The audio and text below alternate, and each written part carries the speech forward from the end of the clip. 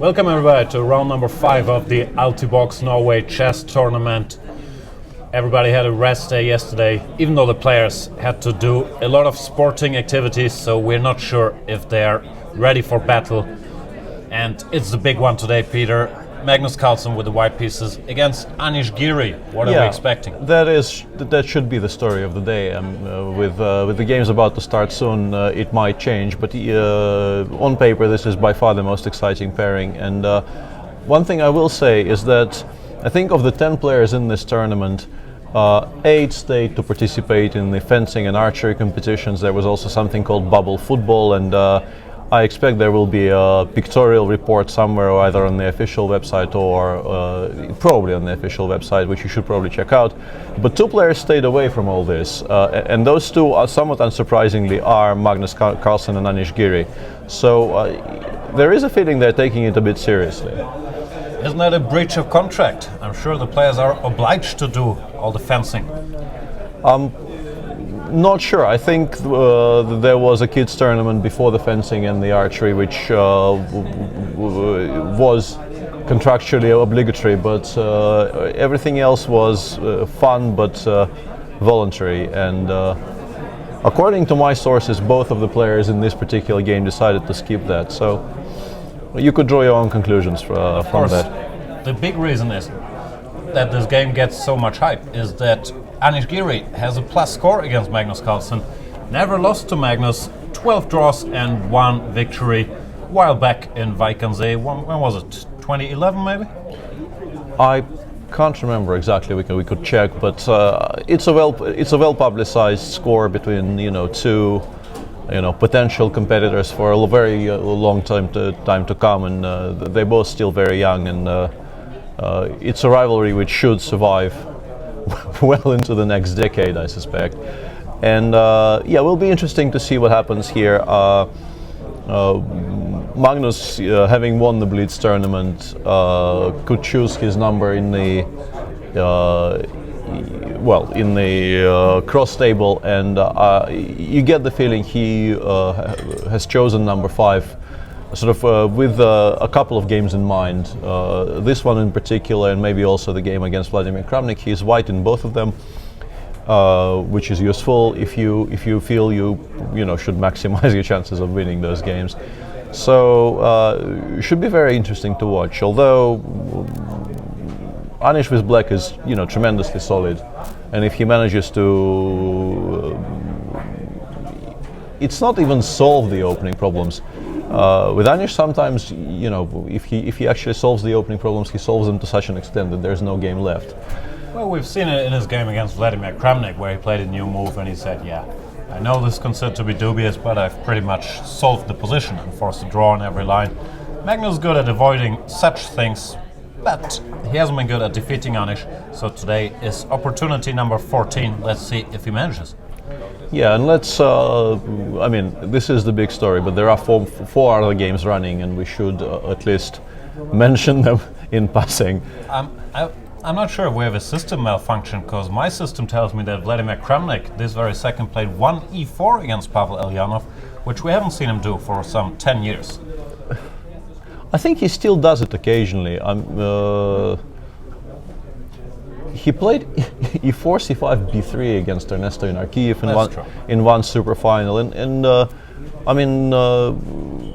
he doesn't do it sort of by choice, not because he can't. I mean, he has a well-established repertoire with 1 e4. He's played very serious at one stage in his career, and his general breadth of knowledge is such that he probably feels slightly more comfortable with closed openings. But 1 e4 is not a mouse slip, I suspect. No, he tried to do this seriously, almost exclusively, like a while back, I believe. In his match against Leko, did he choose 1 e4? Yeah, that was a conscious choice there, which worked to some degree, or maybe, for him to judge whether it worked or not. But I had the feeling he lost too many Najdorfs to the likes of Topalov and Anand to be really comfortable with it, and he moved back to close openings and doing well ever since. Yeah, but Pavel is not really a Najdorf player, so which might influence his choice. Probably does actually. so far we have no more moves in that game, and there's a very funky opening already by move 2 in a game between Levon Aronian and MVL. This is stuff. This is very curious. C5. I've done this, but it's not really mainstream. C5. The point is MVL is a knight of player, so he's not afraid of 2 e4. Therefore, this is a very valid move order. Has some advantages. If white plays a normal move here, c4, you could delay knight f6 and play whatever. Knight c6. Knight c6 followed by e5 is one way of avoiding the main lines with a knight on f6. Or g6. There's many systems. Yeah. But Levon chose 2c3, and I believe that's directed against MVL's opening repertoire. He plays the Grunfeld and the Najdorf, while c3, the sort of principled reply is to play knight f6, d4, take it, and play d5. And you get an exchange Slav, which we've seen yesterday, no, the day before yesterday in Li Chao against Magnus Carlsen. But I have a feeling Levon is not playing this for a draw. He's playing this to No, but still, we get discussed this yesterday, no, not yesterday, day before yesterday as well. The exchange Slav is a very valid opening to play for a win, but normally you do it with a knight on g1. Right. It will still be interesting to see what Lev has there. I have a feeling he is betting on the fact that Maxim is not a particularly proficient Slav player. Right. He doesn't do it very often, and he might not know the deep theory which starts in the forced lines in the exchange Slav. Even in this position, like we've discussed a bit yesterday, there are lines with queen b3 which you have to know. There's also attempts to make something like this work, queen b3 when the main line goes. Some stuff like this, queen c2 or queen d1, but there is play here. Yeah, you definitely won the pawn on e3 and a knight on f3 here, I feel, but it might not actually This tends to transpose to the main lines. Yeah. e6, e3. And this is actually a line Levon knows very well and plays with both colors, so this could be potentially a good bet to see Levon employ this if MVL actually goes for this. But also explain something to me. If I go g6 here, you can do that. First of all, e4 might be. Yeah, e4, but 3c3 is not supposed to be the main problem with 2g6 Sicilians. I think. I don't know. I think it's a very valid line. d5, e5 even, and these positions are supposed to be a little better for white. So I'd be surprised to see 2g6. I wouldn't be surprised to see knight f6, d4, and now g6. Yeah, I was trying to figure out if black can try and triangulate, so to speak, back to the symmetrical Grunfeld, which is something that Maxim plays on a regular basis and something he understands and knows very well. But this might even allow g takes c5, who knows? Yeah, that's always a question, dc5 and then knight a6, and I'm sure there's theory of its own, but in some lines white can at least make an attempt to keep the extra pawn. With the pawn already on c3, it's less absurd to consider d takes c5 than in many other positions. There's many other funky lines here, like knight f6, d4, b6 is something people like to do when white normally takes and goes e4. Interesting stuff. And of course there's a very solid move e6 here. Well, once again, black is supposed to be fine, but Maxim would be a bit out of his comfort zone having the bishop on e7 or d6 potentially, not on g7. Knight f6 has been played. We'll see what Maxim decides to do after 3 d4. Yeah, d4 on the board. Principal choice is to take and play d5, but we'll see if he goes. We'll see. Let's go further down the list. Our boy Niels. Yeah, a position I know a little bit about in the game between Topalov and Grandilis, 6d3 Spanish. And Niels decides to go for 6d6, not 6b5. 6b5 is slightly more topical these days, but postponing it or maybe cancelling it altogether by playing d6 and castles is also a perfectly sensible decision. I covered this in some detail for my video series on the 6d3 Spanish, and I believe it's perfectly playable for black, but it does give white certain freedom, and this variation is not at all dead. There are opportunities for white to get a very playable position here. I've lost games as black in all these lines, so I do consider myself an expert. For example, this one, bishop f8, I lost to Leko after the move d4, b5, bishop c2, and it's a position full of life at the very least. Yeah, absolutely. Here, I mean, it gets very, very sharp in all these types of positions because, we can take, go bishop g4, and it becomes a huge mess. I had some games starting from these in similar positions myself. So we're expecting potentially quite a sharp Spanish today in a game between Topalov and Grandelius, but there are still 2 more games to go, so let's not. Still interesting that Niels went for e4, e5. He does this, but it's not his main opening. Normally he chooses some sharper Sicilians, the Dragon or the line he's played against Magnus Carlsen, but maybe he feels like, let's not overdo it.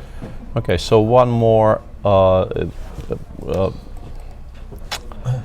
you want to go? Here? Yeah, Harikrishna Lichao is an f3 Grunfeld which transposed very fast into a King's Indian. It's interesting that, I mean, the last move is very curious to me. Yeah, it should be mentioned that the normal move order to get such positions is knight c3, bishop g7, whatever, e4, d6, f3. Yeah. Castles, knight e2, c5, d5. But here the c3 square is already occupied. So white tries to use this move order he has by bringing the other knight to c3, which looks weird, but it makes a lot of sense because this knight doesn't have a good natural square. Yeah. It makes castling kingside a lot easier because you can just play bishop e2 and castles. Also, if black goes for some kind of Benoni type positions with e6 and e takes d5, the other knight goes to the ideal c4 square much faster via either d2 or a3. So yeah, this is something people have been doing very seriously as an attempt to improve on the old Zemish main lines.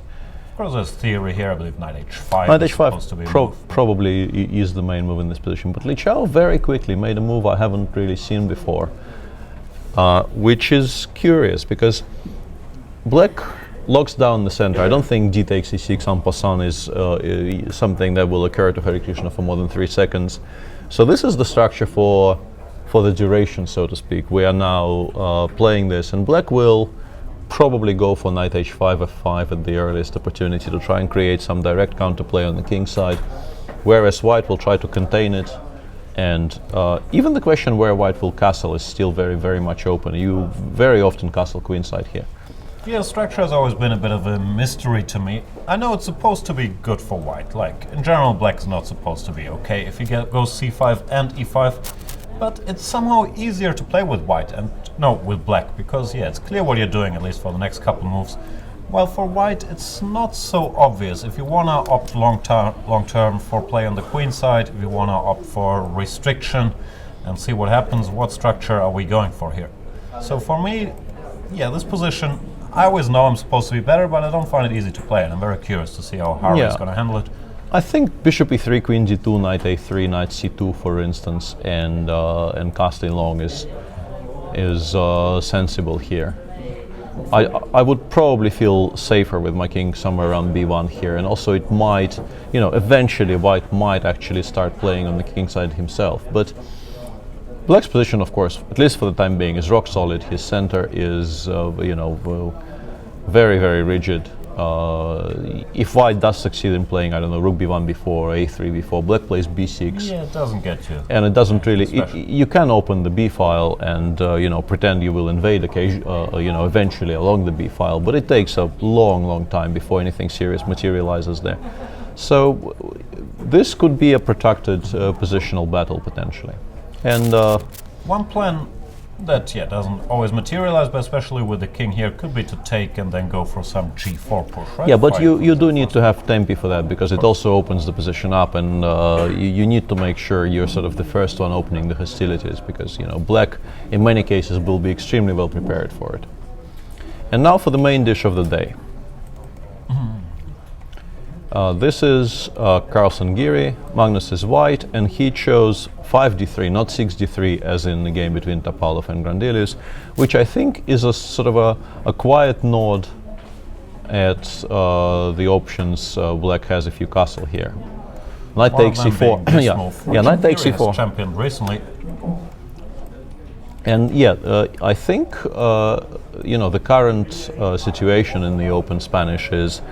There's like a general understanding that black is fine, coupled with the understanding that you will need to learn a lot of really forced line to make a draw somewhere around move 29, /35 in some cases. But you don't doubt that Anish has put in the work. Sure. Yeah, and whether this was actually awaiting Magnus had he castled is unclear, but I guess he took this possibility seriously enough to sort of nip it in the bud and play 5d3. But the problem with 5d3 is exactly what Anish did in reply.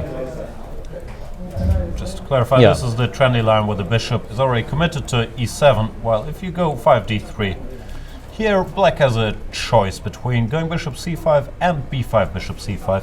I've come around to thinking that after bishop c5, white has this option which should be taken seriously. Bishop takes c6, d takes c, and you get a position which you normally get from the Berlin, which I'm sure attentive viewers have seen a game or two, where with the pawn on a6 instead of a7, which doesn't really help black's cause at all, actually. And yeah, it's a pass. It's more or less a pass, and it might even, in some strange lines, be a drawback. Want to have this square covered.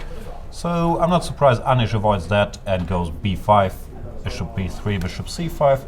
And this is a line I also have a bit of experience with, which is supposed to be fine for black, but I'm once again slightly surprised. Knight c3 is normal, this is the main line here, intending quick knight d5. d6, knight d5, now bishop g5 is a threat, so h6 is fine too. c3, now you want to make sure you don't run into any knight a5s. But I'm surprised by the move castles. Of course this is a normal move, but according to my knowledge, which is decent in these lines, bishop e6 is supposed to be the equalizer, and I would have been very curious to see what Magnus had in mind here. The point is if white makes some normal move, let's say castles, you might even take, to take. Takes knight e7, d4. There's some theory here, d4 takes, knight queen d7. But I've checked this reasonably well, and white has nothing, so I'm surprised. Yeah, that would be curious, and generally the theory of this line is developing leaps and bounds in the past, let's say 10 years. In the recently published Bologan book on the Spanish, I think the entire group of positions starting with d3 is called the Carlsen variation. Fair enough. Which is, yeah, I mean, Magnus has played a very large role in playing this with both colors, and some other people have also done their share, but I mean, it's not unreasonable to give credit there to the world champion, because he's been at the cutting edge there. Now, of course, what Anish has done is perfectly fine. Castles followed by rook b8. Rook b8 is a useful little move, just sidestepping potential a4s, and also knight takes f6, bishop d5. No, I think mainly, yeah, you create a potential idea of taking on d5 and then immediately sidestepping if white takes with the bishop. You can play knight e7 straight away without wasting tempi on bishop d7 or bishop b7 or whatever. So this is still normal, and I have a feeling I've seen this position before. I want to say there were some games between maybe Linier, I think, has been playing this with white. It might even still be the game between Linier and Anish himself. No, I'm not sure about. I can look it up. Yeah, we could check that. There is still some reasonable amount of theory here, and black is supposed to be fine, but of course there is play. I mean, one plan is to play bishop e3 here, trying to force black to take, and then you can at least open the f-file and have a semi-open f-file to look forward to maybe create some play on the king side, although it doesn't necessarily bother black very much, and black could also just completely ignore it by playing bishop e6, because taking on c5 is never really such a great idea for white. Yeah. You could also play for the d3, d4 break in many cases, so position full of life. a4 I think is generally met by b4, so as not to give white free rein over the a file. So black avoids that. So will be interesting to see what Magnus does here, because this is, I guess, the first serious turning point. Because up to here you could sort of expect both of them to be aiming for this line, so to speak. And you were right, they're still following a game between Dominguez and Anish Giri himself, where d4 was played in this position, which looks a little strange because you're losing a tempo compared to. However, the theory goes castles, b5, bishop b3, bishop c5, where white goes c3 and d4 in one go. But I'm guessing the reasoning is that in these d4 bishop a7 lines, the rook on b8 might No, not but be ideal. mainly I think in the classical archangel positions, the knight is on b1, not on d5, and that is a major difference. So d4 bishop a7 bishop b3 is still Dominguez-Giri. Yeah. And Linier did win that game, but Anish had a reasonably simple way to equalize somewhere on move 20 there, which I think I even maybe cover in my... The reason I'm familiar with this is I think I actually covered this for the videos. So it's supposed to be fine for black, but there are still some positions where you need to be careful, of course.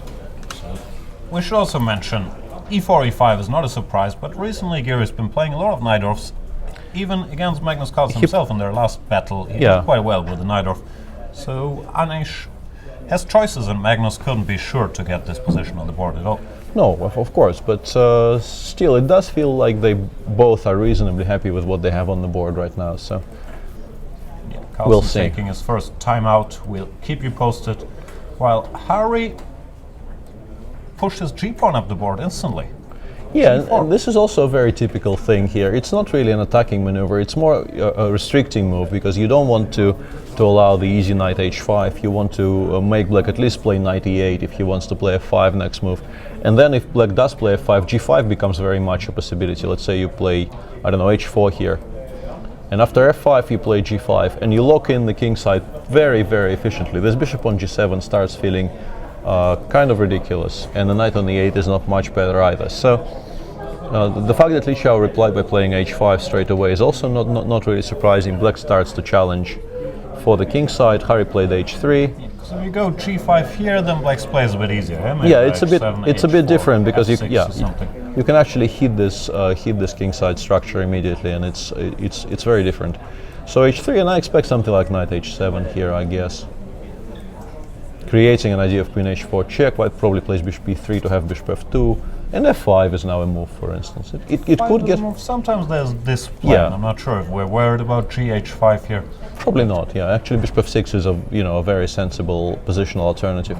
And knight h7 is also already on the board, so not that hard to predict those moves, because they are, very sensible and also quite typical for this structure. I'm surprised by g4, though. It's a little quite bit committal. Yeah. You stop knight h5, but yeah, this plan makes me uncomfortable, because it's very hard to avoid the exchange of dark square bishops. Even bishop h4 check could force an awkward king move, or this exchange. Yeah. And I'm not quite sure how you want to deal with this. If gh5, first of all, maybe black can just take, but also just ignoring it for a while and playing bishop h4 and following it up by, I don't know, knight d7, f6, h5. You get tremendous play along the dark squares on the king side. So yeah, it's a little bit surprising that Harry, not g4 in itself, but the speed with which he played it is... The timing, because at least you want to be ready to do battle on the king side normally. I'm not sure, I think this is going black's way. Not saying he's better or anything, but I'm surprised. What else we got? We got the same position we seem to have in every other black game, with small nuances. You get the structure, black transfers his knight to g6, and you argue who's better and why. First big point, of course, because I thought that d4 is a critical move here.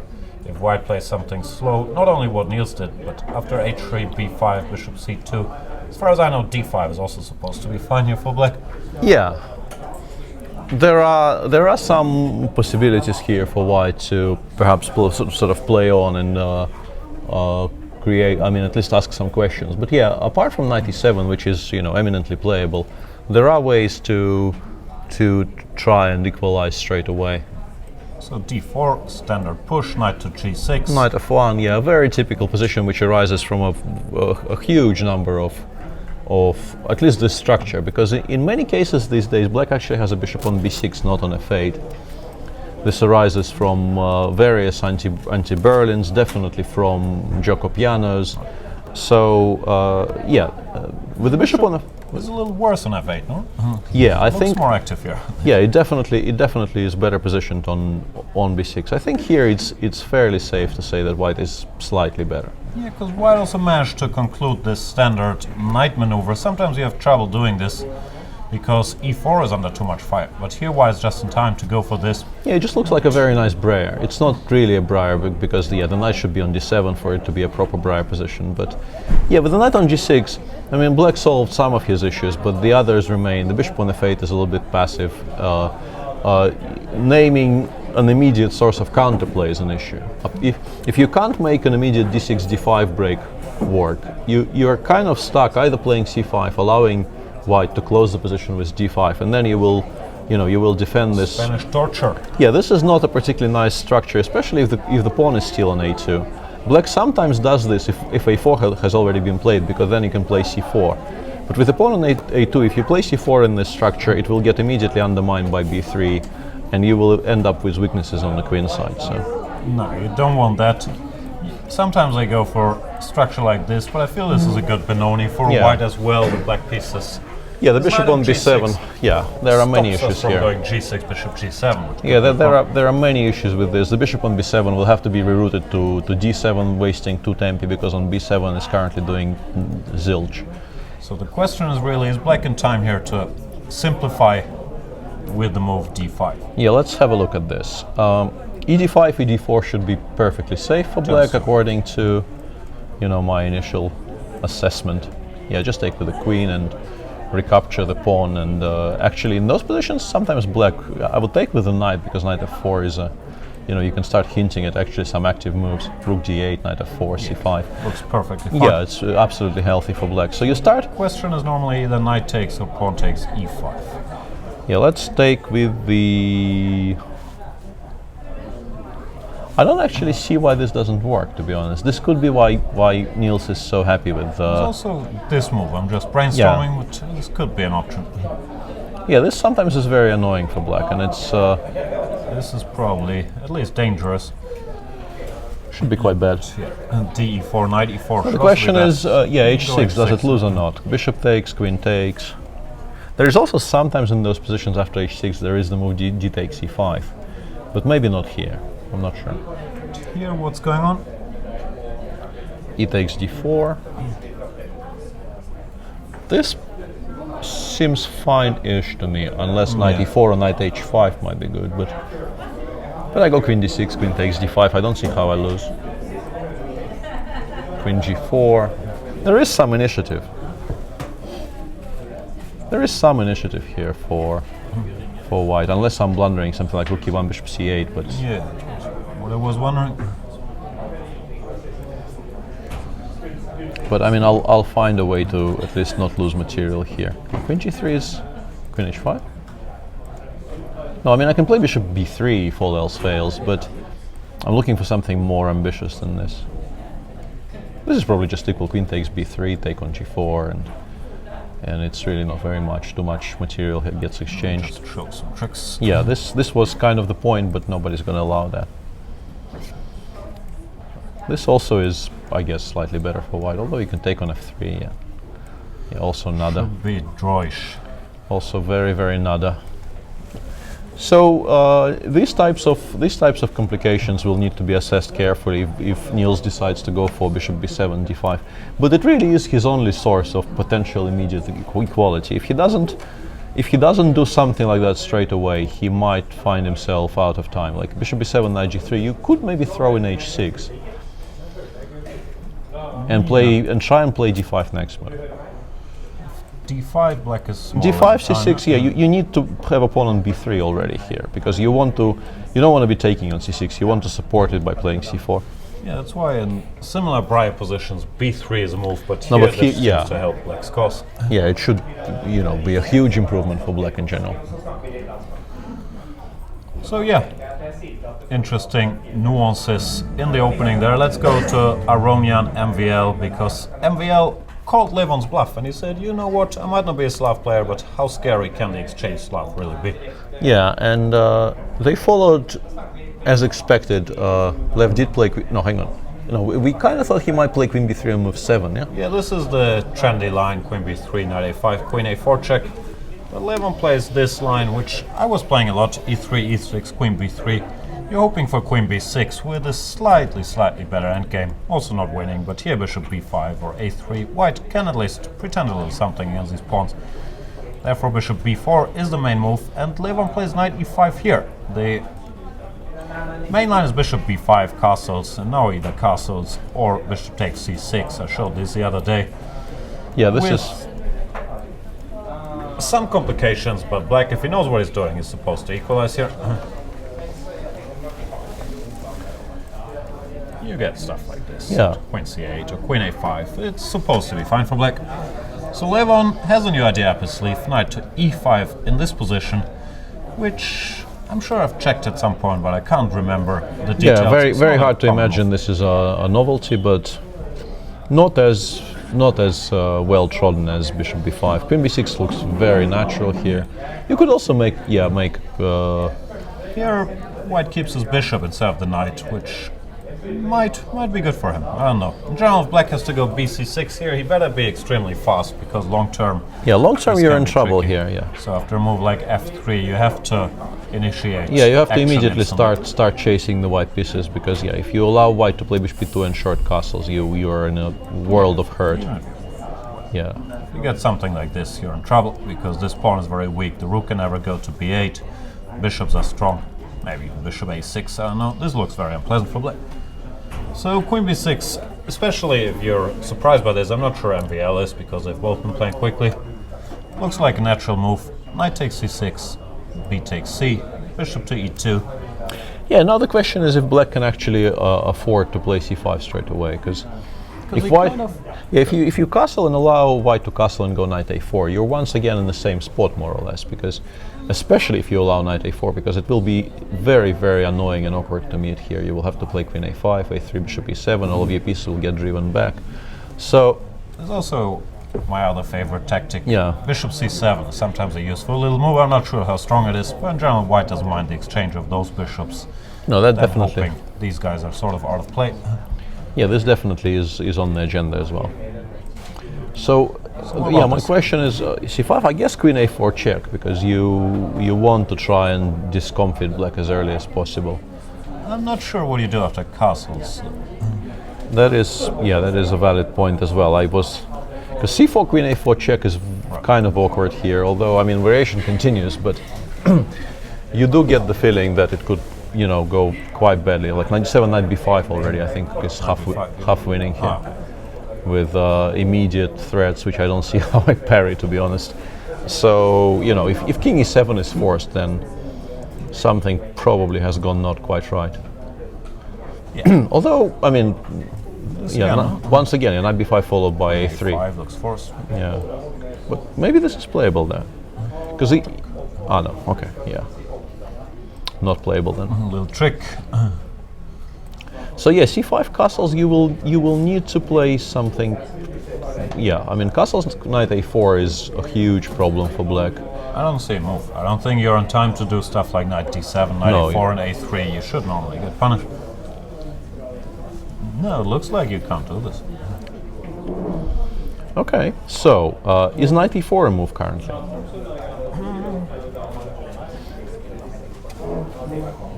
Castles, bishop takes c3. Yeah, I wanted to check if I can take on c3 here. Yeah. It looks principled. B takes, I want to take and take. I want to go, sort of full caveman mode. Bishop a6. But I might get punished for it, because rook fc1 next move will start driving all of my pieces back, and then bishop b7 is a huge threat. Yeah, this doesn't look particularly attractive. So knight e4 castles. Do I have knight d2? Even greedier.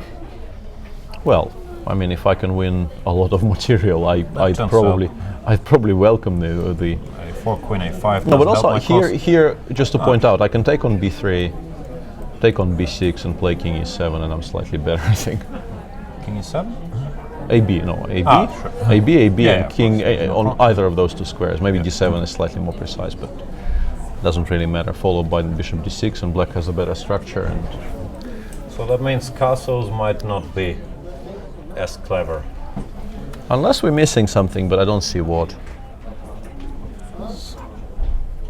I mean, if white has to play rook c1, it's still playable for white, of course, but it gives black a lot more time. Off topic. Like I can castle, and knight d2 is still an issue with the castling. So, yeah, f3 maybe. Immediately after rook c1. In the rook c1, yeah, castles f3. Because once again, the issue with the b8 square kind of remains, but also b1 is kind of unavailable to white. So. Yeah, here I'm not sure, but This stuff looks like black could be in time to just equalize. Yeah, this doesn't look horrible for black. Yeah. This might be where we're headed. Yeah, followed by immediate c5. I think I play this. looks fine for black, no? Yeah, aiming for maybe even c4 next move in some cases. Yeah, and yeah, seems playable. So knight e4 I think emerges as the early front runner here because you don't really. You want start with this. Can you get away with grabbing the pawn? Probably not. No, I think those are generally bad. Bishop a6, king g2. Here, yeah, and bishop b7. Yeah, in particular, is a very unpleasant threat. So f3. Do we? Yeah, and if we take on c3, we get the similar position, but at least I was hoping to have something more useful. It's half a tempo, yeah, because rook c1 hasn't been played. So I guess castles here and try and pretend. Castles c4 maybe or something like that. Still looks. It doesn't look pretty solid for black. Yeah, it doesn't look really that life-threatening, but white could maybe make an argument for being. Get in c5, like this could become a factor. Knight e4 is on the board, so that one you got right. Let's see if Levon blitzes out f3, or if he sinks into thought. No.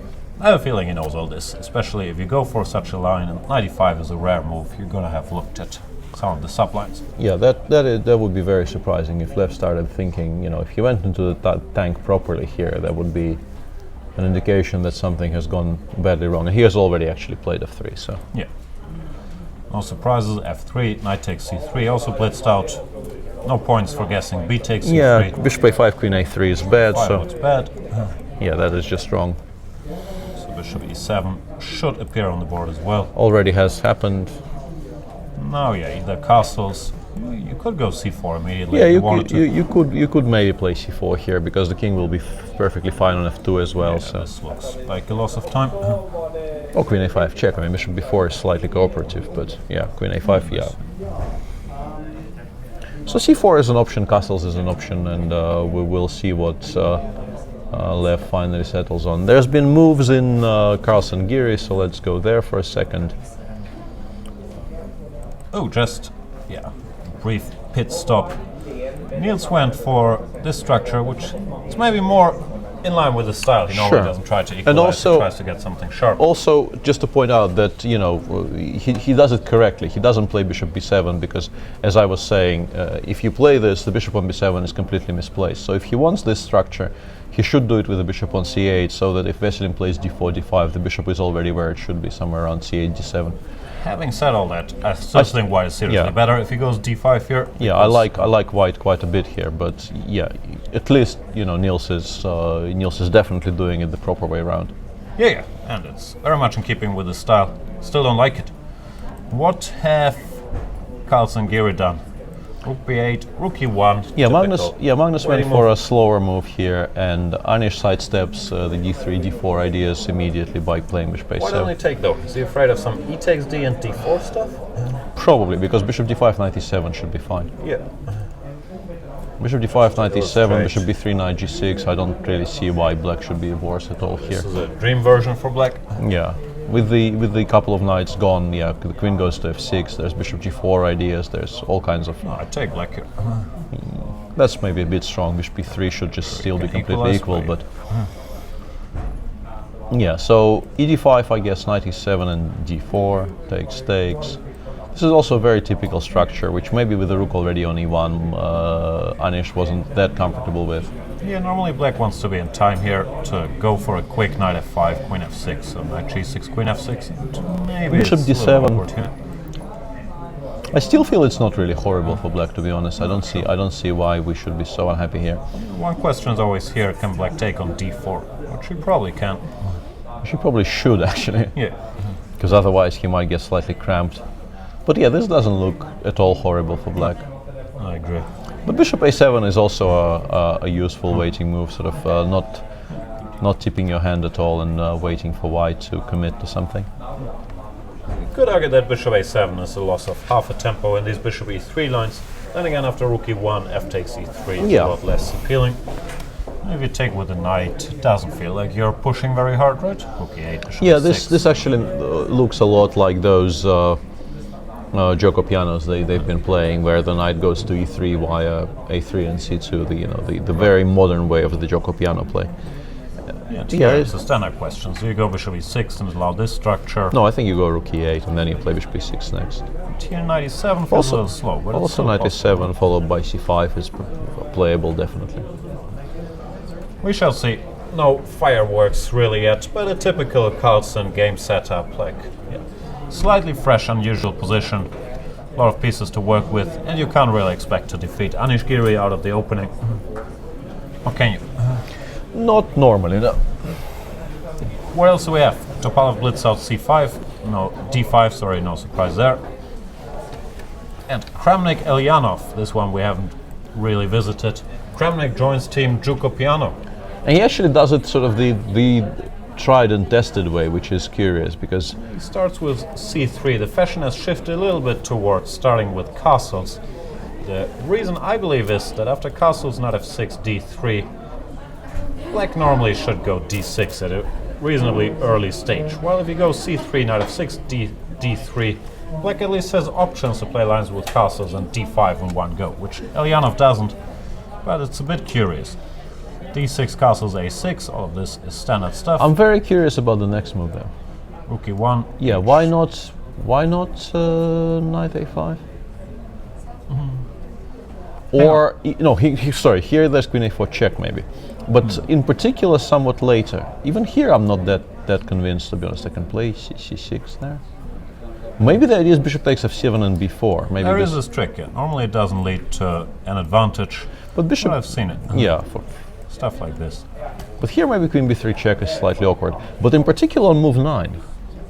Let's go there. Rook e1, h6, standard stuff. What you're really hoping for is for white to go h3 too early, then plans with g5, g4 gain in strength tremendously. Sure. But no one does this. But still, I mean, knight bd2, returning to my point, no, he went castles. Sure. And once again, stopping queen a4 check I can understand. But here, after knight f1, why would you not play knight a5 here? I don't know. Before b takes c5 maybe, but I go knight a5, cd, or even queen takes d6, but cd, let's say. Follow it up by b5, queen c7, bishop b7. This is a somewhat weird choice, because yes, bishop a7, bishop b3 we've transposed to what people have been doing for centuries, so to speak. But if you are given this opportunity to change the structure, to trade some pieces, which, those trades seem to be, quite decent to my eyes. It's very, very curious to me that he decided not to, maybe bishop d5? But if I'm really, really pushed, I can play c6, yeah. And I have to say, I will very much like to hear what Pavel says about this, because generally it's, for many, many years, it was considered to be almost obligatory to play bishop b3 the moment black plays a6, right?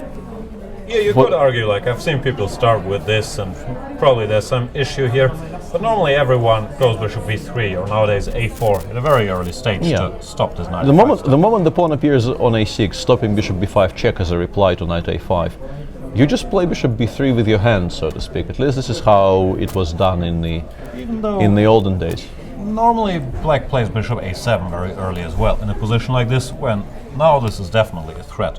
But maybe since Pavel hasn't, well, it will really depend. White has a strong move here, which we're missing. I don't know. I think it's either before. Bishop f7 with black already castled makes no. Even bishop b6, I would probably take black here. Yeah, this looks fine. And bishop f2 is also like extremely comfortable here. So I think it has to be before, because this is not the position in which white can just give black this bishop. No, No, I think this is a Crap like this. this is a fantastic version of the Vienna. They sometimes get the structure in the Vienna, but they play b3, not c3, and the knights are on c3 and e2 fighting for the d5 square. It's a completely different setup. No, it's odd. What are we missing? Well, the machine likes the position for after b4 and in this position bishop a3 or something, but yeah, I'm not really that convinced, to be Doesn't honest. feel that Yeah, scary. rook e8, knight e3, and yeah, let's say b5 or b6 or any of these moves. D5 already? Yeah, d5 you have to calculate, which it's way too early in the day to calculate. After this, maybe you take, you go c4 and you claim you're slightly better. Also, maybe not true, but you know, at least you can make a claim like rook b1, and you have the slightly superior structure, slightly superior bishop. Anyway, we'll talk to the players when they get to us. But It is a bit curious because I'm sure every Russian schoolboy is taught don't blunder this bishop to an early knight a5, put it on b3 or go a4 to have this square. So now they're back to Italia, which I've played many times. I'm sure you've had it once or twice. Sure. Rook e8 is the main move, intending bishop it e6. already has been done. Knight h5 used to be considered clever, but not so much anymore. Rook e8, knight g3, bishop e6 is what they have on the board. One thing that should be noted, normally white plays a3 at an early stage in these lines as well, and Kramnik's done without it. So a3, bishop e6 is a position that has been on many boards hundreds of times. Bishop c2, knight g3, bishop e3, whatever. After knight g3, bishop e6, things change a little bit because white has this extra option, which I've also had games with, takes, and d4, where black at least has to be pretty precise. It's not exactly winning, but it is an independent option, which you have, having not played a3. I believe I had a game with, I can't remember, d5 here, and I thought this was equalizing, but there's some details to this at the very least. Sure. How did it go? Takes. Yeah, takes bishop f4, and Yeah, I think I had something like this, and at some point you often throw in e3 to disrupt white structure. I believe there's bigger players than me having played this position. I vaguely recall some Gashimo Grishuk game maybe. no, that was with the pawn on b5. That was from a slightly different variation. Oh, okay. That one I do remember because I played in that match. That was not a particularly pleasant match to remember. Anyway, what I'm saying is these are independent options where black sort of has to act directly, not to lose his pawn, but if he knows what he's doing, it should be fine. And also after d4, if you're panicking, you can play something like this and say, okay, I might be slightly worse, but I'm not going to lose the game immediately. Sure. What have they done? Bishop e6 is on the board, and now Kramnik can choose here between takes and d4, or whatever, a3 or bishop c2 is standard stuff. Yeah, there are slow moves to choose from, but I think bishop e6 and d4 is probably the critical approach here. So let's... we have a confession from Magnus. In a tongue we don't understand. Does he So. make his confessions in Norwegian? Seemingly, yeah. Sounds like. Well, they are aimed at the TV audience, which I think is predominantly Norwegian, so... I would guess so. People seemed happy with the confession, they're laughing. So he didn't reveal any secrets, but probably said, I know it's nothing, but this guy Geary, I have a feeling if I can just get a chess game, I'll be fine. Yeah, and played bishop e3. he has played bishop e3, but you can take. I think you generally do take, actually, and ask white what do you want to recapture with, and yeah. What do you want to recapture? I don't know, I think I kind of want to keep as many pieces on the board as possible, so I think I'd start by considering to take the knight, yeah. Then this... Do you take this and claim I think these pawns might I be weak? think I take. I play, I don't know, queen c2, d4 or something. Magnus had a similar, out of a different opening, but a similar game recently against Mickey Adams, where...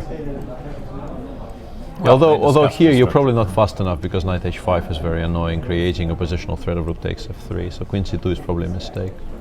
Can you go d4 Maybe just immediately? d4 straight away, knight e4, and try and Well, sure, I justify have it some with tricks here, but d5. maybe I don't. Looks like I don't.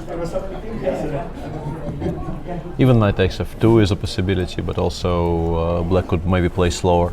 We'll see. Yeah, this doesn't seem to yield any rewards. So, yeah, playing for nuances. The most likely outcome is still that Anish neutralizes the pressure, and then they will play some equal mid-game with Carlsen trying to wring water out of the stone. Is that an expression? I think it is, yes. What about rook takes? Then knight takes d5. You can always go bishop e6. You can go bishop e6, but I think you do play bishop e6 maybe here, because knight d5 I'm somewhat unsure about the d5 and d4 once again. Although once again, this stuff normally is no cause for concern. It shouldn't really be anything. ed5, knight e7, d4, and maybe some slight spatial advantage for white. Although, I mean, you can throw in knight f5 earlier. Here, knight c6 might be a problem. Although even here, knight e3, queen g5, bishop h3, or bishop g4, it might work. Yeah, bishop g4 actually. Black is slightly better actually, so white needs to do something else. After knight f5, let's say I go rook e1 or something, or rook f3 in this particular case to force you maybe to take, but yeah, it's not very much. Takes, bishop d7, starts swapping along the e file. Even worst case scenario, if you go queen f6 on this endgame, like, okay, maybe it's a little better, but this bishop is not so impressive either. All true. We'll see how it goes. Bishop e3 on the board. Giri, yeah. He's gonna take, right? You don't want to wait around to... No, I don't think you want to. Yeah. It's more the fact that you will have to take with the knight on a7, which is very awkward and removes one of your more important pieces from the fun fight for the center. Of course, the most interesting structure is this one, but generally you don't do this after you've played rook e1. Also, I have to say, even with the rook on f1, I think general understanding these days is that this structure is fine for black. I agree. You take on g5, you move the knight over to g6 so that you don't get mated by knight h4, knight f5 anywhere, and then you slowly start playing in the center. You could, I don't know, play c5 with queen e7, bishop e6, or c6 d5 sometimes as a plan. Generally, and Anish has taken on e3 in the meantime, so yeah, we'll see what Magnus thinks about this. My bet is knight takes e3 is favored here, just for the very simple reason that you want to preserve as much life in the position as possible. But also this move tends to be nothing, but at least you avoid this maneuver, knight e7, knight g6. Or at least make it slightly awkward, because with the queen on f6, maybe you don't want to commit so many pieces to the king side where there's nothing there for now. Yeah, I've had a similar position. Okay, here's black to move. It's very, very little. White can sometimes argue that there are some tiny weaknesses on the black queen side. And we should also maybe mention that we kind of completely bypassed this, because by the time we got to this game it was already move 10. But one thing to point out is that Magnus played e4 here, and last time they played, Anish played the knight off, as you already mentioned. But one thing we failed to mention is that a6 is not really, I think, Anish's main move in this position. That's a fair point. He does play knight f6. He does play a lot of the Berlin, and maybe Magnus and his team were quite happy with this outcome and felt that in the Berlin they can ask questions. So the fact that Anish played a6, I'm not saying Magnus did not prepare for this. I'm pretty sure he did, but maybe their focus was on knight f6, or perhaps not even 1e5. Yeah, even though Anish has recently played the Open Spanish, so it is in his repertoire. No, but I think more or less anything. Yeah, more or less everything is in his repertoire by now. I mean, he's a very versatile player. Yeah, and he doesn't just play it and hope for a normal position or to surprise his opponent. He does know the first 35, 38 moves of theory in all these lines, so it's not easy to defeat, as we know. Sure, let's... This position is very similar to the one we see in Carlsen, Giri in a way. In spirit, at least, we also were reasonably correct about the Hare Krishna Lichao game and the Aronian MVL game, but that was easier to predict. Really did miracles. Yeah, but Lichao also decided to include h4, which is a curious decision. After knight h7 and bishop e3, he decided not to give white this option of g takes h5, I guess. Even though I wouldn't have been particularly unhappy with this with black, but he decided not to. Stuff like this, how bad can be? I don't know. Bishop takes, king c2, knight d2. It is actually a pawn. Okay, let me refine. Yeah. This looks more attractive. No, I was very, very happy with this when we were discussing it, but Li Chao went for something which is also very understandable. He played h4 and then played the maneuver. And it's important to know that white is one tempo short from stopping it. I mean, queen d2, waiting for one more move would be a mistake, because then rook g1 would actually stop this. But bishop f6 here, black is just in time to play bishop g5, which is what he did. But now he has a bit of an issue, because if you take with the queen here, which I think is what he would prefer to do, sorry. yeah, Jump, yeah. but jump queen e7 though. Maybe he has taken on g5 with the queen. So this is now on the board. If you take, there's a fork. There's a fork being threatened on the white side as well, which means, hang on, knight b5. Really? Give me that? King f2, knight c7. But the other one also gets lost. No, I'm going crazy here. Knight a6, knight a8, knight takes h3, and bishop d7, and white resigns. Yeah. Sorry, had a bit of a brain fade there. Which means that if you take on g5 with white, you will have to spend a tempo on covering the f3 pawn, which in turn will give black a tempo to do something about the threat of knight g5. Bishop d7 probably, to be honest. Although knight a3 renews it. No, yeah. Knight a6. Like, I understand this is the ideal setup, but I'm not sure we're in time. Yeah, I'm not sure anymore. Here I can take, but it allows c takes b5, which probably is the better move. And now something, I don't know, a4, a5, bishop on c4. Yeah. I'm still not sure what white's plan is, but he's got himself slightly more space than he. Still, black has some plans of his own. Absolutely, yeah. It's a very complicated endgame potentially, and the middle game as well. If white decides to dodge the exchange of queens, so perhaps, I don't think ignoring the queen on g5 is particularly attractive for white. You can't go, whatever. Yeah, queen f2 maybe, but still I don't see the point. Yeah. Well, 91 I haven't lost, but no, I understand. Yeah. Why would you do this? No. But you might want to try and force black to take on d2 himself so that you win some tempi, like knight a3. Sort of continue, breathe normally, as they say. If I just go a6, like, knight c2. Yeah, I think black should be quite comfortable here, to be honest. This bishop on f1 really is painting a somewhat unhappy picture. Yeah, no, I've mentioned this before. I don't like this g4 move, I believe. Maybe Harry. Well, you can't be familiar with the position after e5, but maybe underestimated this very quick plan. Yeah, strategically black is definitely more than fine right now. It becomes a little bit a question of tempi, surprisingly, for this quiet a position. It now very much depends on how fast white can start anything at all on the queen side. Because if black, let's say, trades queens, puts the knight on g5, and prepares and pushes f5, he will have a lot of play on the king side. We'll see, but the onus to play dynamically is sort of on Harry, because Li Chao has very comfortable long-term prospects. Sure. What else we got?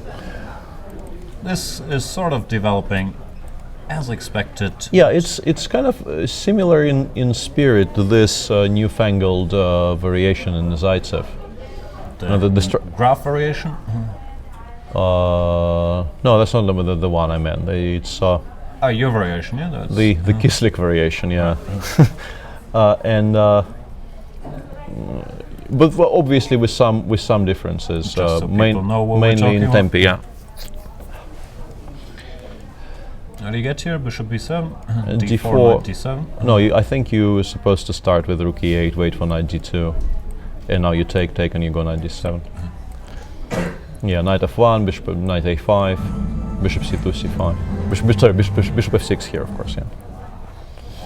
Yeah. And then black plays c5, d5, and then the knight from a5 actually gets to g6 in many positions. So it's not as dissimilar as you might think. But compared to this, Niels, I think, is in some respects several tempi up, because the bishop is on c8, as we keep on mentioning.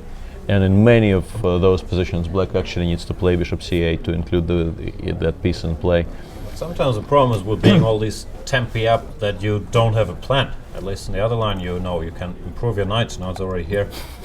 What do you want to do? Yeah, you probably want to trade. Should also be mentioned this bishop is on f8, while in your line it's on f6, which is a lot more active.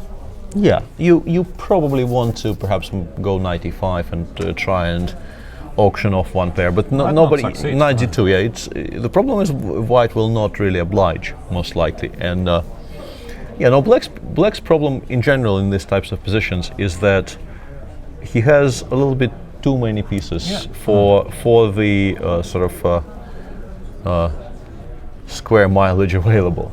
Yeah, if you can exchange these two guys, let's say, then you're fine. But No, I mean if the bishop f8 and one of the knights come off, you could maybe argue black is slightly better in many of these cases, but you cannot, and those pieces are somewhat passive and also get in the way of other pieces. So tends to be a decent rule of thumb. If you have a space disadvantage, you're fine exchanging a bunch of your minor pieces, so you have more space for the other guys. yeah, sure. So I think Veselin will be very happy with these developments, and Also, yeah, it's not a Neil's style as we've mentioned, but it's not a position where, as the rating favorite, you're worried that the game fizzles out. Here you're guaranteed a sharp fight. Yeah. I don't think Niels is particularly unhappy, but I also feel that objectively this has to be quite nice for white. Yeah, I like it. So we'll see. Can we do something like this? I'm just fishing for. But I don't think you can never play knight d3, which means that after f4 you will have to go back. No, f4 you immediately start going back. I mean, Why can't I go here? takes knight f3. I think you lose material. I get nothing to show for it. Not a lot. No. I mean there is a 5, but I don't think it does much apart from losing yet another pawn. So I mean knight d5 maybe, with the idea of playing after knight d2, playing something like, I don't know, bishop b7 is, hang on, bishop b7? What do you want after f4? Bishop h4? Okay, I go passive, knight c4, yeah? There is also takes queen h4, which was curious, I thought, or at least potentially curious. This is weird. Knight h5 or knight e2, I don't know. Knight f5 doesn't seem to win because I take on f4 if you take. No, I want to go here, but yeah, but I started worrying about this. Yeah, this could be a move actually. Yeah, maybe knight e2 is saner than this.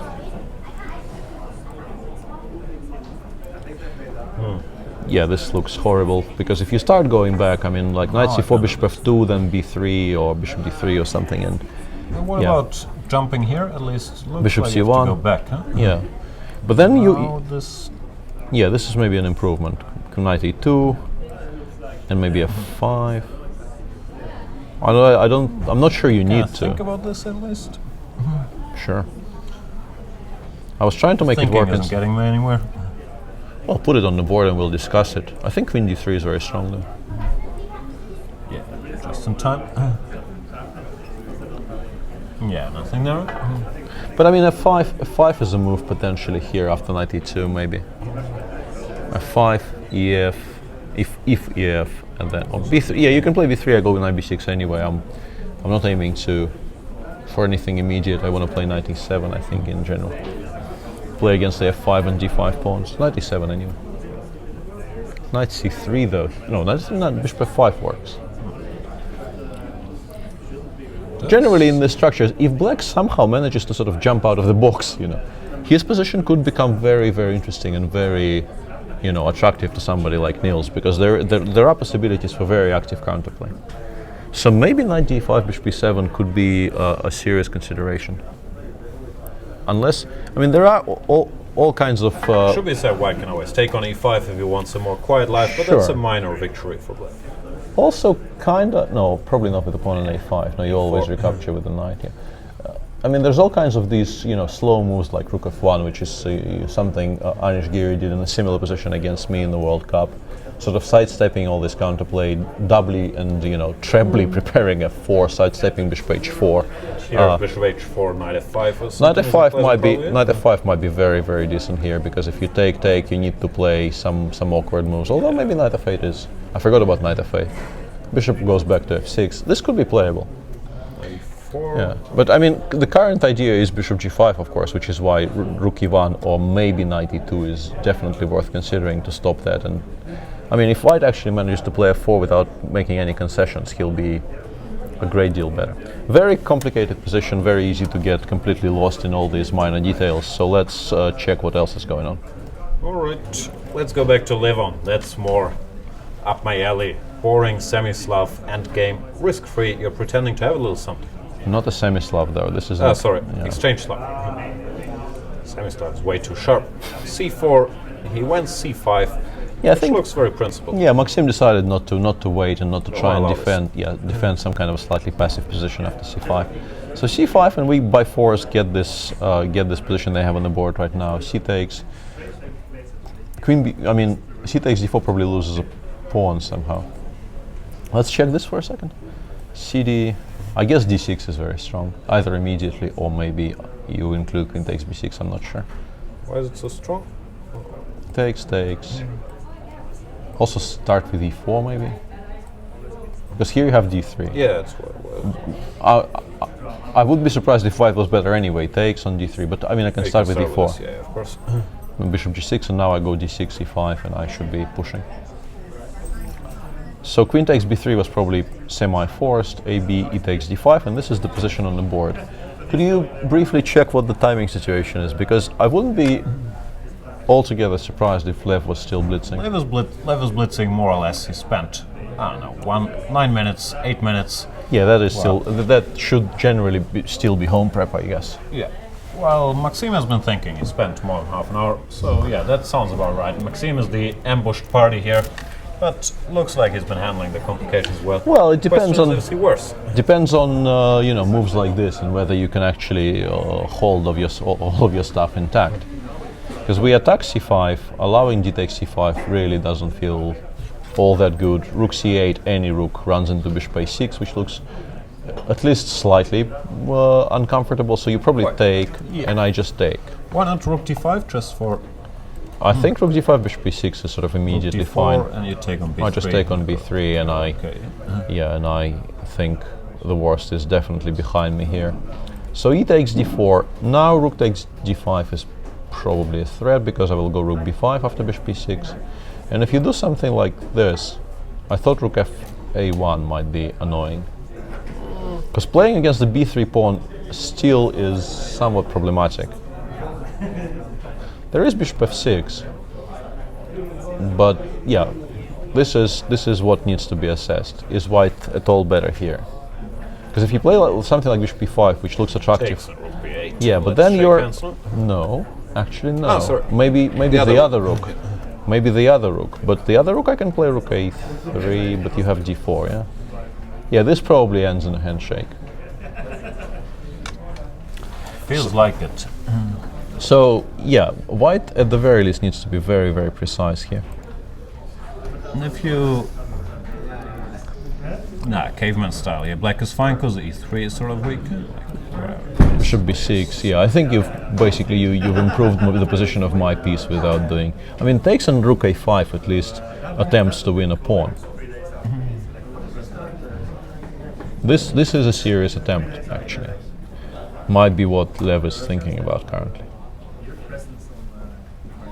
Bishop b6, rook d5, bishop e6, but even rook b5. Once again, the inability to play rook b8 really hurting black in all these variations.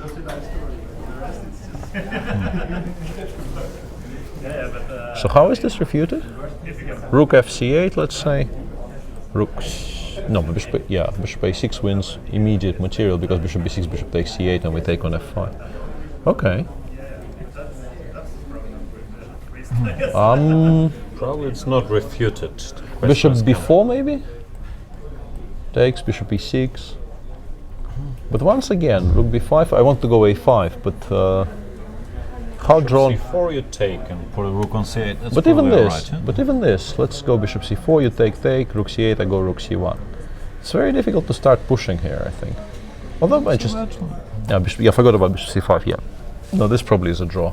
The a pawn is just way too strong here.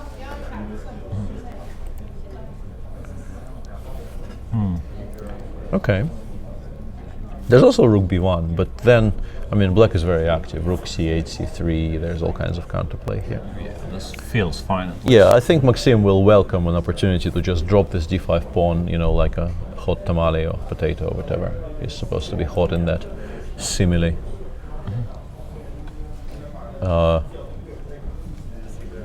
And go for an active for active counterplay against the b3 pawn. Sounds in his style. Another thing I was wondering if I just play a dumb move like this, intending to go here. How do you bury that? I'll start by taking and going bishop f6. There could be bishop more b7 like even throw this here. in. Yeah. I don't know. Rook. Yeah, let's say rook d8, bishop f6. It gets slightly awkward to protect the d4 pawn though. Yeah, that's true. Rook d1 is bishop c2. Rook a4, but then you don't threaten anything. Yeah, don't like it. Bishop e5, then you're once again in time to whatever. Takes rook d7, you do something like that. Or just start pushing the d pawn. Yeah. d4, bishop c2, d3, d2, yeah. Now, once black actually gets some active counterplay, the fact that there's very little material left on the board, combined with his activity, should guarantee him a draw. So we're close to, maybe not close to draw, but No, we don't see I'm not sure, but any way to put serious pressure yet. yeah, but I mean the margins are very small here. We can say this with perfect certainty, but it seems like Lev is taking his first serious timeout in this game. He's been playing very fast up to now, but this is an endgame which the fact that he's thinking perhaps indicates that this is an endgame which the machine likes for white, and maybe he didn't analyze it very deeply because the machine just says, okay, you're slightly better here, play. Machine, doesn't do anything drastic. It takes and goes king f2. Claims a small advantage. But this feels a bit like one of those where pure gives a small advantage, but if you keep making good moves, then it's going to be nothing, right? Yeah, this doesn't feel like a particularly strong winning attempt, although who am I to disagree with the machine? We'll see what left. Go here. Rook a5 I think might win material. I think this might be the that's reason, the trick. like king g3 King and rook G3. c1 and just win material. Clever. I also thought, why isn't this happening, and came up with this. I'm not sure. Let's see what Levon does. So far, it looks like he's tested MVL by, first of all, tricking him into the exchange Slav, not MVL's normal repertoire, and secondly, playing a rare move here, this move knight to e5. That the French number one has replied well, and it seems like he has a position that should be defendable or defensible, whichever word is correct. I mixed them up. Defendable, right? Yeah, and we have an early front runner for potentially the sharpest game of the round.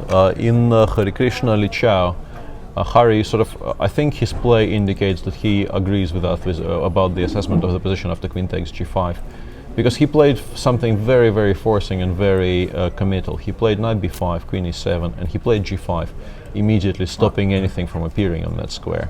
But that also creates targets and weaknesses of his own. a6, knight 5, c3, knight d7, and he played queen g2 just now. Perhaps considering queen g4 next move and just trying to take out this thing on h4. Well, I mean, he is sitting behind a very, very solid pawn structure, so he probably has time enough for that. I'm wondering though if black could play f5 or f6, whichever one you like more, and after white takes on f6, which he will, even knight d takes is probably a bit too extreme. There's queen h6 there. I forgot about queen h6.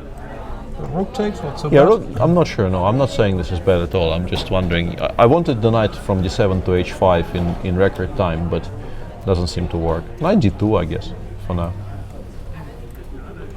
But yeah, I'm not sure. Instinctively, you want to pick black here, to be honest. I mean, black has... Long term, I'm not sure if the pieces are a little clumsy the way I put them, but... But on the other hand, like What's bishop white's plan? d3, castle long, knight e2, go for the f4 break, because black is... But I mean, king h8, g5, knight g6, your f4 break might not be particularly realistic. No, and in endgames, or even now, you start worrying about this dude on h3. Yeah, no, I think Hari will have to be very, very energetic here, because playing this slowly, actually after rook takes f6, he might be planning to just go queen g4 here. I was wondering about this, but it looked so... Well, I mean, it's a concrete move which does seemingly win the h4 pawn. Yeah, Potentially. put it that way. Potentially, at least.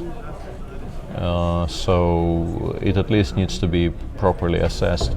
Let me put my most materialistic hat on. Yeah. I was wondering about that. Queen h4, rook f3, yeah? Yep. Knight g2, rook f4, and once again, I think you pick black, right? I still want to do this maneuver. Right? Yeah, queen g3, you go... Not sure if h4 is a threat, but it No, doesn't feel there's always rook g4 there. Yeah, it does feel like, black knight e2, you might even consider going knight g6 exactly. and taking with the e pawn. And although, I mean, we've all, well, most of us have read the Petrosian books and have seen those games, and it's attractive to us on some kind of a visceral level, but in this particular position might not be that good. As an exchange. Yeah, it might not be that great because castle long, play knight f3, try to undermine the structure, break e4, e5 at an opportune moment. Well, so probably not needed. No, but just go back, yeah, just go back. h4, g4 is probably completely fine for black. Also knight g6, forcing white to close the g file, and then just bishop d7, rook a f8. Black has tremendous compensation here. This looks like one of those many blitz games I would lose to people going for the c5, e5, and you try to do something active, and they just get their pieces out. It's a very resilient structure, this stuff. Yeah, absolutely. So, could potentially get very, very interesting, and also could potentially be very decent for black, unless I'm totally mistaken, but I don't think I am here. And in the Carlson-Geary game, Carlson settled with rook on rook takes e3. Whoa, and knight a5. Yeah, I'm a bit surprised by knight a5. Knight on the rim. I'm not sure what What do this... you want after just this? Yeah, I'm that not was sure if you have other moves, but is this really a threat? that was my question as well, because with a knight on a5, taking on d5 becomes much less attractive, I think. Sometimes you get such positions, though, like this stuff. And sometimes it's not terrible if you're on time to bring the knight back around. Yeah, if you make all of those moves, you take black simply because it's black has a much more versatile structure, and d4, e4 is never attractive. c4 also allows b takes c4, and then black starts pushing in the center. Picture me rolling. Yeah, but yeah, curious. There's also, of course, in the current position, knight takes f6, which would avoid all this, Sure. but it feels like a bit of a cop-out. Takes, bishop c2, c5, I guess. c5, or even... But I think Yes, having tempo down. played knight a5, you probably want to gain some space in the center, because d4 knight enough. c4 is completely impossible. So you can wait for a tempo and This, yeah, a4 this you have b4. yeah, no, this starts looking very nice for black. I mean, generally, if black trades a number of light pieces and then gets left with a bishop on e6 against the bishop on c2 and a knight on c6 against a knight on f3, something has gone wrong for white, more or less. Shizzle. So we think bishop c2 is way more critical. There's also the possibility of just playing c5 here, Yeah. but it doesn't feel quite Yeah. right. I don't know. Not sure why, but yeah. No, it's possible. It's not a horrible idea, but b4 becomes more interesting here. Although you would need to prove it with tactical means, I think. b4, black will probably takes. I don't think you take on d5. I think there you will be in trouble. No. Yeah, maybe I can't take anything else. What do you want me to Yeah, take? yeah. I was wondering which one is better, cb4 and knight c6 immediately. Let's go cb4, knight c6. The pawn on b4 will not be hanging if white moves the bishop from c2. No, this I don't like. Yeah, just to illustrate, this knight, d4. the position opens is Yeah. really, really bad. Black is one tempo short. Once again, if black could play f5 in this position, it would be potentially playable, but takes knight c6, bishop b3 for instance, and let's say bishop e6 here. Could be perfectly fine for black, no? Because here I already thought I might take something, but like, could I? No, probably I couldn't. Oh, you want to grab the pawn? It doesn't work, yeah, sorry, yeah. That's too ambitious. Yeah. I don't know, Here just you- making random moves. Yeah, but you white are better slightly here. you are slightly worse here, I think, with black, unless you can stop the rook from appearing on c6 straight away. Like if this happens, you will suffer a little bit because your queenside structure is now vulnerable. Yeah. Who knows? I don't know. Somehow I dislike this move, even though I understand that's often, or normally, the idea of knight a5. I'd be very intrigued to think about this.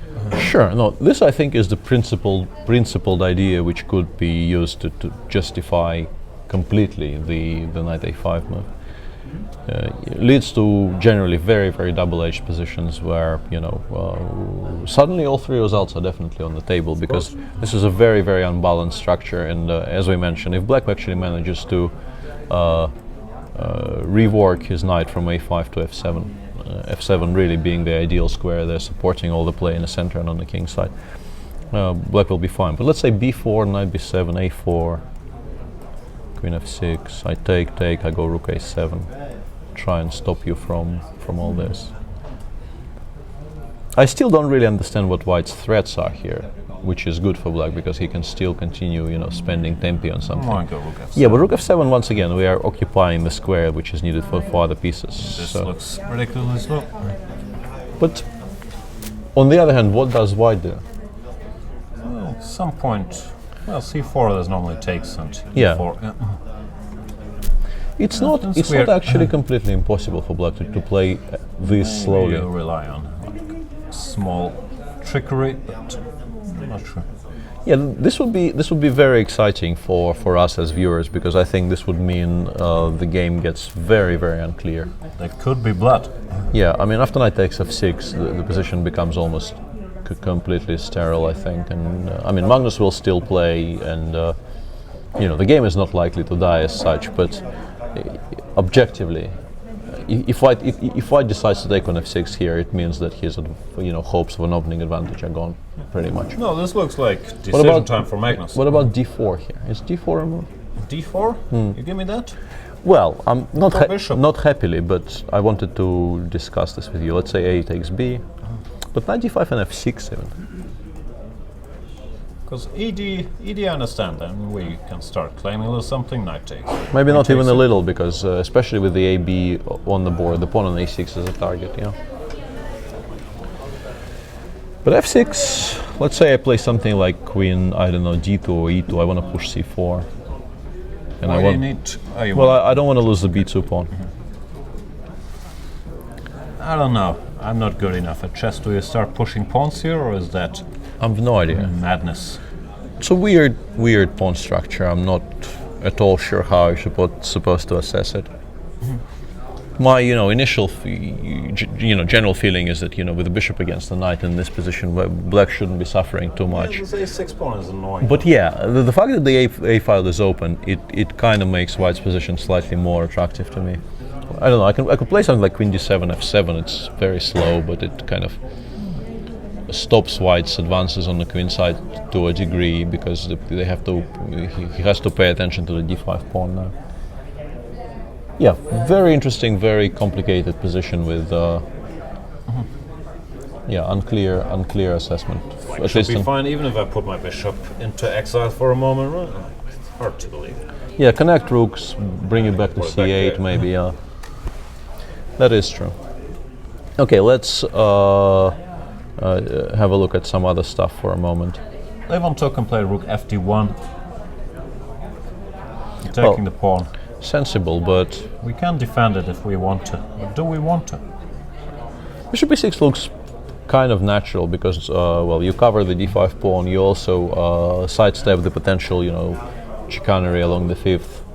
And once the bishop goes from c5 to b6, which it probably will soonish, you start having d5, d4 ideas hitting the pawn on b3. It's ridiculous to throw this pawn away instantly. I think it's too early, yeah. Bishop c4. Ah, yeah, that's a good move. Yeah, that I think is really a huge overreaction to the amount of problems black actually has here. Yeah, bishop e6, bishop b6, rook d8, start playing for the d4 push. Doesn't feel horrible to me. Yeah, rook fd8 even. Yeah, this is kind of small margins. Yeah, maybe this is what Lev is trying to do. Yeah, force the bishop to e6 because then black will find it much harder to put any pressure on the e3 pawn, and then go for bishop b5, d4, hoping to fix the Isolani in place and then play against the a7 pawn. Still very annoying you can't put a rook on b8 because you really want to. Yeah, maybe there's an argument for playing f6 here, to be honest. Because I really don't like. Yeah, I really don't like this plan. I think stopping it sort of the hard way is worth mentioning. Yeah, but to new problems though. F6. Sure, it's not immediately equality at all. Like bishop b6. Yeah, there's bishop c7 there. This if I want to. Yeah, that's starting to feel yourself a little bit here. Sure, maybe because of this you could. make an argument for something like rook f8, but that actually is a pawn sacrifice. If black doesn't play rook bishop e6 here, the rook a5 takes d5 plan becomes back, gets back on the agenda. And with one pair of rooks gone, if you do the same as we were planning, I think we were playing bishop b4. Bishop b6 was never really good, but bishop b4 was. But this is a very different position, like rook b5, a5, and once again bishop c4. But I think this is a much better version for white because the c pawn actually runs, unless rook c8 is a move. Rook c8, bishop c7, h6. But are we losing this? This I think is a draw, at least. No, but even just a3, a2, I just run and actually ask white if white can make a draw, because bishop b7, f6 will be a half decent idea for black. No, I think you don't trade the rooks this easily. There is, oh no, hang on, bishop c7 you can take. I forgot about bishop f8. Then this, yeah. But this should probably be a draw, I guess, right? Well, bishop c5. Yeah, just 4 against 3. Although, I mean... Yeah, but that, at the top level you take it. With white, it's probably a draw, but there's work to do. Sure. I mean, objectively it has to be a draw, but I'm not sure you draw this, even 80% of the time. Sure. Probably not. Yeah, let's just revisit Kramnik-Elyanov for a second, because we haven't seen this in a while. And Pavel, after d4, decided to sort of bail out a little bit. Yeah, d5 probably equalizes here with absolutely precise play. This is the main line. But he decided not to check Vladimir's preparation there, went rook e8. And now after h3, it's a bit... I mean, you don't get what you normally want to get in these lines, at least. Normally white either has to exchange the bishops to make this happen, or you have to deal with these mass simplifications. Yeah. Well, now the game continues. Of course, it's nothing special, you make some random move, but white is a little more comfortable now. Sure, I think, having played the Jacobiana, Vladimir should be reasonably happy with this outcome. And it's interesting that Pavel plays d5 now. Well, having decided not to do it on a previous move, he plays it here.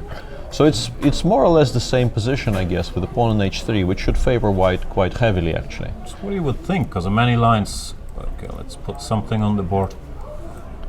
No, I think this is still wrong for white, because you still don't want to take on d8 and take on e4, allow rook d1 check. You take with a knight on e5. Yeah, sorry. You take with a knight on e5, knight takes d5. Just to point out, rook takes e5, bishop f4 is generally followed by e5. We're just completely bypassing this point, but it should be at least demonstrated once.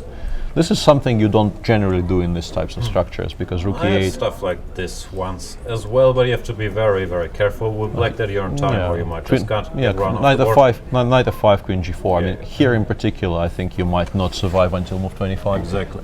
So, you take on e4. No, you take on e4, knight e4, d4. It's kind of forced, and bishop f4 here is probably also kind of forced. But maybe, he has queen h4 now. That's the difference. Because bishop g3 is no longer a move. Clever. Maybe that's his point. Clever. Because if you take on d8 and go bishop f4, you might be slightly worse. After g5, you will have to, maybe not even slightly worse, maybe seriously worse. Go here.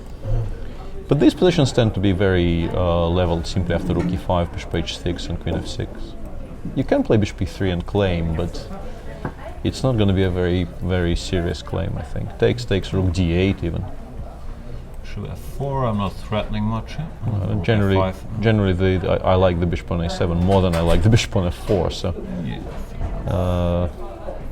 although it might be a move in this particular position, it might be a move. There's also after queen g4. Let me check for a second.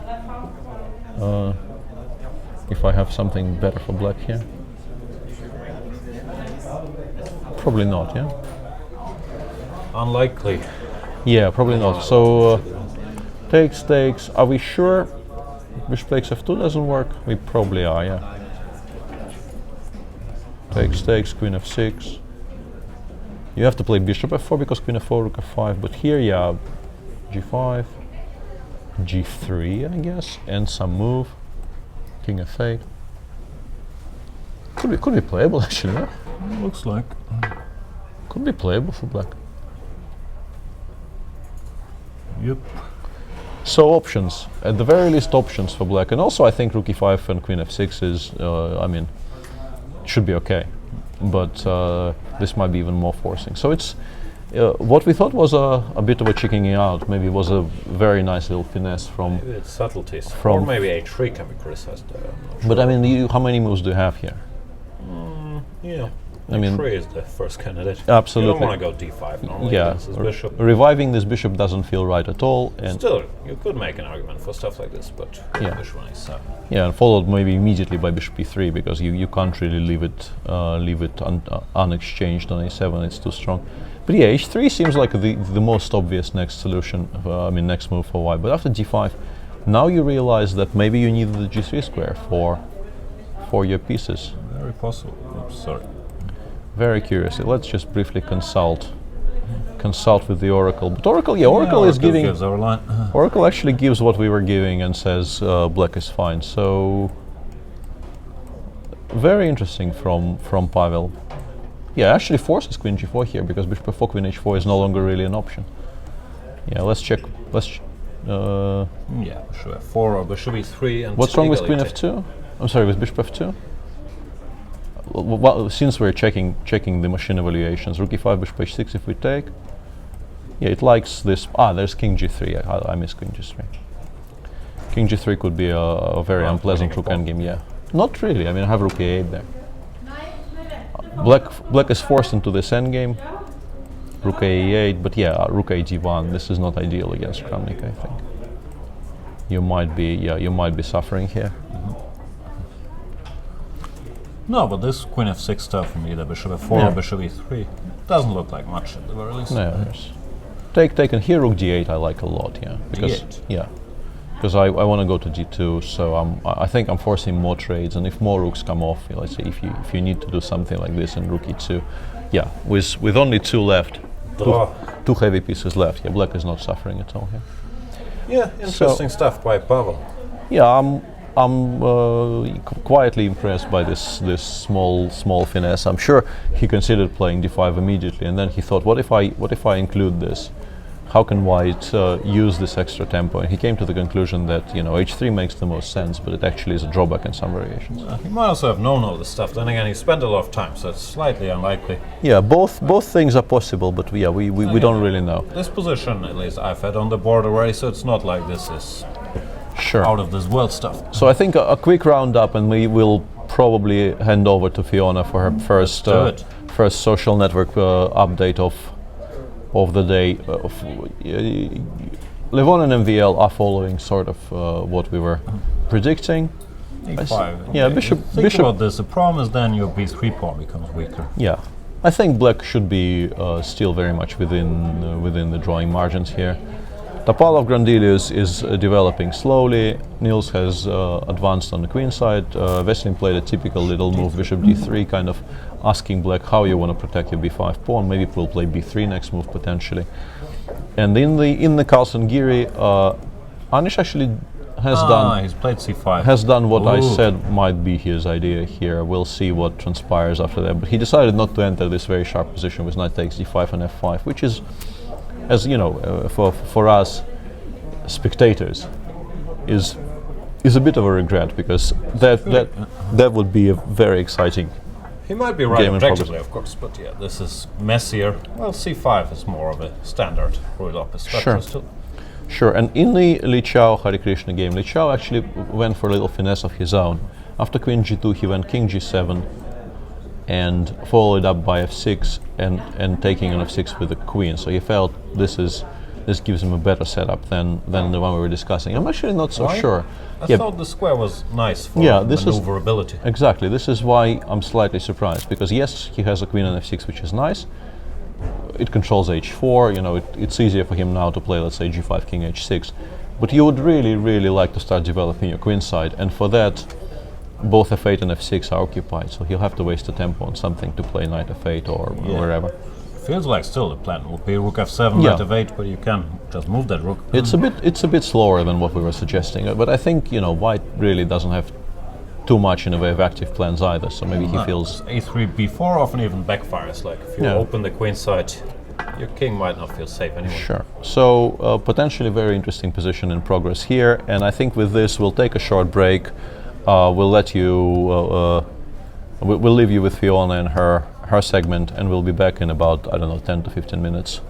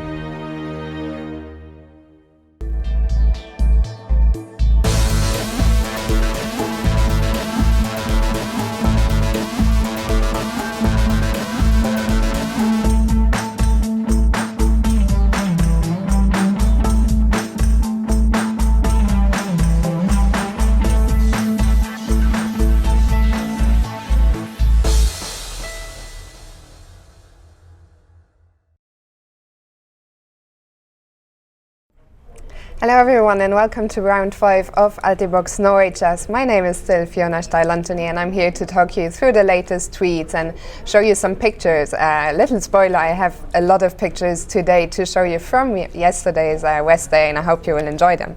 But let's start with the tweets. The first tweet, a tweet of our own from the official Altibox Norway Chess account.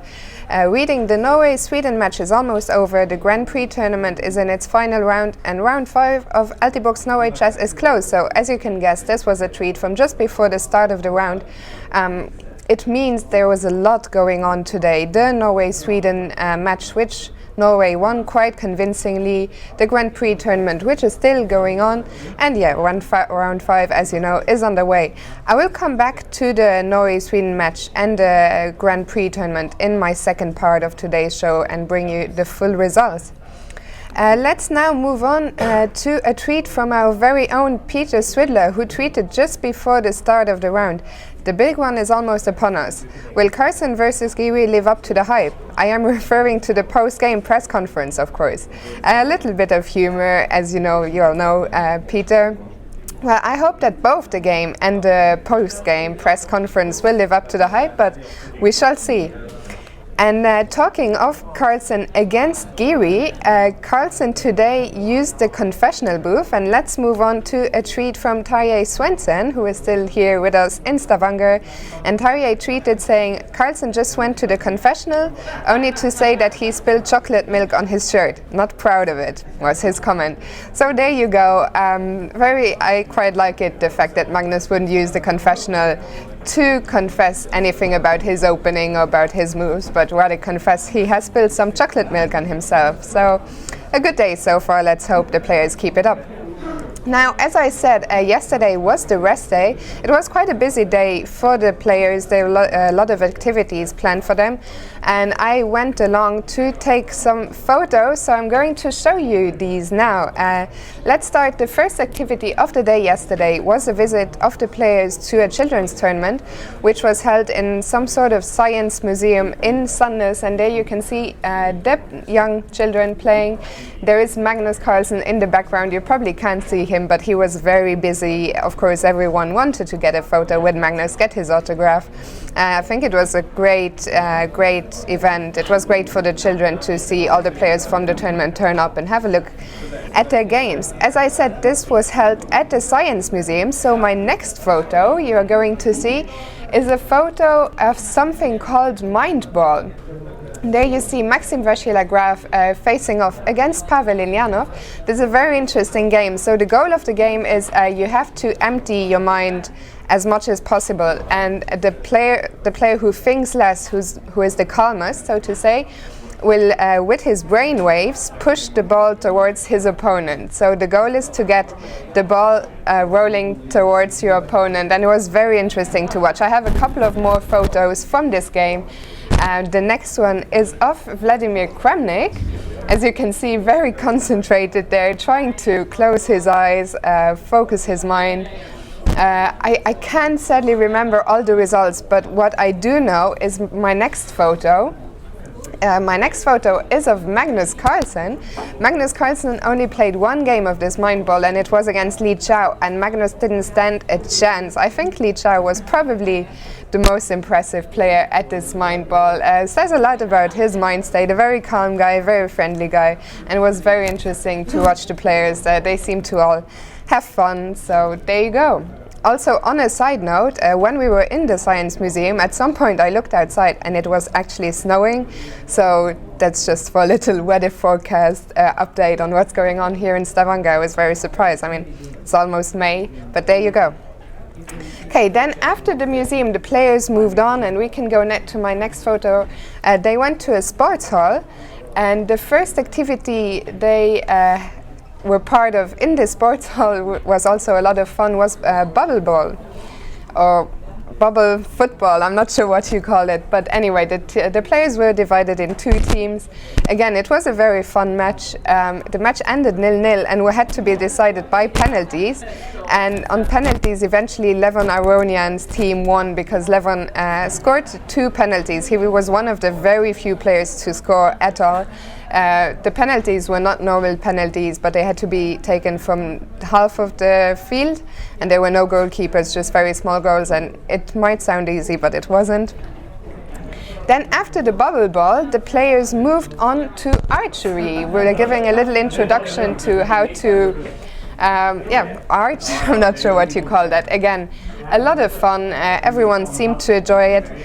Then after the archery, the players moved on to fencing. Fencing was maybe for me the most interesting part of the day. A lot of players seemed to do quite well. Of course, you might think tall players had an advantage. Kramnik and Ilyanov were doing quite well, but then the instructors were saying actually being short and more flexible gives you some advantage. You maybe cannot recognize the players on the photo there, but on the right, that's Hare Krishna, and on the left is Li Chao. And then, yeah, to end the day, of course, the traditional group photo was taken, and that's going to be my last photo for now. A lot of players, as you can see, decided to dress up in football kits, see who they support. Of course, on the left, Maxime vachier-lagrave, a big Olympique Lyon fan, Levan Aronian in a Dortmund shirt with Mkhitaryan on the back, Kramnik, surprisingly, in a Bayern Munich shirt. Now I can't see, I can't. Then you see the main arbiter, Karl-Johan Rist, in an Inter Milan shirt, Veselin Topalov in a Bastian Schweinsteiger Manu shirt. Then Nils Grandelius was wearing a Fulham shirt. Harry Krishna, I think this should be a cricket shirt, but I'm not totally sure. But anyway, there you go. So yeah, yesterday a busy day for the players, but I think they all had fun. I had fun watching them.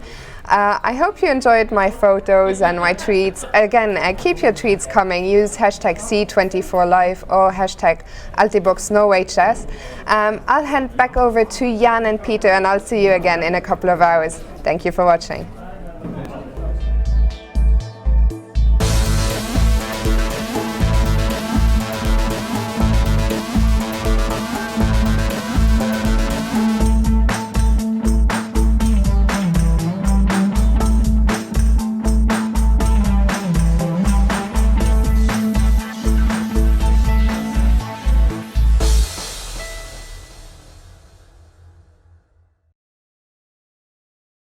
Gonna make my move, gonna live my dream, gonna make my move, gonna live my dream.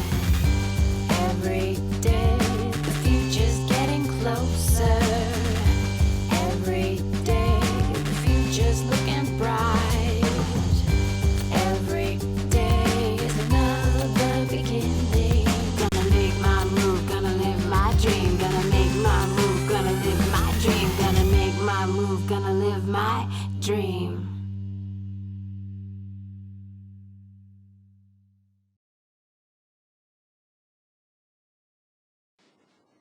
But maybe White has here a very important move.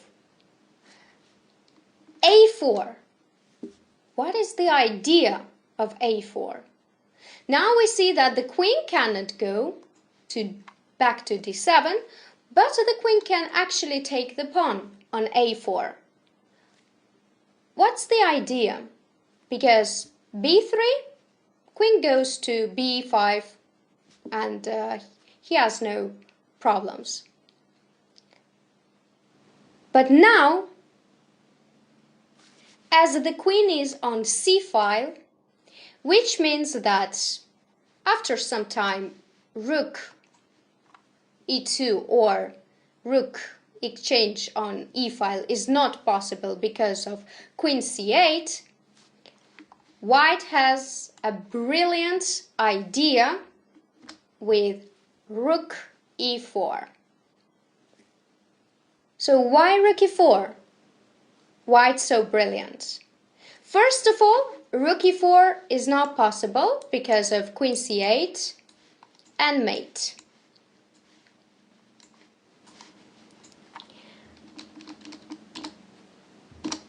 Second of all, queen E4 is also not possible just because White wins the queen, and rook cannot take back the rook because it is hanging on C8 with mate after rook E8 and queen E8.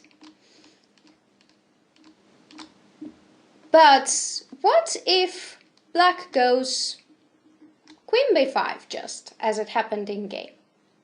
Now we see that A4 square is controlled. And the queen cannot attack the rook on E2 anymore because it's on E4. So here we have the previous idea with queen B7. And now queen has nowhere to go. D7 square is controlled, and queen on A4 is also not possible. So why not queen A4? Because rook A4, rook E1 and knight E1 rook is just defended. So here black resigned just because white wins the queen or black is mated.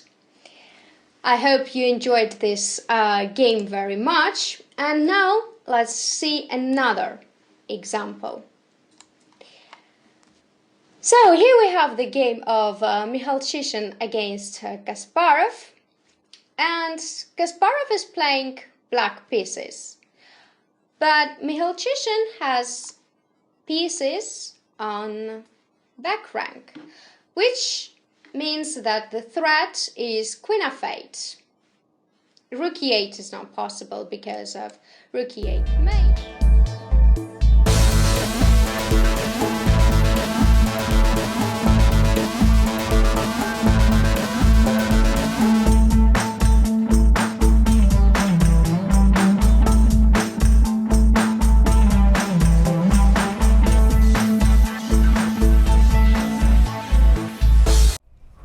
Welcome back everybody to round number 5 of Altibox Norway chess. Peter, we have some moves in the game of the day.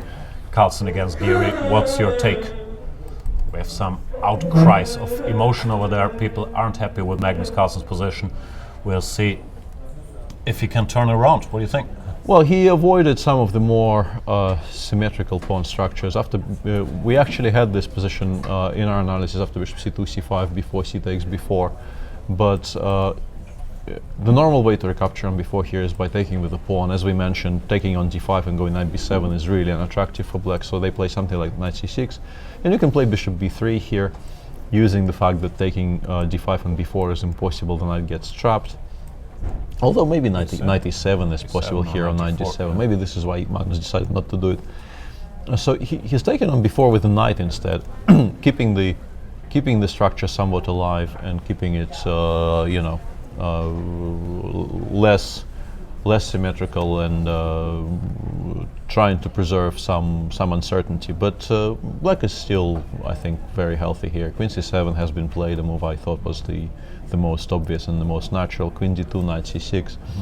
Anish continues, you know, playing for simplification here correctly. I think, you know, bringing the knight back in from the cold. That's also his natural MO, right? If he can equalize, I'm not saying he's worse, but he can pretend like he's trying to simplify the position.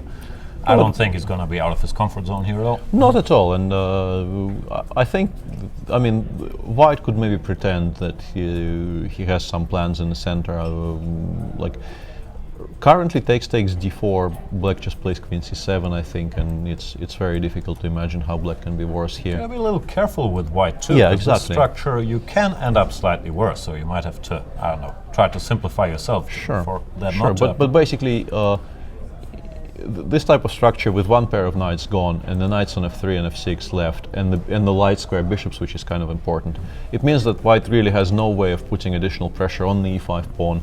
Black center is rock solid, and yeah, if anything, you can imagine how black can be slightly better here if white is not careful. So yeah, I don't think knight takes c6 is at all likely to happen. You can play something like bishop b3 maybe, or waiting move of some sort. Although if you make a waiting move here, black might play a5, kind of forcing you to choose between knight d5 and knight c6. And once again, you know, yeah, a4, just b4. Yeah, all of these things seem perfectly fine for black. So, and just to point out, if you go knight g5, I think black will quite happily switch to a double-edged play in the current position on the board right now. I mean, including h3, a5 is probably even worse. Takes, knight e7. There is no time to play d4 because I think knight takes d5 wins material. I mean, you can play d5, knight e3, ed6, but it's not really a winning attempt. I mean, any move, queen c5, queen anywhere. So good for black. And therefore, the pawn on d5 will require immediate attention, like bishop b3 maybe. This really looks like you're trying to be worse. Yeah, like but here, as Magnus said about a completely different position, but that was the expression he used. You're playing to lose here. You're not playing to win. Right. So don't really expect this to happen. No, but my feeling is that it's white who has to be more careful than black. He always has this sort of weakness on c3. But mainly, I think the remaining pieces favor black. I think Yeah. you really don't want to get left with the bishop on c2 against the bishop on c8 in these structures. You can think about bailing out a move like a4. No, probably white by is not takes. white is not really worse here because, as you correctly show, you can start trading pawns off so that you have fewer weaknesses. Yeah, black has never any worries here. Yeah, no, this is a very nice version of typical Spanish positions where although here. Your dumb bishop. Although here you can maybe, let's say you go takes, you put the bishop on b3, you play d4, and you claim you're ever so slightly better because, bishop takes maybe. But still, something like this followed by h3, d4, and white definitely has no problems here. Let's put it like this. But generally the position is quite balanced. Neither does black. I think it makes some active moves Magnus has taken on c6, which is curious because I wonder what the follow-up is. It shouldn't be d4, but then why? I think it's a4, probably just a4. bailing Yeah. out, or not bailing out, but simplifying before you run into trouble. But a4, bishop d7, rook f c8. Once again, I black mean, is fine. But now you can. he's played opt for h3. something. Played just h3. I guess he just wants to It's play. useful to stop this. Sure, play something like bishop b3, rook c1 if black attacks the c3 pawn and play quietly. And bishop e6, at least you have to think about d4. Probably Still fine. queen c7 is. I'd be if I could. actually. Yeah, if I could actually tempt white into this, I'd be reasonably happy. So what do? You do this Bishop anyway? b3 probably. Yeah. That's all sort of damage control by white, huh? Yeah, rook f8. I mean, it's a perfectly healthy position. You don't want to take on b3, improving white's structure, but more or Even less. this, are we scared of this? No, not with the setup on the queen side the way it is. Rook c1, b4, even maybe c4, a5, and start for double edge play. I mean a5, knight d7, knight c5 as a plan. Yeah, no, it's quite easy to imagine scenarios where black could get interested. Yeah. Yeah, but let's stop discussing that one game for a second because we have other interesting positions going on. This is the position in Hare Krishna Lichao. I quite like what Hari has been doing because he realized the knight on c3 wasn't doing very much, and he takes immediate action to swing it over to squares where it will have prospects. Knight d1. Yeah, I'm still not big on queen f6, but we've talked about that. Yeah. Knight d1, because now you have to lose a move on rook f7 to start your standard maneuvers. Yeah, stuff but like this actually runs into something. This is what I wanted to discuss. Knight f2 has been played, and Lichao has been thinking for a while here. I think because he realized that if he goes, let's say he starts with g5, although here maybe you could consider knight g4, but that's I was wondering, but I'm not that's forced to take yeah, it. that is sidetracked. So yeah, knight d3. But here, yeah, but he played knight f8, so they could actually get this position. And now f4, ef, e5. Could be bad for white, but it's also quite interesting. It's a mess at least. d5, Let me knight take e4, knight e4, queen f5, But knight d6. Huh? knight d6 exists. Also, even knight takes g5 is not completely out of the question. Yeah. The point I was trying to make is that if we get to this position, and knight f8, knight d3 is already on the board, so Lichao has the option of getting this if he plays g5. For white, on the other hand, this is the position they have. If black plays g5 and you do nothing, and the knight actually lands on g6, you will never actually shift any of these pieces. This is a setup black can use. No, you can be seriously worse. Yeah. Black gets 3 more moves, g5, knight g6, bishop d7, rook f8. Then black chooses the spot to go knight f4. You're going to be in trouble. Yeah. So maybe Which you have is- to go for this. But Lichao actually keeps the pawn on g6, and b5. he goes b5 Whoa, first. That's a surprise.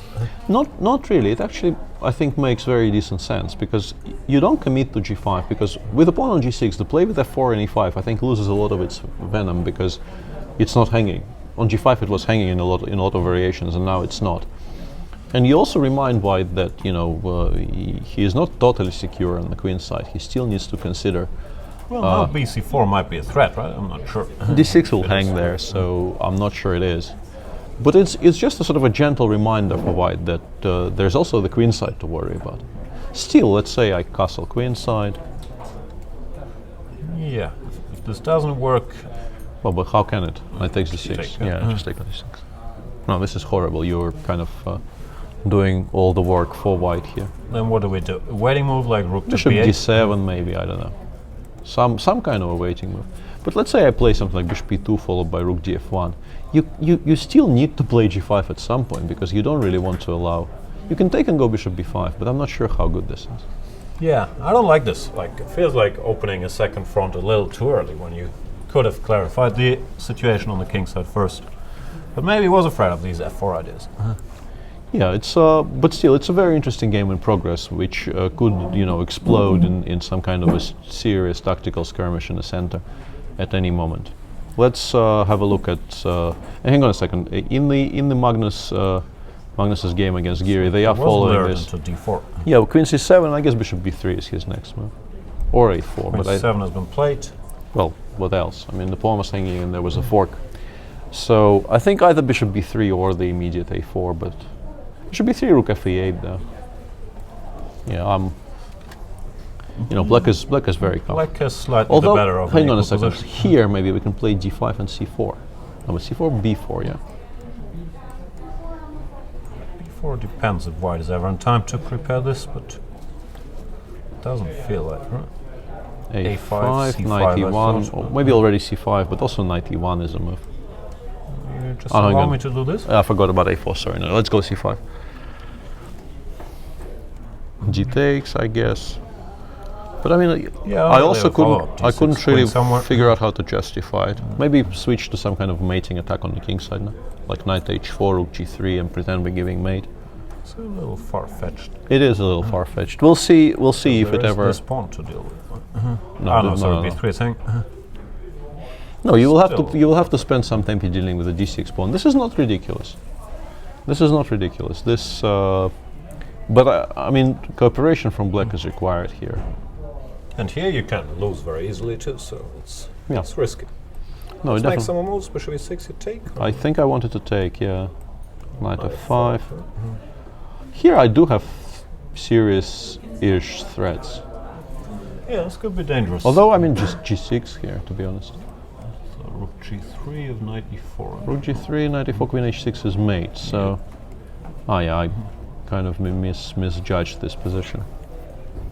Okay, yeah, this is kind of the illustration of the dangers if black is not careful. And Magnus has played bishop b3, so I think we are sort of headed towards this, because if black plays rook e8, nothing else, I mean, if you don't play d5 here, your previous play kind of doesn't make any sense. Well, you can still go for danger control and play something like But this. you, right? you are actually worse here. Yeah. No, Magnus will never ever do this. A4 instead of rook d1 here, I could maybe half believe in. But rook d1, just keeping the structure a2 and c3 against a6 and b5, I'm willing to bet heavily on never ever happening, because Magnus is not simplifying into a slightly worse position with no counterplay. Why? That's definitely not the plan. I mean, if you take on e6, you do it with some other ideas, and generally I think you don't take on e6. You could maybe play rook c1 first, because rook c1 might be a move, because e d4 you have c takes d4 and the queen will hang. So you are sort of preparing d5 and c4 here. Although black can play a5 and do some preparing of his own, might transpose to what we were discussing earlier. So you could think about this, right? Yeah, and this as well, yeah. Forgot about this option. Yeah, probably allowing this actually is a mistake, because if you want to play d5, you might not get an opportunity after bishop c4. I was also wondering, but that might be pushing a little bit, if this is actually a move just to Could very bring the well be. knight instantly. Yeah, it could very well be actually. Yeah, I like this. I like this. Strategically white, if he doesn't get an attack or anything, he is worse now. No, definitely. I mean, d5 is an incredibly committal decision. So I think rook e8 is very logical here, and it will be interesting to see what Magnus does there, because, yeah, I mean, it seems to point towards some kind of play with d5 and c4, but that is incredibly double-edged. Could backfire quite badly for white, potentially. If we do this immediately, takes, how's this structure? Like structurally, of course, it's better for white than the other stuff, but we have the b5. Equalish, I guess, still. But yeah, this is also perfectly playable for black. Rook Let's play f8 is rook on the e8. board, so now we will find out. And the time situation is Magnus has 32 minutes and counting down, and Anish has about 48. So he's also quite comfortable on the clock. All in all, seems to be working out reasonably. Yeah, this is going Reasonably Anish's way. well. Like, he's got a line he knew, he's had this position on the board already, which he's probably comfortable with. And as we've mentioned, this is not supposed to be very critical. If black gets this b5, bishop c5, it's a better version of whatever you want to call it, anti-Berlin's or 63 Roy Lopez's. Sure. Let's briefly revisit some of the rest. Kramnik Ilyanov is still following what we were discussing, so we won't go there. And in the game between Levon and MVL, all the rooks are gone now. Should help black defending. It's going to be hard to attack these guys without rooks.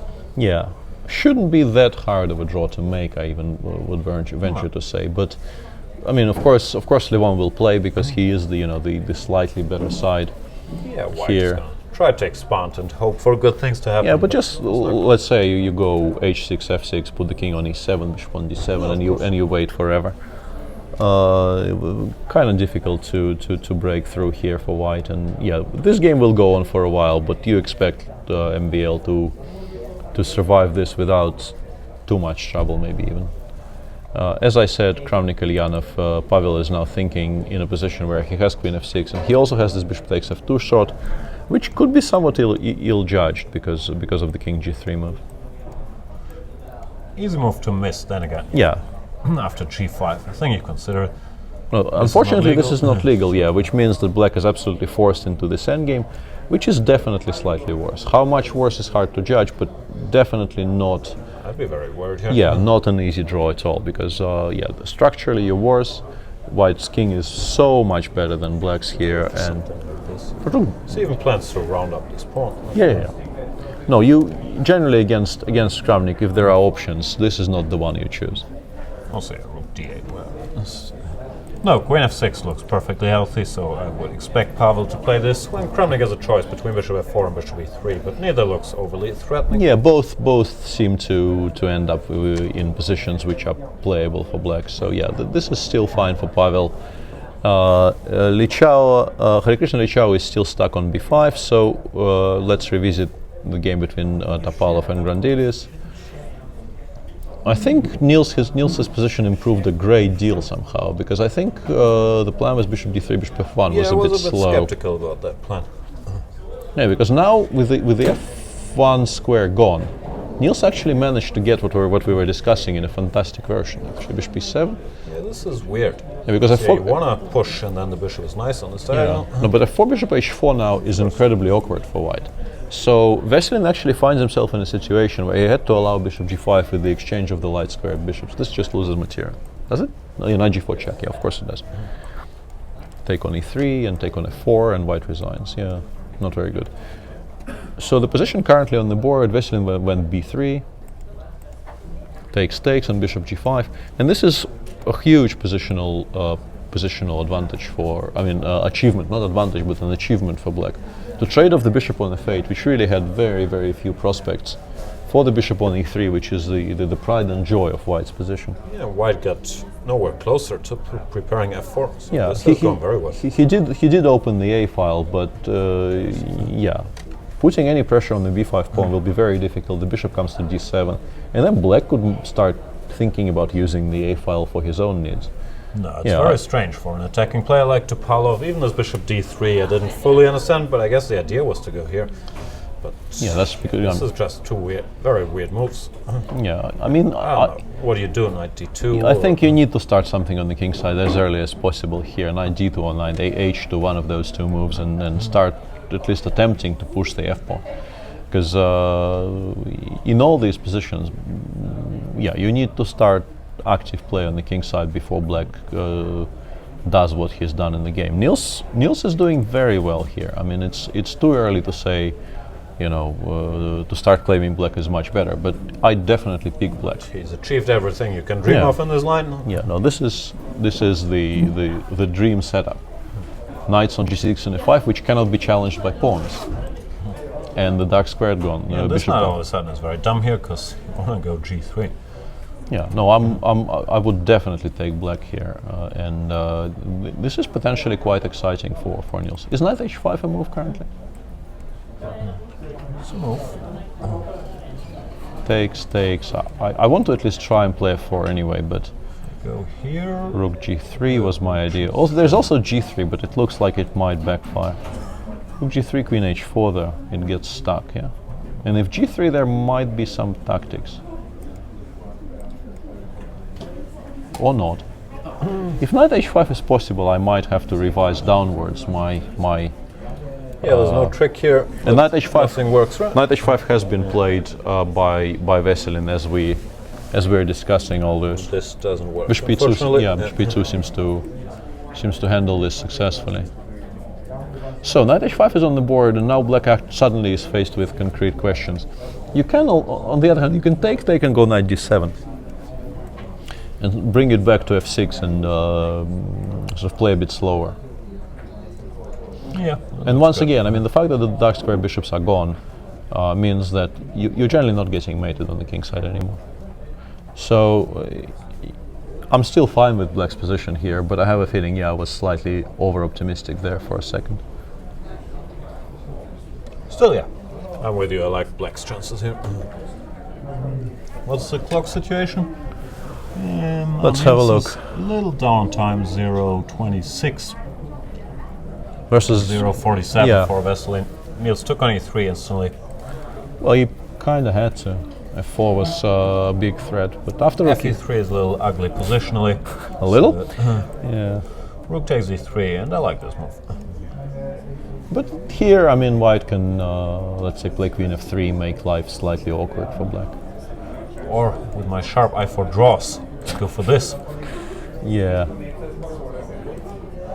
But yeah, black is fine. Niels solved most of his problems. Also, you know, if you want to be very subtle, you could maybe play after rook e3. You can play queen g5, prompt g3, and now go back. Yeah, f4. You lose some tempi, but you've made white play g3, which is really not a particularly nice move to make in this structure, because you want the third to be able to, I don't know, play rook g3 in some positions, and generally. You have to start paying attention to tricks with c4, queen b6 even. In some positions, maybe, sure. So still a very intricate position, and you feel Niels has done well for himself, but probably because of knight h5, the game is still quite balanced. Sure. In the Carlsen-Geary game, Carlsen took on e6, so I guess he feels he needs to kind of make sure he's not worse. He's taken on e6 and played a4 without taking on e5, because taking on e5 would make his structure too immobile. And yeah, once you trade the a pawn for the b pawn, the structure is very, very level here. What do you do? Just go back if you want to. Yeah, rook e8 is one move you could consider. There's also, I was wondering, can we have a look at the position currently? I mean, there is like e takes d4 forces white to take with the queen, but it might not be a huge problem. Like some move like rook b8, Yeah, trying to put immediate pressure on the e4 pawn. But after knight g2, I don't see how to continue. Knight g2, let's say I go queen c5, and even f3 is very much possible. Yeah, I don't think I'm breaking in here, or through, or out. Yeah, still quite balanced, but yeah, I don't think black makes too much progress here. Queen g5, knight h5, knight f4, but you kind of need to make a lot of moves in a row here to actually make it uncomfortable for white. Yeah, But this would be the way. This would be the way to try and unbalance the current position and try and ask some questions, using the fact that the pawn on e4 is currently hanging, and the two preferred ways of taking on g4 are not possible for white.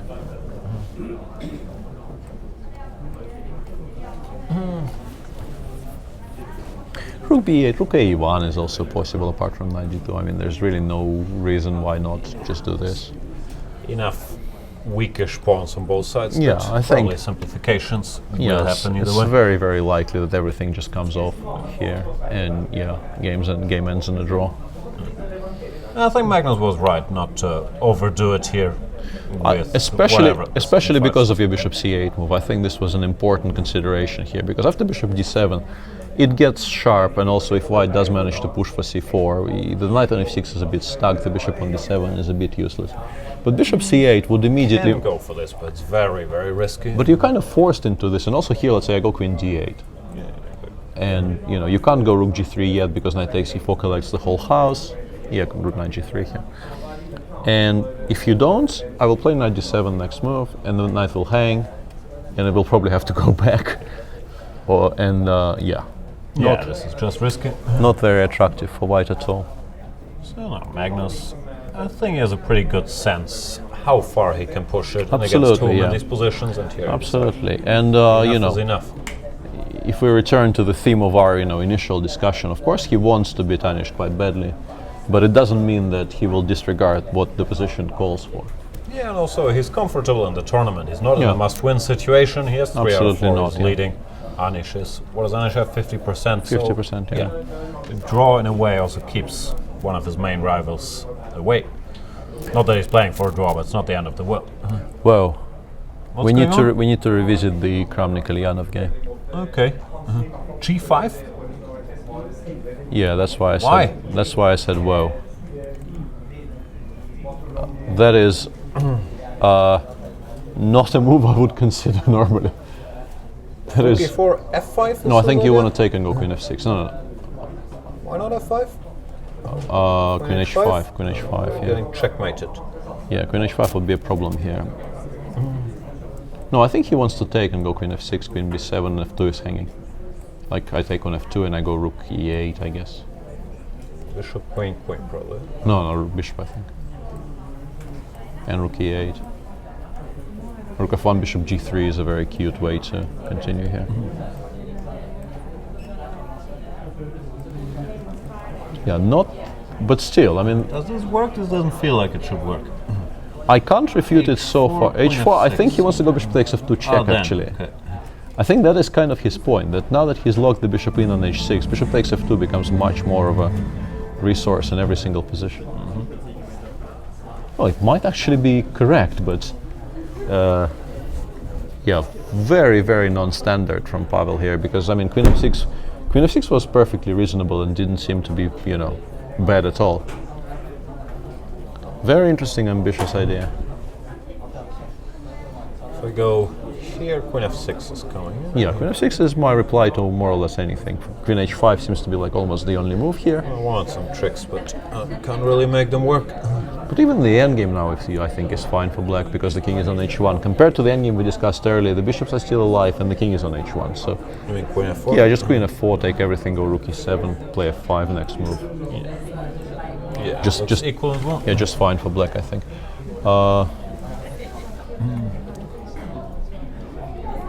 Very curious. Very, very curious. I still don't trust it. Let me cheat for 1 second. Yeah, let's do that. Yeah. I think I found something for white. Yeah, that's what I was going to discuss, but I'm not sure how this is evaluated. Maybe it's fine for white. Black, I mean. Takes queen f6 and bishop takes g5 was what I was going to suggest, but I missed queen d8, to be honest. I forgot this existed. And this is a strange position because white has a great number of pawns for the piece, but he only has Only two. 3. Bishop B6. But the thing is, the black king is currently doesn't feel safe, but white only has two pieces to try and mount an attack, so I think black is quite safe here. Yeah, I take black. Well, maybe, maybe white is equal, but Yeah, you probably take black. If you need to pick a side in positions like this, you generally pick a side with an extra piece. And okay, so we'll wait for Vladimir to think about something here, because also another one blew up horribly. The Hare Krishna Chao game is now a huge mess. So let's I go. just want to praise myself briefly. The computer gives king h1 now as its main line and f4, but yeah, it's equal. As you pointed out, the Zen game doesn't look winning. No, should be fine for black. Yeah. So what's happening in Harry's game? Oh, they went for one version of this stuff at least. Yeah, and now it seems like white is doing really, really well. I mean, let's switch on the the cheat machine, but it's kind of even optically obvious that. Very I strange. still blame b5. There Yeah. was a loss of a tempo which you really didn't need. Very strange decision to give white an additional tempo to castle. I mean, it's the same position because nobody really will pay any attention to the pawn on c4, which is hanging in some variations. No, but some lines it could even hurt you with black. That was this tension. Anyway, what happened? Queen f5. Because He played d94. d94 he didn't like, but after queen f5 even e6 seems very, very strong. Because suddenly, I mean, white gets everything. If rook goes, I guess you just go knight e4, knight takes g5, or knight e4, knight takes d6, which may be very I don't strong. even know where to go. e7. e7, let's Rook say. f6. I also have to live with these ideas. Here, apparently, knight f3 threatens knight takes h4, winning the queen. No surprise there. Yeah, which kind of ends the game immediately, amazingly. This is completely lost for black because the queen on f5 is out of moves. Show some more trickery. Yeah, we are currently reading the lines off the screen, but in this position this is the fastest way to illustrate just how dangerous this is. And Harry has played e6 very fast, unsurprisingly. I mean, for one pawn he now has, you know, a protected pass pawn on the 6th. And yeah, Li Chao will need to pull a bit of a rabbit out of the hat here because, yeah, the whole sequence of events, and we keep on coming back to this, but he spent a whole tempo to take on f6 with the queen. Yeah, just do this, and this, and No. If you want to do this, you can do it actually with the king on g8 and have, Right, and have one more tempo even compared to this. Yeah. Followed by knight f8 and g5. And yes, there is queen g4, queen takes h4 here, but I don't think he should have been particularly worried about this after g5 and rook f3. It seems very playable for black.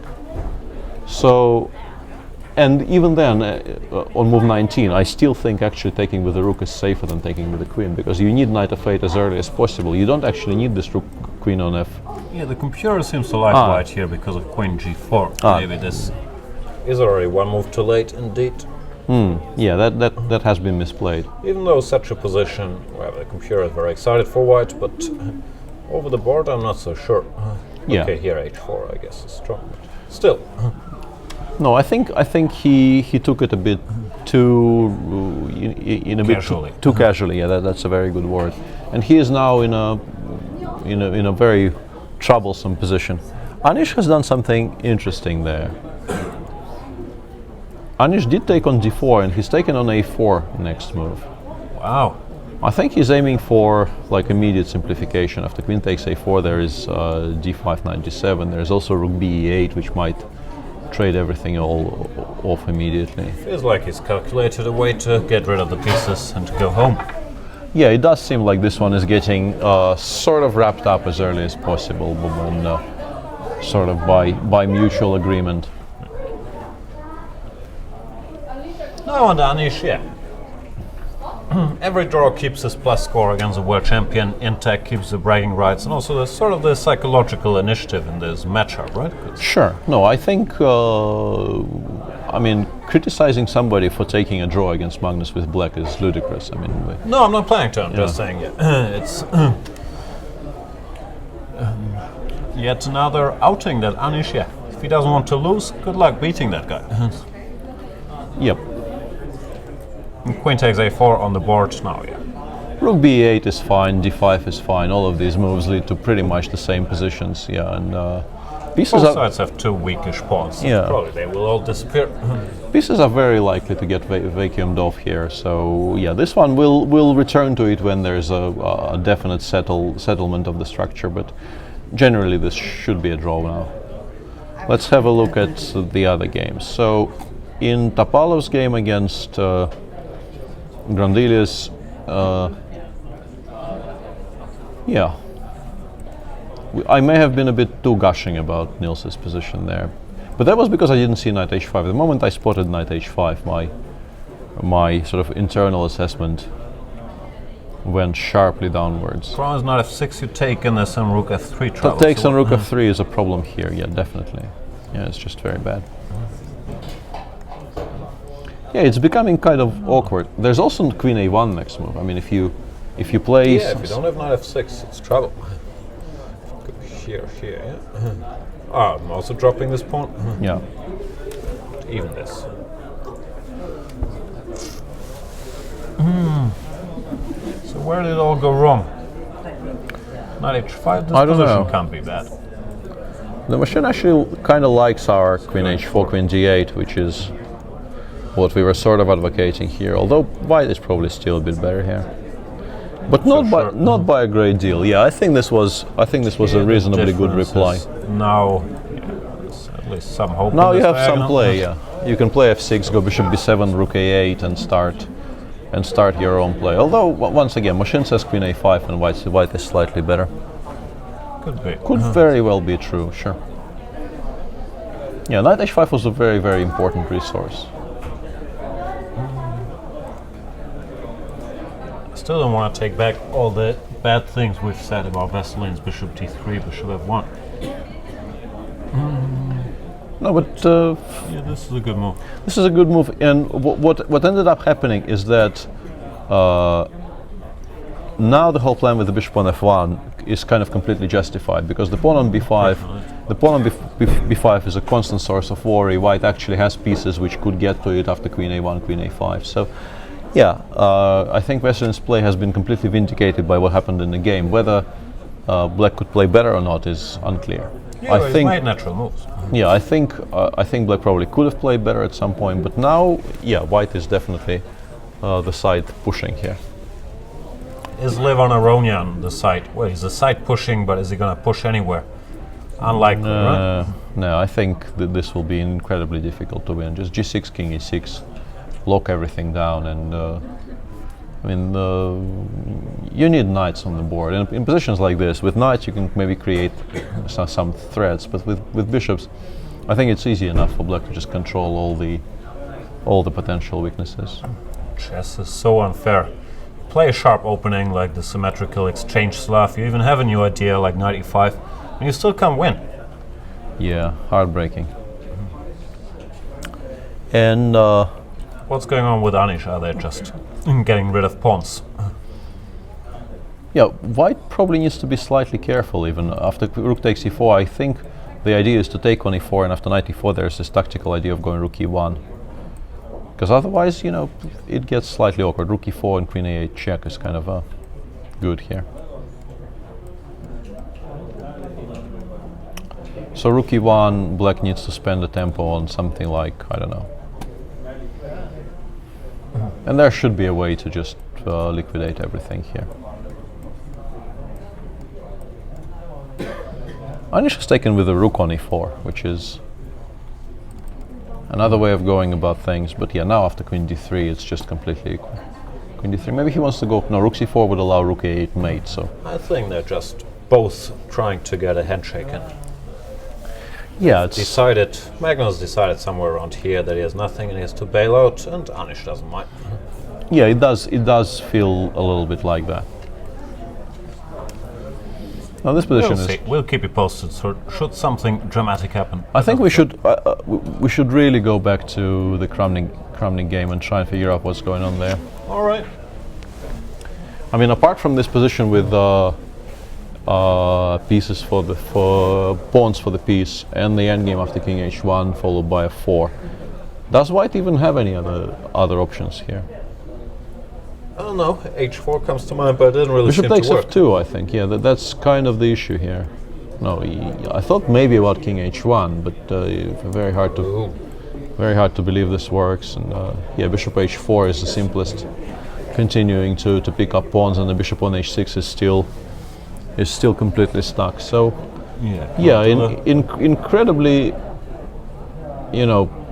nice aesthetically idea. Just nice in a way that this is such a non-standard way of dealing with this position when queen f6 is Nice because it's such an ugly move and it still seems to work.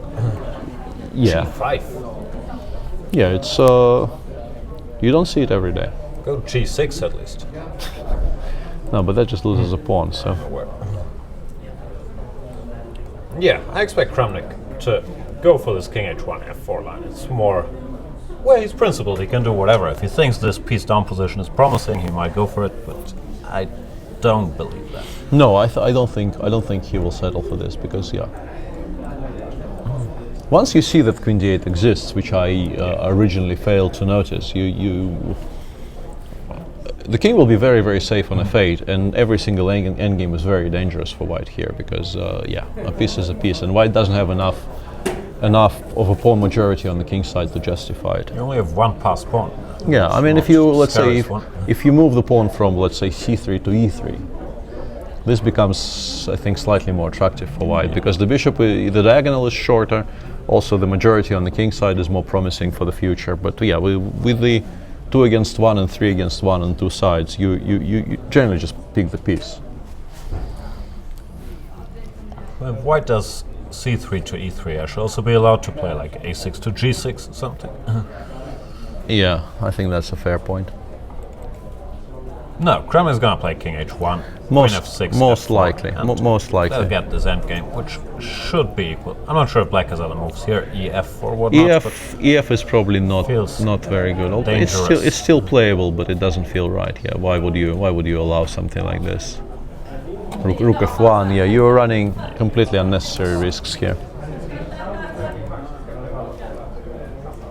Okay, so we think these are the conclusions. Rook e7 is probably best because giving up on c7 for no particular reason is probably unnecessary. Even this, is this hopeless for white? Like, I'd still take white here, right?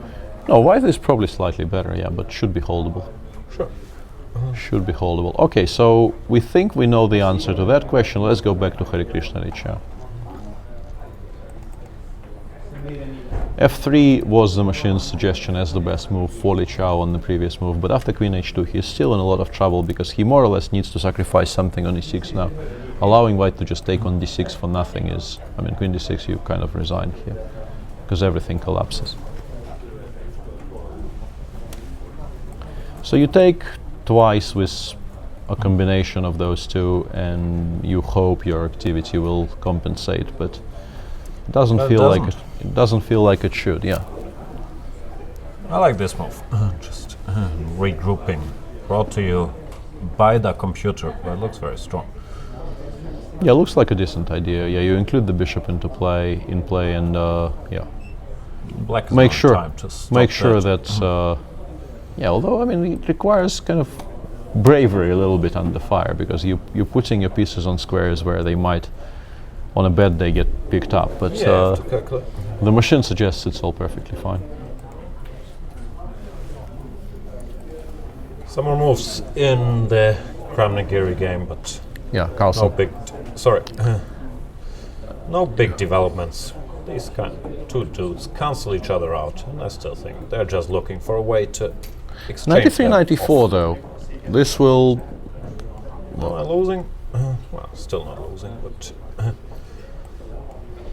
Well, you've managed actually to land in some trouble now. You probably should have played slightly more precisely somewhere along the line, but I don't know.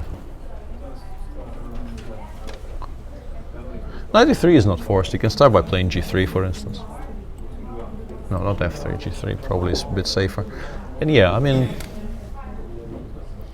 not a lot is going on here. Queen e4 you can even maybe take if you want to, or go rook d1 first. And yeah, it does feel like everything will come off in a second here. So Yeah, it's gonna be a draw. Whom are we kidding? What's Niels up to? Niels made the move that probably had to be made to at least stop queen a1 for the time being. But yeah, bishop b2. Why not f4? He wants to take and take. Queen b6 might be included somewhere to force the rook back. Takes. Yeah, you can take on h5 here apparently. Oh. And suddenly black is quite comfortable.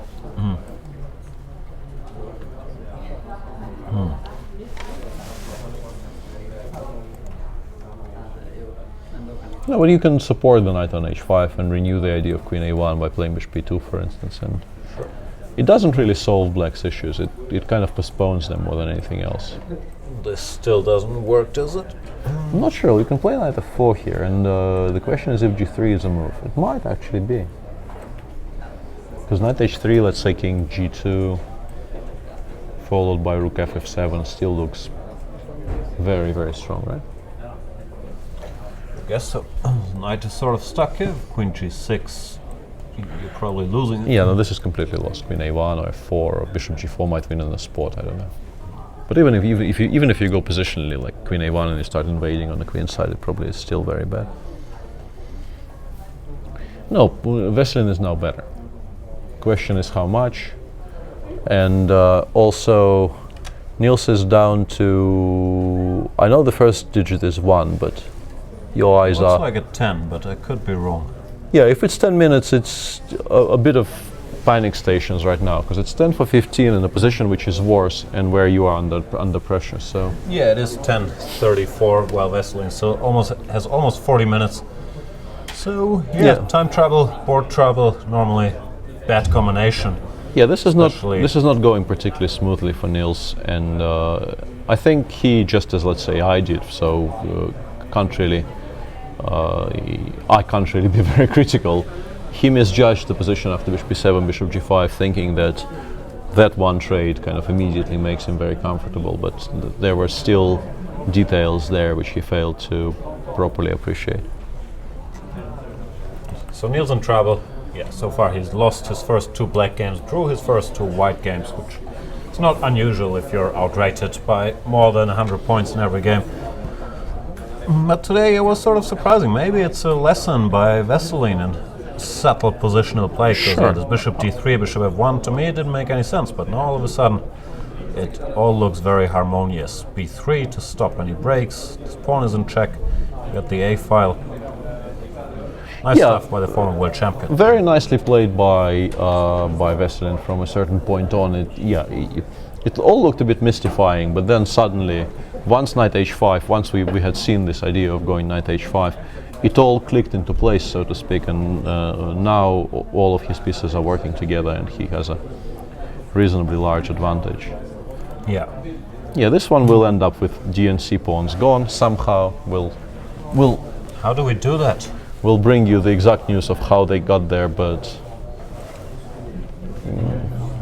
I don't know, rook e5 and king f8, and I don't know. No, but that actually allows f4 and you lose the d5 pawn. Probably not ideal. Just king f8 and rook c8, I guess. Just play king f8 here. And no, you. Yeah, king f8, knight e3, rook c8, and you want to play rook c5 next move, and you're just not worse. So Why why? would it be worse? So white, I think, just takes on d5 here, and everybody goes home. Well, not everybody, but these two at least go home. Very important to get h3, h4 here, as we've established. We hope they won't go home, but join us to explain all the intricacies. And yeah, you normally get some decent quotes with those two guys. Yeah, so d1 on the board. rook d1 on the board, and in the Hare Krishna Li Chao game, Li Chao decided not to sacrifice the d6 pawn as well, and Hari played knight f2 anyway. Seems like a very useful move, creating this idea of bishop d3, rejoining your bringing the last piece into play, and The good thing about being a piece up is that you can attack stuff with more pieces, so it feels very like unlikely knight that g6, Li Chao knight can g6, keep it knight all together. d4, and basically everything starts hanging. It looks horrible. Knight g5, rook d6, queen d6, all of these are very serious threats, and yeah, it does feel like Li Chao's position is about to fall apart. We'll see if we misunderstand something here, but I don't really think so. Yeah, Li Chao complained about serious headache during his game versus Magnus Carlsen. He seemed to be all right on the rest day again, so I hope it's not a medical situation. But today's game, yeah, I still believe he got a nice position out of the opening, but then something went wrong. You pointed out king g7 and so on and so forth. Strange game. And it would be the first win for Mr. Hari.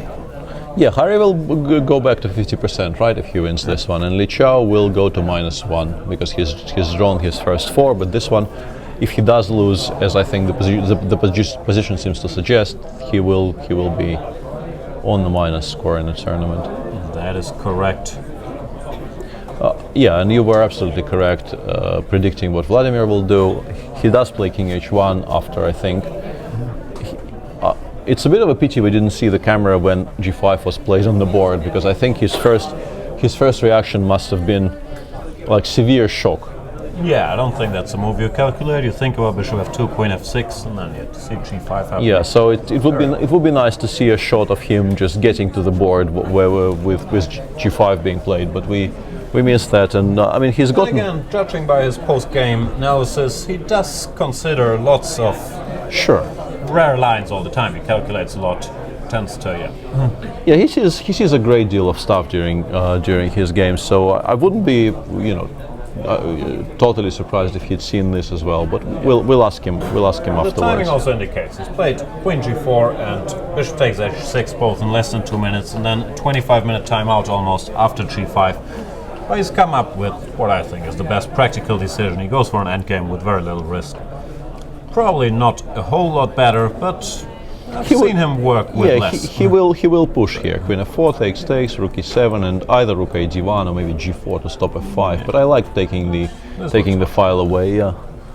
One thing for black here is that he doesn't really want to play e3 because after rook e2 and then g3, king g2, king f3, this pawn is very likely to just get rounded up and picked up. So yeah, black probably plays some combination of, let's say, rook a8, f5, king g7, king g6. And says, okay, I mean, structurally maybe I'm slightly worse, but I do have a passed pawn on e4. Your king is still in the corner. How much better can you be?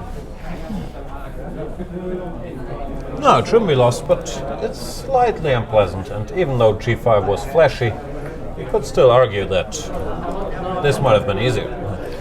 Maybe objectively was a slightly stronger move. Yeah, I guess bishop f4 is really the winning attempt because here rook a8, rook a d8 is maybe even stronger. Yeah, after bishop f4, I don't know, rook e6, rook a1, or rook e somewhere. Yeah, rook a1, and you pretend for white for a second. Yeah, but I can take on e4. You probably should not be doing this. There would be No tricks. No. although you can take with the queen on d8 if you really pushed.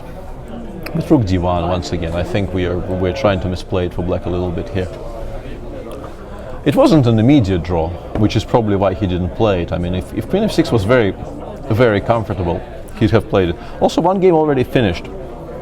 Yeah. So we should go to that and just tell you that the game between MVL and Levon Aronian finished in a draw as we predicted.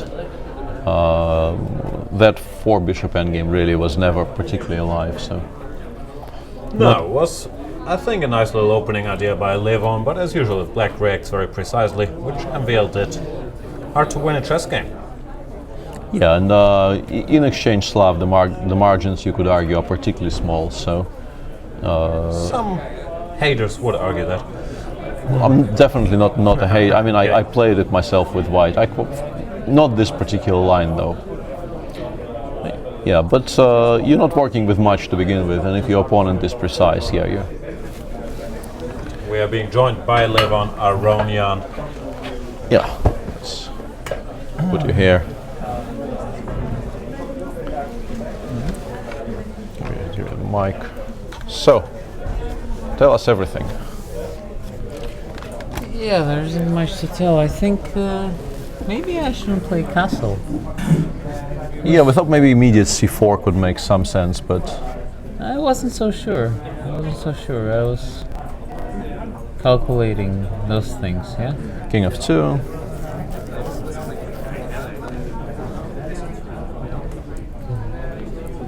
I was somehow not sure if this is, if I have to be precise, because I thought maybe c4 was the move, yeah. Because in the game it looked like you should be slightly better somewhere in that endgame, but it's very... No, actually, from distance, when I was looking at it, I thought that he can't play like this because of rook a5. But then bishop b4, I guess, yeah? Yeah, here, Take. and here. Rook b5. Rook b5, I thought he can just... Rook fc8 or something, yeah? Yeah. Rook a8, doesn't matter. Just too active. Yeah, rook c3 is a big threat. And if rook d3? And rook d3, I thought the same. Didn't see a reason why am I the one pressing. Are just very, very active and you are kind of discoordinated. Yeah, just rook d8 if I play king h4. With the king on h1, I don't think I have any hopes. Yeah, that probably is true. And we thought what he did was very sensible, but then he's in time with a5 and all this, yeah, because we thought maybe if you get your bishop to g4 you could be slightly better. Yeah, I think it's probably a mistake somewhere here, because maybe this is the way to play, although it seems strange. like this. Yeah, What do you doesn't. gain by this? What do you gain by this? Ah, what they Castles, gain? let's say. I'm not so sure actually. It's a good question. Let's say we castle c5 anyway. Yeah, I was hoping just to take somewhere, play a4, Ah, yeah, that. bishop c7 things, but maybe it's. Yeah, somehow this is supposed to be better for white, but I couldn't really remember the exact way to play here. Yeah, the machine likes it, but it's probably because you structurally you're always slightly better, but in fact you end up with some kind of a position like the one you did, yeah, which looks nice, but you can't actually win. Yeah, probably c4 is the most important moment, and just play with the king here. Probably this is the right way to go. Yeah, we were wondering about this. We couldn't really work out if it's very strong or not, but we thought that's the only place we could see where you could sort of avoid what happened in the game. Yeah, because after what we've got, black is just equalizing slowly. Yeah, some sort of like after the bishop before already, it's very difficult to imagine how you will win. Yeah. Yeah, it's probably a draw. Were you surprised he went for this Slav position? Because we were applauding your cunning in the second move. Did you think he would go for some g6 setups? No, I actually thought that he would play knight f6, d4, e6 or something like this. And then the London, Bishop f4. yeah, the Colle, all of my childhood openings. Everybody's playing it nowadays. So Yeah. I thought to give it a try because maybe Maxim is not so familiar with it. Yeah, but seems like he was prepared for the exchange Slav at least, at least morally, he was prepared for it. Yeah, of course. It's a decision you have to take quickly, I guess. So 5 draws for you. Are you disappointed with the way things are going? Yeah, I think the game with Grandelius was promising. Let's We're coming back replace to that one moment where, replace no, not you. Let's replace me with the proper player. You are a proper player, as far as I know. there was one key moment in your game against Grandelius, right, where you had bishop c2 and it looked Yeah, promising. this is a miss. In the other game, are you feeling you're missing chances or? Yeah, I'm missing little chances, but it's impossible not to miss chances. It's normal. Maxim never misses any chances. I did against Pavlyulianov, actually. Ah, yeah, A there's 98, serious of one, course. yeah. Yeah, that was a big one. It's very simple and actually a forced win, but nobody saw it for some reason. Mutual blindness, yeah? No one mentioned it. Yeah, no, but like I think Levon also told me that she hadn't seen it. Magnus also, but of course they were not looking carefully. But yeah, for Yeah, some reason. we totally missed it as well in the booth. So what about today? Did you know all this stuff? Do you know the exchange stuff? Yeah, I mean I've played it with white, and I know that with the knight on f3, like I said to Levon, this c3 would have been really clever if you don't have this knight on f3 because it's minimally better for white, but of course it's nowhere near as challenging as the other exchange stuff. But 1c3, black has other options, no? It actually reminds me, let me interrupt you, of once in the highest group for Armenian Championship, my friend Aram Minasyan was playing against Karen Asrian, and he was always thinking what to play to get him out of the system, and then he spent a long time and played first move d3. And after the game he explained everything, what is the reasoning for it. So of course it's a petty try, but Yeah, no, the point is I'm not really comfortable with playing e6 and I would rather play g6, but there's no way to achieve that because first of all, if I go b6, I think d4, bishop b7, d5 could be quite bad. Of course, right now I cannot go g6. I mean, maybe I can. I'm wondering about this dc5, if this works Yeah. for black, but who knows. Maybe it works, but it's a bit strange. If you go And- b6, he has a strict dc and e4. Yeah, I of don't know if course. it's good, but Well, I don't. because Vlad was trying to get this with the pawn on g6, he was claiming Yeah. its advantages. that's true. So Even with the pawn on g6? yes, but it's not. But with the pawn still on g7, of course, it's a different story. Mm-hmm. But yeah, anyway, this exchange stuff. Well, I was not remembering because I looked at this for white actually, but yeah, I assume. I mean, I just found a couple of safe moves, arrived to this position, and I shot Probably played c4. c4 right away. Yeah. Yeah. Yeah, and then I assumed maybe I can even play queen a5. Yeah, king. Yeah, and maybe that's too much, but still. I thought about such things. I didn't want to allow them, but probably I should. Yeah, and Castles castle. and play for active counterplay. Yeah. Yeah, because at some E4? point I might have c5. Bishop e3. Yeah, like this. And rook hc1, and if white consolidates, it could be. It could be unpleasant because his bishop on g6 Looks is like never a good too knight good. e5 Slav. So Yeah, Yeah, looks very playable for white. yeah. Yeah, that was the only thing we could find in the booth when we were looking through what was going Me on. too. After I received that position, I realized that I should have went for this. Yeah, it could be something. In general, I assumed, if I play correctly, I should be more or less fine, but it's definitely not. Of course, it's not the end of the world. You can even take on b3, give a check, and play a5 Yeah, somewhere. Maybe not at this moment. Yeah, maybe no. Yeah, I always thought about these things. okay, rook c1. At least you're pretending a bit now. Yeah, but maybe I can take with the e pawn also. You will have to, but Yeah, no. but maybe this is nothing. maybe this is playable as well. Yeah. Shouldn't be too much in general, but here it could already be tricky. I don't know, some c takes, even maybe e4 afterwards, and d5 could be potentially not so easy. As Slav exchange aficionados, we'll certainly study that position in great detail now.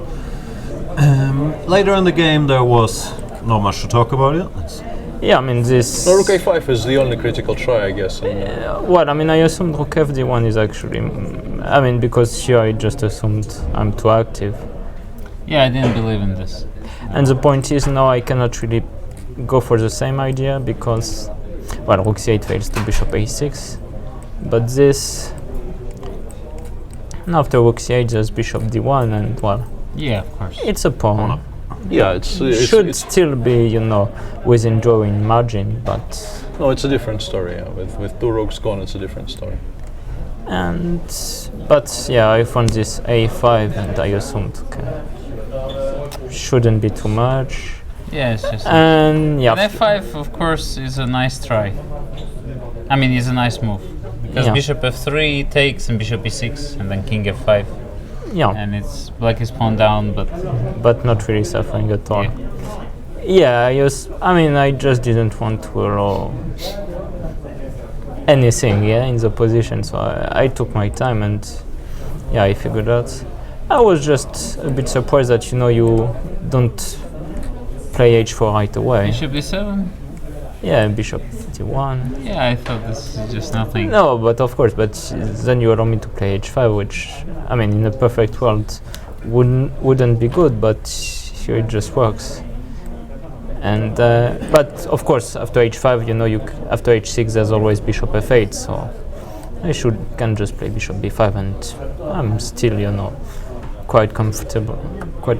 So I thought, in the worst, my reasoning when playing f5 is in the worst case I can allow a few things, and yeah, I should really be fine.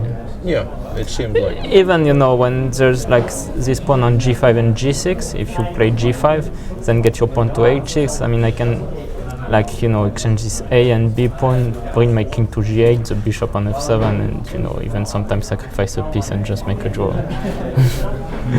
Yeah. So, yeah, If I knew you had such plans to be so passive, I would have gone for it. No, I didn't have these plans. I thought, worst case scenario.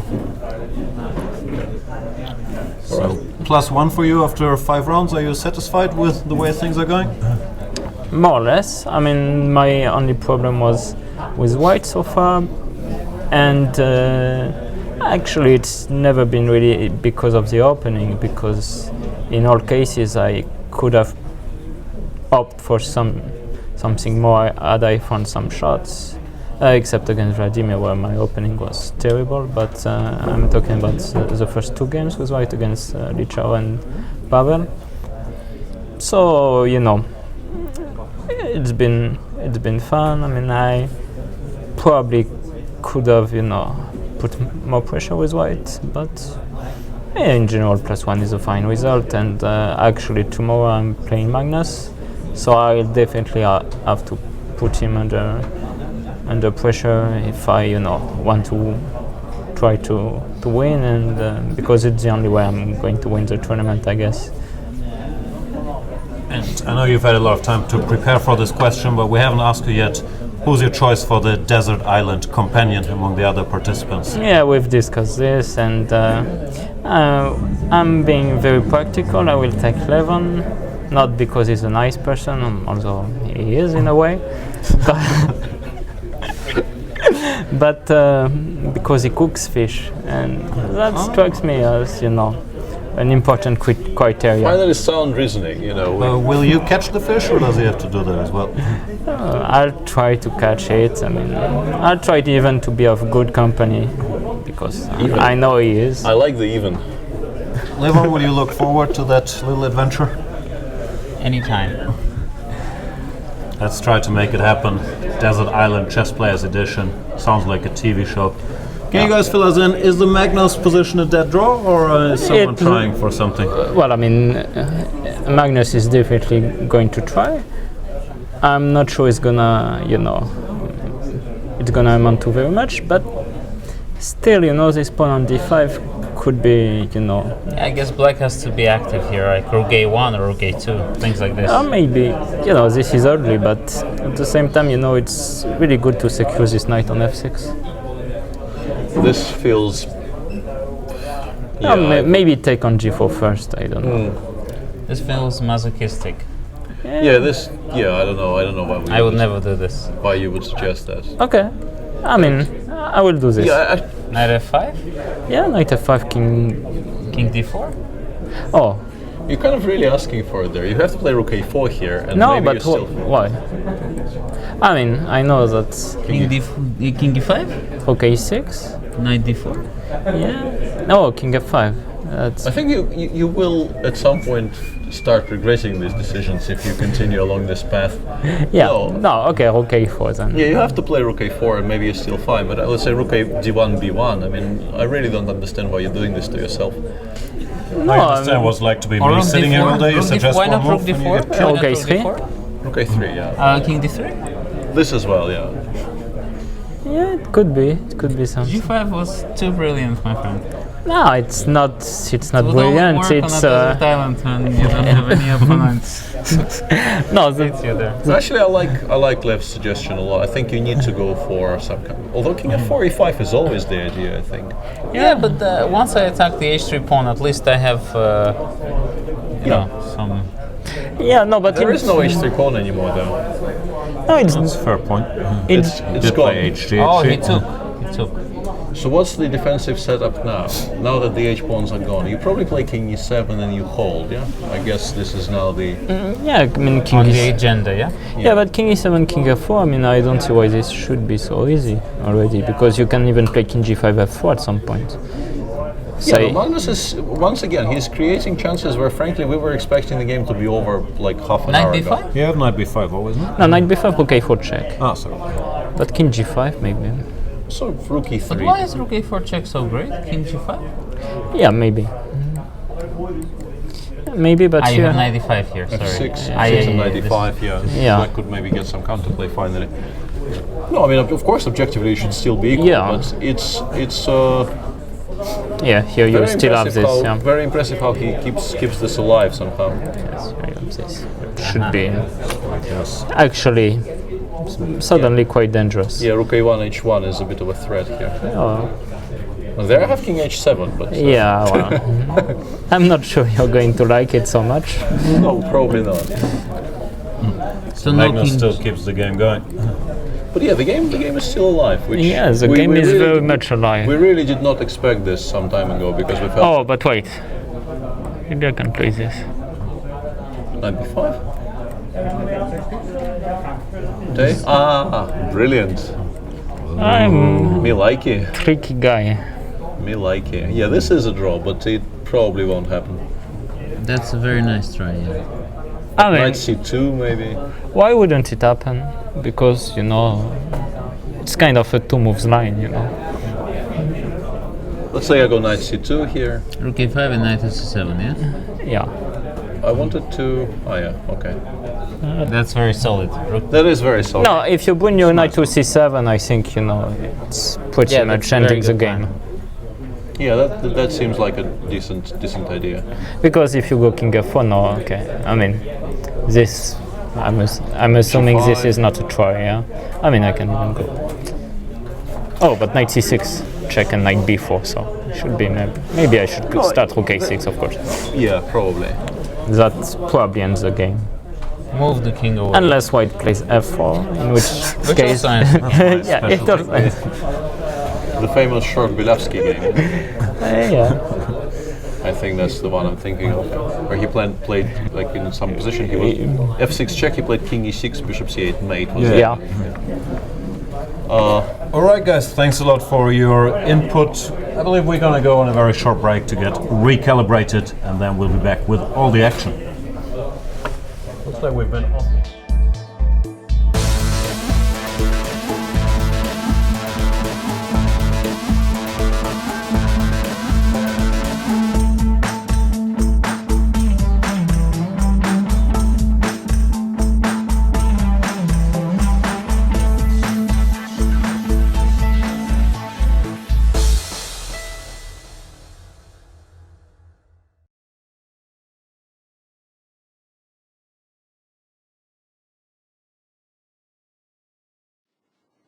But maybe white has here a very important move. A4. What is the idea of A4? Now we see that the queen cannot go back to D7, but the queen can actually take the pawn on A4. What's the idea? Because B3, queen goes to B5, and he has no problems. But now, as the queen is on C file, which means that after some time rook E2 or rook exchange on E file is not possible because of queen C8, white has a brilliant idea with rook E4. So why rook E4? Why it's so brilliant? First of all, rook E4 is not possible because of queen C8 and mate.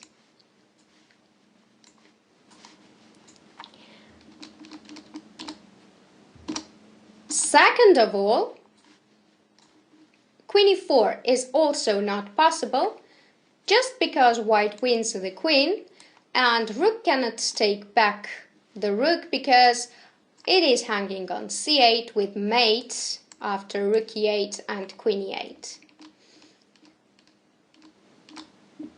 But what if black goes queen B5 just as it happened in game?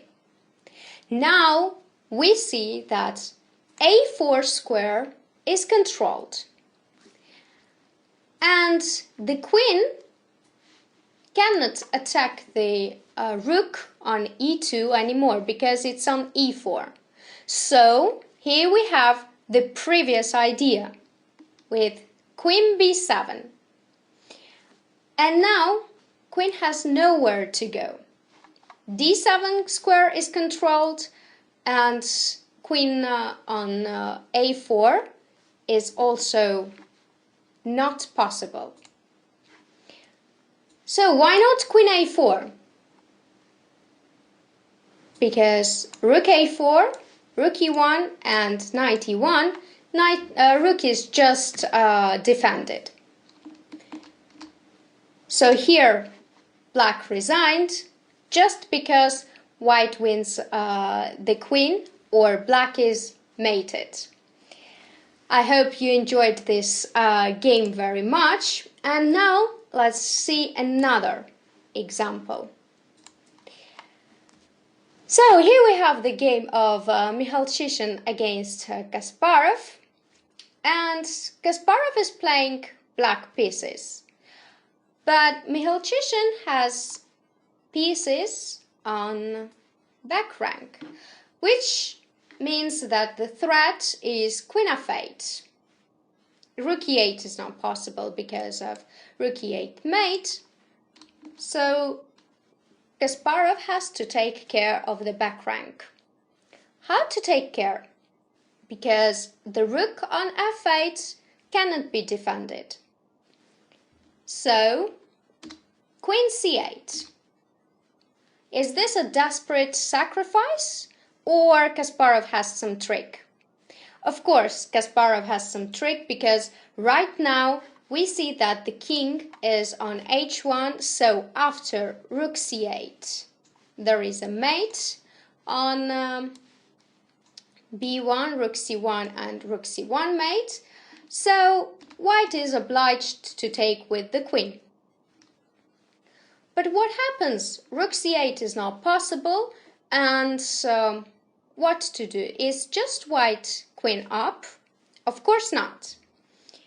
Now the rook is overloaded defending the b1 square and the queen on c8.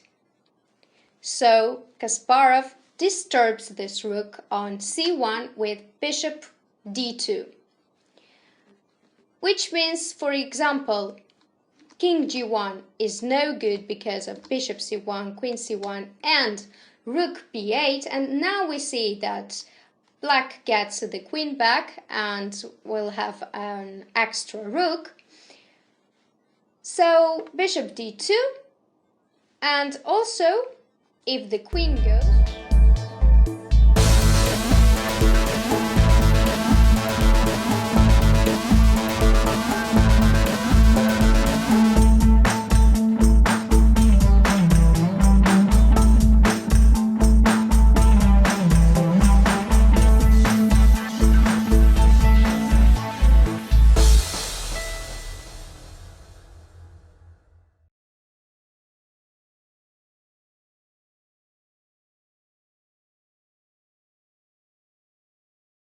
Welcome back to the time travel phase of round number 5 of the Altibox Norway Chess Tournament, where the big news is the world champion Magnus Carlsen might be managing to put a bit of pressure out of the position we thought was dead equal earlier on. Anish Giri, a move 39, has just played knight to d7, and Peter, can white win a pawn here? Well, I'm not sure. It seems like knight c2 creates definite problems for black, and the difference compared... What about knight b5 for starters? Knight b5, I think the idea is to go rook b3, and after rook d5, knight b6. It's a bit awkward for white to keep all of his things under control. So this, and Magnus actually has played knight b5, which is a bit surprising, because he normally is not the one to miss, small details like this. And knight c2 instead. Was he in time travel of some sort? There was move 40, but... A little bit. It's the last move before the control. Let me check. Yeah, it's curious to see how much time he had there, because knight c2 I think was seriously stronger than knight b5. And... yeah, he had...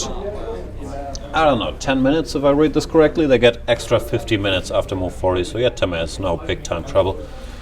Yeah, he should have. I think he should have considered this a little bit more carefully, because knight c2 would create serious issues for black, or at least so it would appear. With the plan of playing the king to g4 and then putting a lot of pressure on the g5 pawn without taking it straight away. But maybe Giri just wants to sit and wait. No, rook a5, this line knight b4, knight b6, king d4, f6, and how do you make progress? I don't know, but it's incredibly passive. Let's say I go f5, rook e3, rook e6. How do you actually stop this? Let's say you play king f7, I'll start with rook e3. Yeah. The thing is, chances. the rook on a5 is kind of stuck because you can't allow king c5. And Yeah, unless you go for some desperate counter player on a rook Yeah, a1, and king c5, therefore- knight c4, that's risky. yeah, and also like you can do that, but after rook e2, Yeah, now hit some pawn. Yeah. rook a5 check actually. No, but then king c6, right? And the pawn actually does fall. No, I think knight c2 would have been a bit of an unpleasant surprise for for Anish. And the difference between knight d7 and knight e8, which was advocated by MVL 10 minutes ago in our studio, is that after knight c2 here, after knight d7, the king on d4 can't really be challenged. Whereas if you transfer the knight over to c7, there are checks from b5 in some positions, there are checks from e6. Yeah. It's much easier for black to handle this. So a bit of a miss from, I think, from the world champion on move 40. Move 40 is obviously a very tricky situation because you feel like you don't have much time. But I'm a bit surprised. On 10 minutes, he really, especially because Anish has taken something like 15 minutes on that decision. So knight d7 should not be a one-move blunder. It's something Anish thought carefully about. So I think it was a bit of a knee-jerk reaction to play knight b5 straight away. And now Magnus is thinking, but I don't think there's a way back. Maybe he's going to go back and hope that Anish repeats, but Anish can put his rook somewhere else. Yeah, I think the rook goes to b6 or somewhere, and I mean, I don't think you can get this position back. Well, maybe it shouldn't go to b6 to keep that square rook b2, open. Rook b2, I think is better. Yeah, followed by knight b6 or something. And yeah, this is kind of the point. I don't think you're getting that chance again. Although it's still a bit awkward. Let's say what you're doing right now on the screen is still. I'm not convinced it's an easy draw. King d4 here. Game continues. Game very much continues, but I think after knight c2 you could even sort of claim an objective advantage, whereas here it's more of a moral advantage for white than anything. Yeah, looks like Anish Giri should survive now, not without a scare. So let's briefly look at the other games. Tons of developments in Harry, Li Chao, but we've been operating on the assumption that Harry's been winning for a while now, right? And I think right now it's a very, very safe assumption. He's a full piece up, and I expect this game to be over. I think they probably just finished blitzing. Yeah, they just made the time control. Yeah, Li Chao will go have a drink of water and sort of reassess, and I think he'll resign because there's just nothing here. There is one check, but you can't even attack the light pieces there, and stuff begins falling.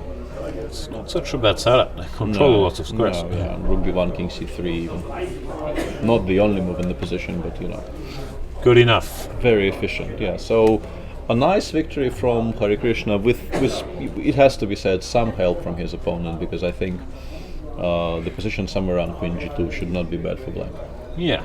MVL in the break suggested something which I forgot. We were discussing this actually on G5 air. king h6 idea. Even after rook f7, sorry. even the way he played it, after knight f2 playing g5 here, and after knight d3 not going knight f8 but playing king h6 for now, trying to secure the g file, trying to create maybe even rook g7 next move, to really make sure f4 will be met by g takes f4, and only after all that you play knight gf8. But here white could maybe go rook b1 and Yeah, start. maybe you change tracks, no? Yeah, you start hinting that there's king queen side as well on the board. But I mean, this is unclear. This is I don't really know who's better. You could play a5, for instance, here, and point out to white that if you want to open the b file, you should open the a file as well, and then the rook on a8 joins the play. So yeah, this was interesting and very, very playable for black. But after allowing f4, e5, I think Li Chao was in a great deal of trouble.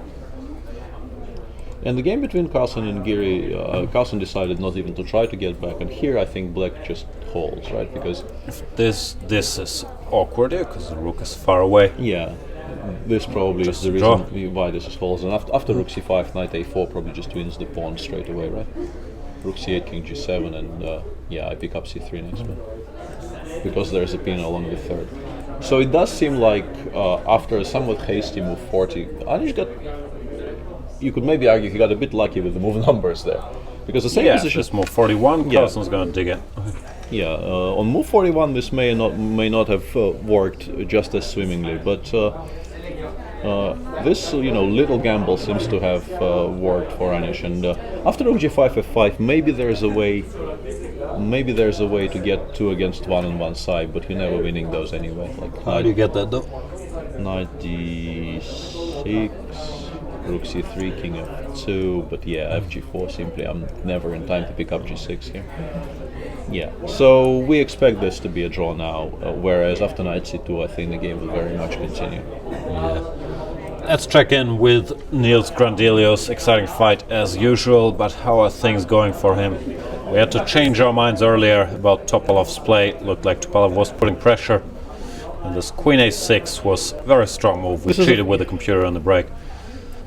Yeah, the point being that you cannot successfully defend both the b5 pawn and the g7 pawn against a very direct threat of f4 or 5.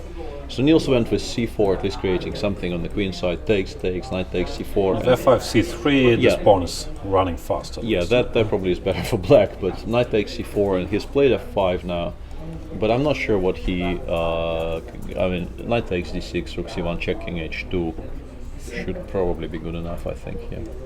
There's always a nasty fork on f6 if fe, you knight get takes too ambitious. c4, and yeah, white is 2 pawns up here, and maybe queen f5 then, after queen yeah, in this position. This is a bit awkward. Knight g5, queen d5, at least it's only 1 pawn. Is there anything cleaner? Let's look for something here, although here maybe queen a7 or something. Feels like there should be some forced win here. There was also queen b1, which I didn't want to mention because I thought queen takes d5 was fine, but This is hard to defend, queen right? d7 I can play, but yeah, queen a2 check probably wins on the spot, right? Yeah. Yeah, that would be an issue. And in the meantime, we won't return to that game, but Li Chao did resign, so our estimation was correct. Yeah. Sure, one or both of the players will be joining us shortly, so let's use the remaining time to check the other games. Here we have the feeling Topalov has to be winning. Yeah. I'm not sure if knight d6 is forced, but it looks good enough. There's also... I thought maybe e5 was Yeah, strong. that's what I was wondering. Takes. Knight takes now, rook c1, king h2, and if queen d5, queen a7 once again. And the pawn on g7 actually... Hard to protect that Here dude. it actually is impossible, I think. This wins on this queen f7 is a bit of a problem here for black, and whatever. What's the cutest? Well, okay, any move wins. Pretty much, yeah, there's... I'll find a way to bungle it. Probably not bungling it just yet. No, that's fine. Queen e8 check. I want something like this. You really want to give me a move to think about things, yeah? Because queen e8 was sort of made with checks. And I understand, but... yeah, this is very nice geometrically and also seems to work perfectly fine. So, yeah, this is checkmate. Good enough. Good enough. So, yeah, Veselin is better and probably has some kind of a forced way to make sure he wins. Kramnik Ulyanov is about, I think, to end in a perpetual. This is the current position, and they already repeated twice with rook f6, rook f5. There doesn't seem to be any way for white to make any progress here. Bishop c7, rook a2 is once again, you're not playing for a win there. Yeah. So this should be a draw. Yeah, good defensive effort by Ulyanov. Like, you could argue if g5 was the most precise move, but it's the most surprising move, and it seemed to work, so kudos to him. Also, Yeah, this earlier rook e8, d5 sequence was very interesting.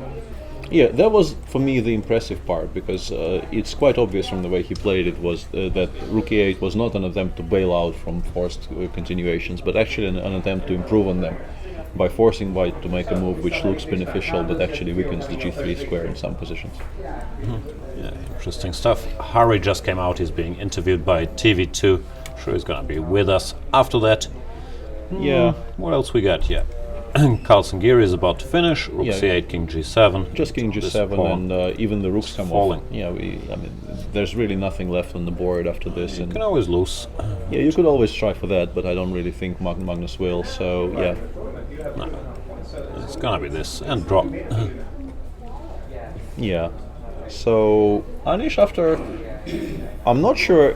It will be interesting to see what they say because they possibly have somewhat different opinions on just how dangerous Anish's position was at some point. But We'll be curious to see what his assessment was and whether he thought he was worse at any point. It did seem like he played himself into a slight problem. Yeah, probably he thought the fight was over really, and then all of a sudden he had to start paying attention again.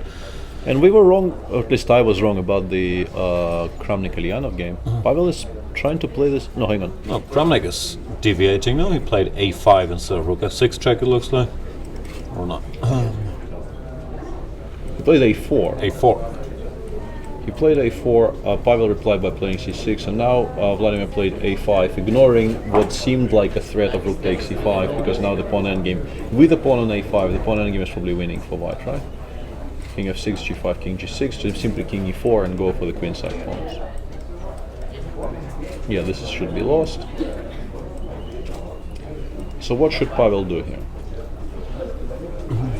Don't ask me. Play... No, that actually gives white a chance. I would maybe play b5 here, to be honest. Yeah, that's why I was running. Do you have to allow this a5 stuff?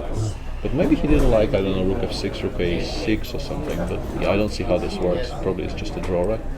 Take on e5, go ba and rook e3 check, yeah. This is a draw. Not very much left there. Rook e3 immediately. Maybe even the immediate check is also fine, yeah, but I would... Well, let's play b5 now. Yeah, as I thought he might, because now rook takes Knowing the e4. threat. Yeah, this definitely becomes a threat again here, and a b6, bishop b6 should be very close to completely equal, I guess, yeah. Hard to believe there's much. Let's see if Harry and Li Chao will join us. You guys coming? Let's take a moment to reset up.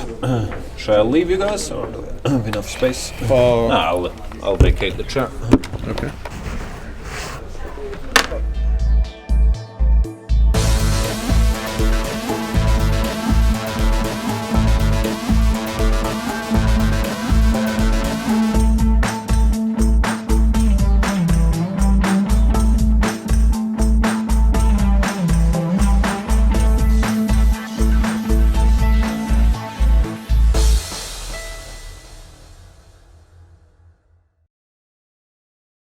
Welcome back, and we have a new press conference. Pintal Harikrishna and Li Chao join us, and you won a seemingly nice game today, Pintal. What did you think about the opening? E5 is novelty for me, so my preparation ended after E5. So, okay, here he found a nice idea, I think, and for a long time I was considering moves like H4, and okay. It's interesting, but I wasn't sure. Yeah, this is curious, but At G5, and I don't know. I mean, it's very messy because I mean, if suddenly F5 and knight D7, knight F6 comes, black can just be better here. Sure. So I don't know. So I decided to play just bishop E3. May I play F5 now? Here? I don't know. If I wanted to take this, Yes, take. this, and I don't know, some Yeah, maybe F4 and bishop F6. I'm not sure about this. H4? Yeah, and king H8, rook G8. But this is probably... Yeah, okay, I mean, I'm not winning.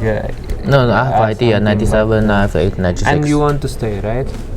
I mean, you want to take H4 pawn, or Maybe. just to stay? I mean, bishop H3 and then 92 Okay, it's a long game. Yeah, it's a long game. Yeah, I mean, but yeah. I believe black is okay. Yeah. But I think in the game also you were fine. Yeah, I think yeah, you of were course. fine in the game, yes. But when I play H4, maybe I just want to close here, and Yes, so that's why yes, I'm not yes. sure. No, I think it's a nice idea. And after here, okay, Queen G5 is. I mean, if I take this, it's. I think black is even better at some point. Very possibly. Yeah. Yeah. So I had to play knight B5 and Queen E7, G5.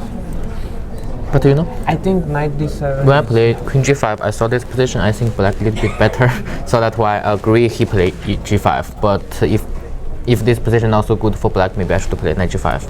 Yeah, I yeah. like knight G5 here actually, instead of I mean, Maybe okay, queen I have f2. some queen Yes. f2 and some tricks, but But okay, if I king want, yeah, g7, rook I h8. think If I want, yeah. yeah, this is probably Draw. fine. Yeah. Yeah. I mean, okay, I probably will push some things like Knight this, f6? but G7. Maybe Oh, queen that's f6. no. Queen f6.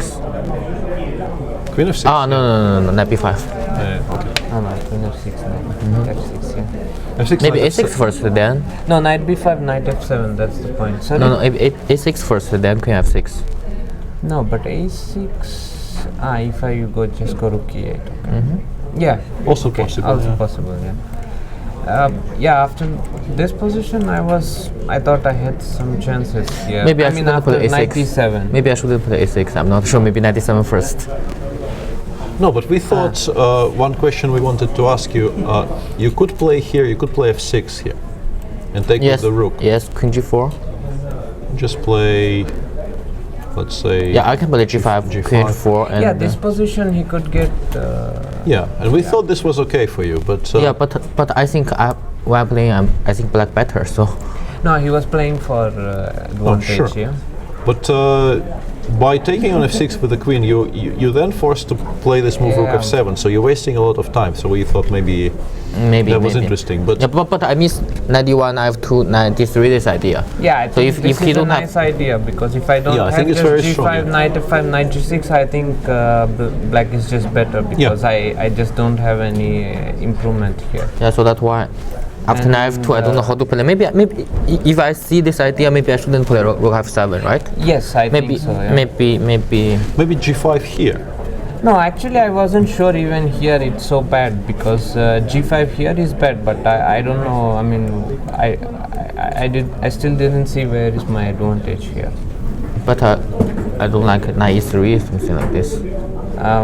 Okay, but after that, knight g6. Yeah. No, and also this was pointed out, I think, by Maxim. If you play g5 here, I will take. Sorry, f4, knight knight f3, yes. 3, I think. Black is okay? He's playing his game or my game? No, What do you mean, knight g6? no. If the knight gets to Bishop g6, e2, bishop e2. where? Now. Pointed out by Maxim, was it? Yeah, let's say knight g6. But you consolidated here. No, I saw something like knight Maybe 4 and queen E5, f3, maybe so that's E5, why. Maybe e5. No. I mean not here, but knight d3. You want to go here? Yeah. Yes, this, and this. Sure, but no, hang on. Maybe this is the wrong position. Yeah, this is the wrong position. We should maybe start with it here. Yeah. This is how you do it. Okay, knight d3. King h6. I play knight f8, right? Yeah. Yeah. Bishop e2. F3, f4, and queen f3. This is interesting. So if we go knight f8, No, maybe f4 first. I'm not sure. no, f4 will No, take with the for g first you pawn. will G- play G- knight e5. Also knight e5 is there. No, but knight f8, f4 we Yes. take with the pawn. Queen f3. I see this. This is Knight g6, queen h5, knight f3, and I don't know how to. yeah. This is very nice. We missed that. But if in this position I take e4. with this pawn anyway. Yeah, then Yeah. he wants to go queen e5. Yeah? e5 first, yes. F5, Knight knight e4. No, I don't like this This position. is dangerous. But maybe it's still better than the game. I don't know. No, but knight e5 is coming. No, maybe f3. Oh yeah, I see this position. f3, knight f6, and fg take, and knight 7. And after that, But maybe this I is can not play so, bishop this h3. is not so clear. There's I can play bishop bishop h3. h3. No, but also just take on h7 first. No, also I mean bishop h3 is coming, but maybe after knight e4, f3. You can make some move. Okay, yeah, I can queen. just move the queen, no? But then queen g6 maybe, and everything is hanging. And the bishop f3. No. Queen g6, knight e5 is there. Yeah, that's true. No, I mean let's say if I go queen f2. Queen f5 though. Queen f5, knight d6. Knight So d6. I have no squares. No. I mean, also sometimes knight g5 could be annoying if you go to g7 or somewhere. So, and okay, I see queen d8, but then knight e5. Yeah, And okay, there's too many things are hanging here. Of course, if possible, I want to play king h6 this idea, but I saw bishop e2 f4 and I don't know how to stop it. But maybe I have some chance to play queen g6 first. I mean, Now? No. After here? After no. Well, Here queen g6. Yeah? no. Yeah, here. Maybe don't play this one. This, and I can do this and. This also looks very scary. I don't know, knight f3 Yes. maybe. Take Knight g5. one knight g5. Knight g5 was my idea, yeah. But maybe you can play queen f6 back actually in this position. I don't believe the position is okay for black. Maybe knight 4 and then queen f3. Knight h4, knight e5. But yeah, we're getting carried away. And Yeah. in the game, yeah, it looks like if you go b5, g5, it's just too strong. Yeah, the No, maybe No, should but he could maybe go here. I think. I If should wait him. I wasn't sure. No, maybe here. why don't play bishop d7 first? Sorry? Bishop d7 first. Yeah, also bishop d7. Yes. Yes. You want to push yes, now? also this. Here I will push. Wow, if I know you will push, maybe I will play bishop d7. Okay. I will think and push, yeah. I will And not e5, push. d take, and f3. Queen h2, I guess. Queen h2. Queen i5. Queen e5. No. Queen f5, knight d6. Oh, sorry. Yeah, it's probably still very dangerous. For you. Yeah. Because queen e7, I have d6 and some knight dc5. It's unpleasant. So maybe the bc take then. No, but I think this is good. Okay. Then what you did in the game, because And here, if you play f4 anyway, no, with my knight on d2, this f4 e5 is very strong because I get knight to Yeah, but for now maybe you can play f4, Okay, take. e5, Okay, take. knight c e5. yeah, but this is not c4. so clear. Yeah. No, I think it's not at all clear. No, maybe. C4 is coming. I mean, even maybe here I could go c4, yeah? Yeah, this Look is like a more very simple. important This move. Yeah. is good. No, it wasn't so easy to break here after bishop d7, and I was thinking this move for a long time. Maybe computer finds something, but at least it wasn't clear to me here. Yeah, because afterwards, I think it's After very, very dangerous. Yeah, I miss queen h2. That's why. I think sure. But this is my only chance. I mean, Yes, okay. Here knight. How about rook e7? I mean, queen do- f3 no, and, I mean, okay. This check, yeah, because Yeah. my rook is hanging. I can't do queen d2, and then bc4 c3 is coming. Yeah. Sorry, what? may I play rook e7? I mean, don't play f3. Rook e7. This move. We didn't see that, but we thought that. No, I just take knight f4. King f6. Okay, you're playing with me. Yeah? Maybe it's not so bad after all.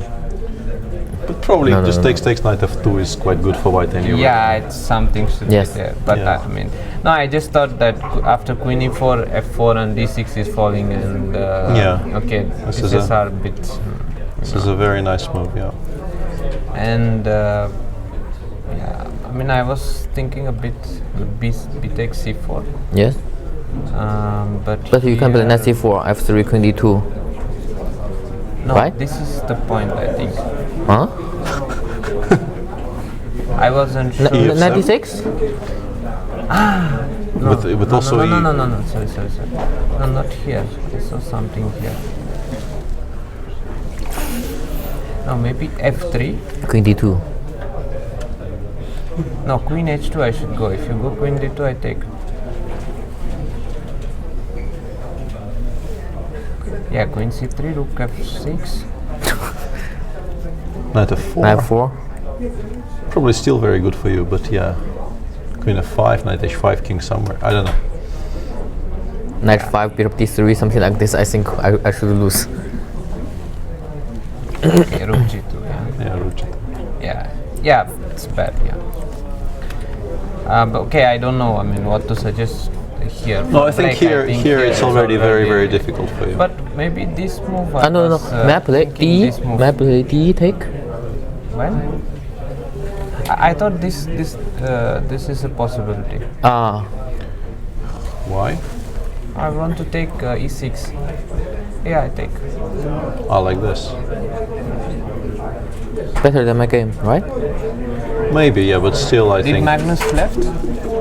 Did Magnus left or are you alone? I don't know, but I think I have to do this. So wait. Okay. Sure. So we'll finish quick. Yeah, this maybe was stronger than what you played, but Yeah. still quite unpleasant. So generally, feeling better? I mean, I understand today is not a good day, but Yeah, but my head it's better. is better, of course, better. Good, Yeah. good, and a good day for you. Yeah, your club won the Bundesliga as well. So Thank you. yeah, it's After a long time. after a while. Yeah, it's been a while, but yeah, it's So you won like 10 years in a row? we won a few years in a row. Yeah, but this year your club triumphed. So congratulations. Yeah, and there's a number of Zonningen players in here who are very happy today, and we'll speak to more of them in a second. Sure. So congratulations on your victory and on Zonningen winning the title. And It's okay. thanks for coming in. Okay, thanks.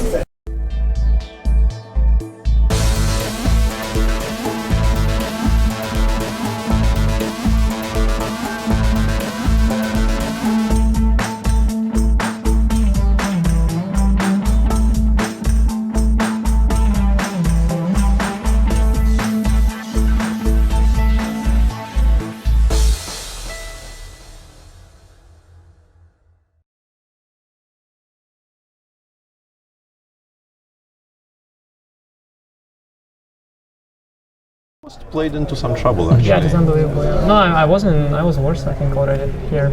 So Anish, Magnus Carlsen just left angrily because he felt he missed a good chance of move 40. Do you agree with that? There was some That's knight true. c2 before we get into the Yeah, details but earlier. I think it was a very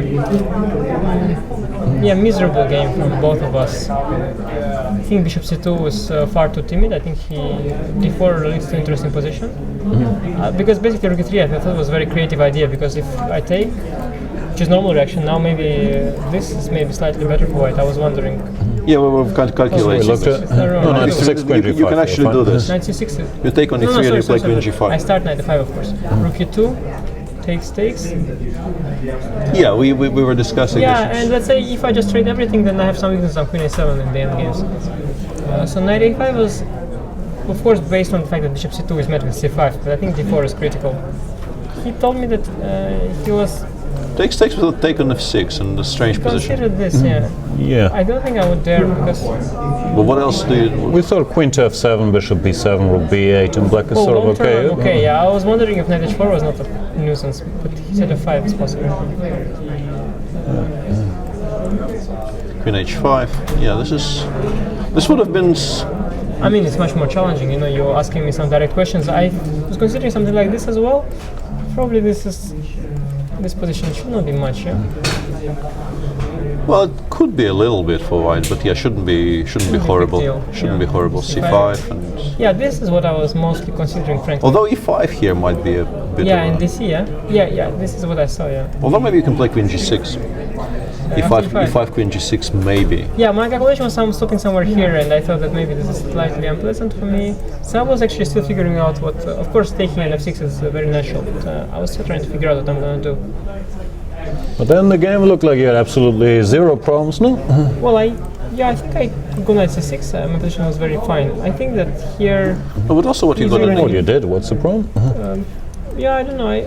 Yeah, not a big deal, but I thought still he could pose me some more problems somewhere. We couldn't really see how he makes any progress whatsoever here. To be Yeah, the honest. thing is that my original intention was bishop b7, the idea to just play against this bad knight, but then suddenly knight h4 is there, Yeah. and suddenly there is attack, Yeah. which is still to be checked because there is queen c3 coming. But I felt that I lost a lot of time with this. I thought knight 6 was even better, where I'm probably extremely comfortable. But yeah, of course, the way he played, I mean, he's not putting any pressure on me at all. Yeah. No, but He just tried to make a draw at some point. we honestly thought that you were just completely fine. To be honest, I don't think. No, I mean here, yeah, but I think that. No, I even think earlier. that from here till here, maybe there was some moment where he could keep position more interesting. Because wherever we looked at, like d5 instead of bishop takes e6, only white was getting in trouble somehow. D5 is not very convincing. Yeah, yeah. The thing is that knight h4 never really works because rook g3 is always met with knight h5. Yeah. But yeah, I was not so sure. Let me see. Yeah, maybe I'm just completely fine. Yeah. But I was. That's what we thought He has a anyway. bit of space. I don't know. I was. At least I thought that what he played is extremely harmless. Here, but it was interesting to me to take with the knight. Is it all? Really? Takes? I don't know. Rook takes. Yeah. Yeah. Let's say. Cheat. We didn't F3, consider this three. seriously somehow because. Yeah, I mean something like that. Yeah. Well, he has some compensation, or maybe rook f3 first. but Keeps yeah, the game it's sharper. very, very difficult to believe this It's will, hard to believe. Yeah. will work. Yeah. Well, here he's of course. Then where did you get into trouble? Because here we thought it was a handshake and like 3 yeah, moves. but the thing is, you cannot offer a draw, so I was just. Yeah, I mean, here I'm more than comfortable. Well, everywhere it's equal, but of course, f3. Okay, I can start with h5, g4. Well, I must say that it's a bit ridiculous for me to analyze the position because I just saw that it's a dead draw, which it is. Yeah, but it's not. it's a slightly more trivial pleasant draw for anymore. him, yeah, than it is for you. In sense that, yeah, there are some little pitfalls here. I was actually wondering here, what if I go g6? Trying to draw by force, but it's a bit of a dubious adventure. The idea of knight e3, I go rook a3 and d4. If takes. g7, g5, knight h5, h4 probably, Okay. knight f4. Yeah, could actually work, yeah. Followed by rook a3 and you pick up. Good, yeah. But then maybe rook e3, rook e7. Ah, yeah, rook e3 is, yeah, you can't do that. Yeah, the thing is Looks too risky. Well, it's, I gave up a pawn, so I thought it's not required. So you think I'm in trouble where? After No, you After knight d7, I think that knight was d7 one is maybe moment. not the best move in the position. Maybe knight e8 was actually slightly stronger. 98, there was something. Yeah, 98 was another candidate. Because I think c7 is simply a better square than b6. There was this a is kind trick, of the point. Yeah. knight b5, rook I b3, saw rook this, d5, yeah, knight no, c7. this is what I saw, but there was something bothering me here. No, it's not an immediate draw, but I think compared to what you did, this is slightly stronger because on c7 you have better squares for But this knight. something was bothering me here. Yeah, king e4, knight c7, king e5, rook a6. This is what we were looking at, and I think you're holding there. Yeah, that was my original intention, but I must say that there was some knight c2 in that. Rook a5. Yeah, this I get a better version of the Yeah, it's just a much improved version of what you could have yeah, but gotten I in a think game. that somehow something was bothering me, but probably yeah, knight c2, rook a5. Knight b4. I missed this this move order because if he goes king d4 first, then I'm fine. But here, And now king d4. Yeah, this is annoying. This is actually objectively annoying, surprisingly. I mean, 3 against 3, but it's... We looked at some f6, king f7, and I don't think you should lose, but you're kind of passive. Yeah, maybe king e8, king d7 can be made to work, but, you know, maybe king e5 is a move to make. yeah. So suddenly, I mean, this is not a dead draw anymore. We don't know how much this is, but this is not a dead draw anymore. Yeah, it's very unpleasant. So were you happy when he played knight b5? Had you seen this as just a draw, or was it some time trouble? Yeah, it was not time trouble. No, How much time did you have at this point? I saw king d4 here, when I have king e7, and then I go knight f8, knight e6 at some point. So I saw this position, and knight f8, Ah, knight and e6 here you're to on fall. time. Yeah. And I somehow forgot that he can start with this. I cannot do something active, yeah, like rook c5, knight d5, knight e5. Yeah, that's dubious, yeah. c5, king d4 maybe? Yeah, it's very... Yeah, king d4 is probably even stronger. yeah, Yeah. it's- No, this would not have been much fun, to be honest. yeah, I mean, it's absurd, yeah. Okay, but I mean, this move, like, king f8, Well, somewhere here it should just be a draw, of no, course. it is. I mean, it's not like I was trying to make a draw. I was just trying to get the game over with, and yeah, h5 perhaps. It's probably, yeah, f3 anyway, I guess. Yeah. Yeah, I mean, he still keeps it alive somehow here, and you will have to. Which is a funny thing, yeah. Because I didn't. So it might be that I shouldn't trade queens, yeah. You can, yeah, you're not forced to. Yeah. Yeah, it's funny because I mean I thought anything is equal. Anywhere anything is. No, it is completely equal, of course, this position. But yeah. Yeah, actually, Yeah, maybe with the queens it queens on it would have been easy. With the Sofia rule, because you were just expecting to to shake hands and then you run into some little bit of trouble. But I still think would have managed to get myself together, and the position is still within the limits. Yeah, it's not lost. Yeah, but suffering. it's alive at least. And after knight b5 is an immediate draw. Speaking of alive, your streak against Magnus remains alive. Is that important to you? Or, of course, it's nice not to lose, but in general, the result? Or how much does it matter to you? No, it's just a matter of we play like 6 games a year. After 10 years, we're gonna have played 60 games. One of them I'm gonna lose. So it's not. Maybe not, yeah. Maybe then you can publish your 60 memorable draws and your 1 win against Magnus. Yeah. Well, if I tried to make a draw so desperately, I would have probably lost to Magnus by now. No, of course. Because he probably also did, and probably didn't manage. So it's not so easy. But yeah, I would like to put some pressure on him someday. Funny thing is that in our recent white games, when I was white, all of them ended in quick draws. There was one moment always where he is close to lost in each of these games. So he managed to bluff me away somehow in the opening phase. But so it's a pity I didn't manage to pose any problems there. But yeah, I must say I was in bigger trouble against him than this, and it's of course. Last year was a bit more trouble. Yeah, many games when I was lost against him. So he's managed to outplay me a few times, but he hasn't managed to win a game yet. Else, how are things going? You're not too satisfied with your score, I'm guessing? No, I'm okay. 50% is that's how I roll. No, but I was of course playing for +2. I was there on the second round. It was maybe wise in hindsight to take less risks there, but that's only in hindsight because I think I was winning objectively in the opening there. Do you analyze this rook g8, g5 stuff? It's good for white. Yeah? I analyzed it afterwards. Then the idea is that I can sack on e6 at some point there. Which is a very surprising idea, that you sack on a6, then you go rook h7, and there bishop h5 doesn't work. So yeah, that was an interesting game, which unfortunately I lost. I mean, I don't have to win a game like this, but to lose it in one move is a big pity. But other than that, well, a lot of missed opportunities. Also today was quite unsatisfied with the way the game went, and also against Levon, I didn't manage to get a game. So yeah, but so you have a feeling of something wrong? Are you still recovering from the candidates, or just small sample size? I don't need a lot of time to recover. Usually, I'm ready to play every day. But I think I still a lot of games ahead, and I'm sure if I'll get my game together, I can pull ahead. All right, then best of luck for the remaining rounds. And yeah. By the way, do you know if press conferences are obligatory here? I'm not sure. I haven't read the contract. Have you? No, I don't know, but sometimes they are. I'm just wondering. I honestly don't know. I'm assuming you guys got some contract where it's stated it, but they never tell us anything. Okay. Yeah. Thanks, Anish. It's a pleasure for me to be here anyway. Thanks a lot.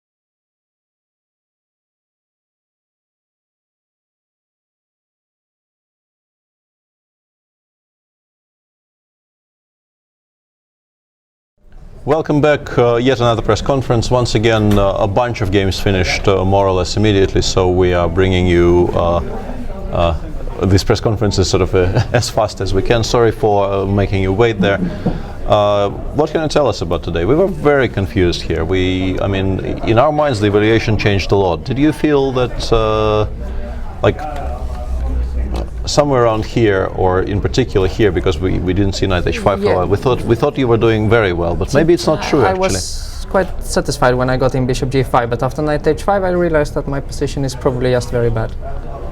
I mean, I simply don't have any constructive moves as far as I could see. Did you feel you needed to play so slowly here, Vesselin? We thought you should just go for something concrete on the king side, but you played. Actually, I thought that it was good to play f4 only if the knight is on e5 and to win tempi. But well, I don't know. Somehow I like this position for white. You know that it's a Benoni kind of structure, but too many pieces, and I believe white is a bit better. And of course, I have space, and also these pawns sometimes they're really weak. In fact, I could play b3, and I believe that black cannot really. It's not a good idea to take. This is my impression. Maybe, yeah. But somehow, yeah, I thought that the opening of a file is good for white, because I try to provoke. I mean, I'm attacking the pawn b5, but again, for example, here bishop d3, probably it was better to. I thought this was rook b8. So bishop f1, I thought maybe it was better to play here some move like c4, but of course it's not a move you want to do. I was thinking about f4 is always queen h4, and then it's not. There's not any particular idea for black. I think still white should be better, because in fact these squares are. Yeah, they're helpful. I mean, I don't really have a plan, I feel. No, maybe I play queen 8, knight h5 and f4. No, but of course it's a complex position. But what I believe is that here white is already much better. No, what we thought after we realized how strong knight h5 was that maybe black should do this. Yes. But what is the idea? And now you go back. Yeah. And you force white at least to play g3, which might be useful later. f4, queen d8, and then you play knight f6. But what if I just go a7? rook g3, if I just go rook g3, what's wrong? I thought like. But then any more, rook a5, for example. Bishop d7. Bishop d7. I have some moves Maybe, as black here, and but what about g3 followed by rook a7? I mean, what? I don't know. Let's start with queen d8 to make sure we have. You just take away the g3 square, because in the game the rook on g3 was incredibly unpleasant later. So at least you do this. It is possible. Yeah, but again, okay. I mean, rook a7 followed by queen a1. It's still very unpleasant, no? Yeah, to provoke f6. I mean, white should still be better, but it's true that. It's much better. Compared to the game, it was better. Yeah, because this position is already incredibly unpleasant for you. We felt. Just very bad. Very bad. I think. Because you're not in time to play knight f6. Yeah, that's the problem. And of course, okay, here of course it should be very close to winning. Yeah, I agree. But I don't think I played very good. Well, this bishop g4 of course is good, but what I guess I should just take and play knight f5 and just collect the pawn. Problem. I mean, with my knights on f8 and g6, it should be almost over. Good. But again, basically over. We were discussing in the opening that I thought that here, knight f1, this was a possibility. Yeah, this is what we thought. And d5. This was what I thought during the game was critical. Bishop g5 maybe. Yeah, but bishop g5, just h6, I thought. Yeah, this is what we were trying to calculate. It's a messy position, but we couldn't refute it. Yeah, and of course here, if I just go knight e5, then knight e4, and maybe I can move the knight, and then it could be a bit better because the bishop on b7 is not so good. But I don't think it's very solid still. Because the knight is strong. But of course, it's still. I mean, I can play something like this, and with it is to take a knight g5. And take a knight g5, yeah. So okay, it's strange position, but I have the feeling black should be fine. Let's say even h6 is a possibility. Yeah. So No, I wanted to try this Benoni kind of position because I thought that in general I've gained some tempos with my knights. I mean, it's on g6 already. Yeah, well, this is what we were discussing. Compared to this But line, maybe simply the tempos doesn't matter too much and No, white I is still a bit remember, better. That's- like 1995, I was a commentator of the final game of the match. Well, it was not a final game, but one of the games, Anand was playing Kamsky in Gran Canaria. And then also it looked like Kamsky had a Benoni type of position, and it looked like normal, but suddenly it happened. It was more or less the same when they opened the A file, and he just got completely outplayed, and it looked completely normal what he was doing. It's kind of like not playing f4. It doesn't give me this hook to play for. I mean, Yes. Exactly. that's then suddenly it's very difficult to create a lot of play. Yeah, I thought maybe. I mean, maybe it's very risky, of course, but maybe I can try to play something like this. I thought and get one knight on d3. Like next comes knight e5 and knight d3. No, first of all, But I mean, it's still he has more squares like d4 square and f5 and no, but first time attacking. It's true that first time attacking the pawn, so you have to. yeah, bishop d7. Yeah, but then I can also play f4. Maybe f4 already, yeah. for example, or yeah. Yeah, still, I mean, this square on d3, it's not enough. I mean, Yeah. Also, concretely, I mean, if we talk about this position, you could just be yeah, this is know, another story. And bishop that's b7. also- I mean, it's not.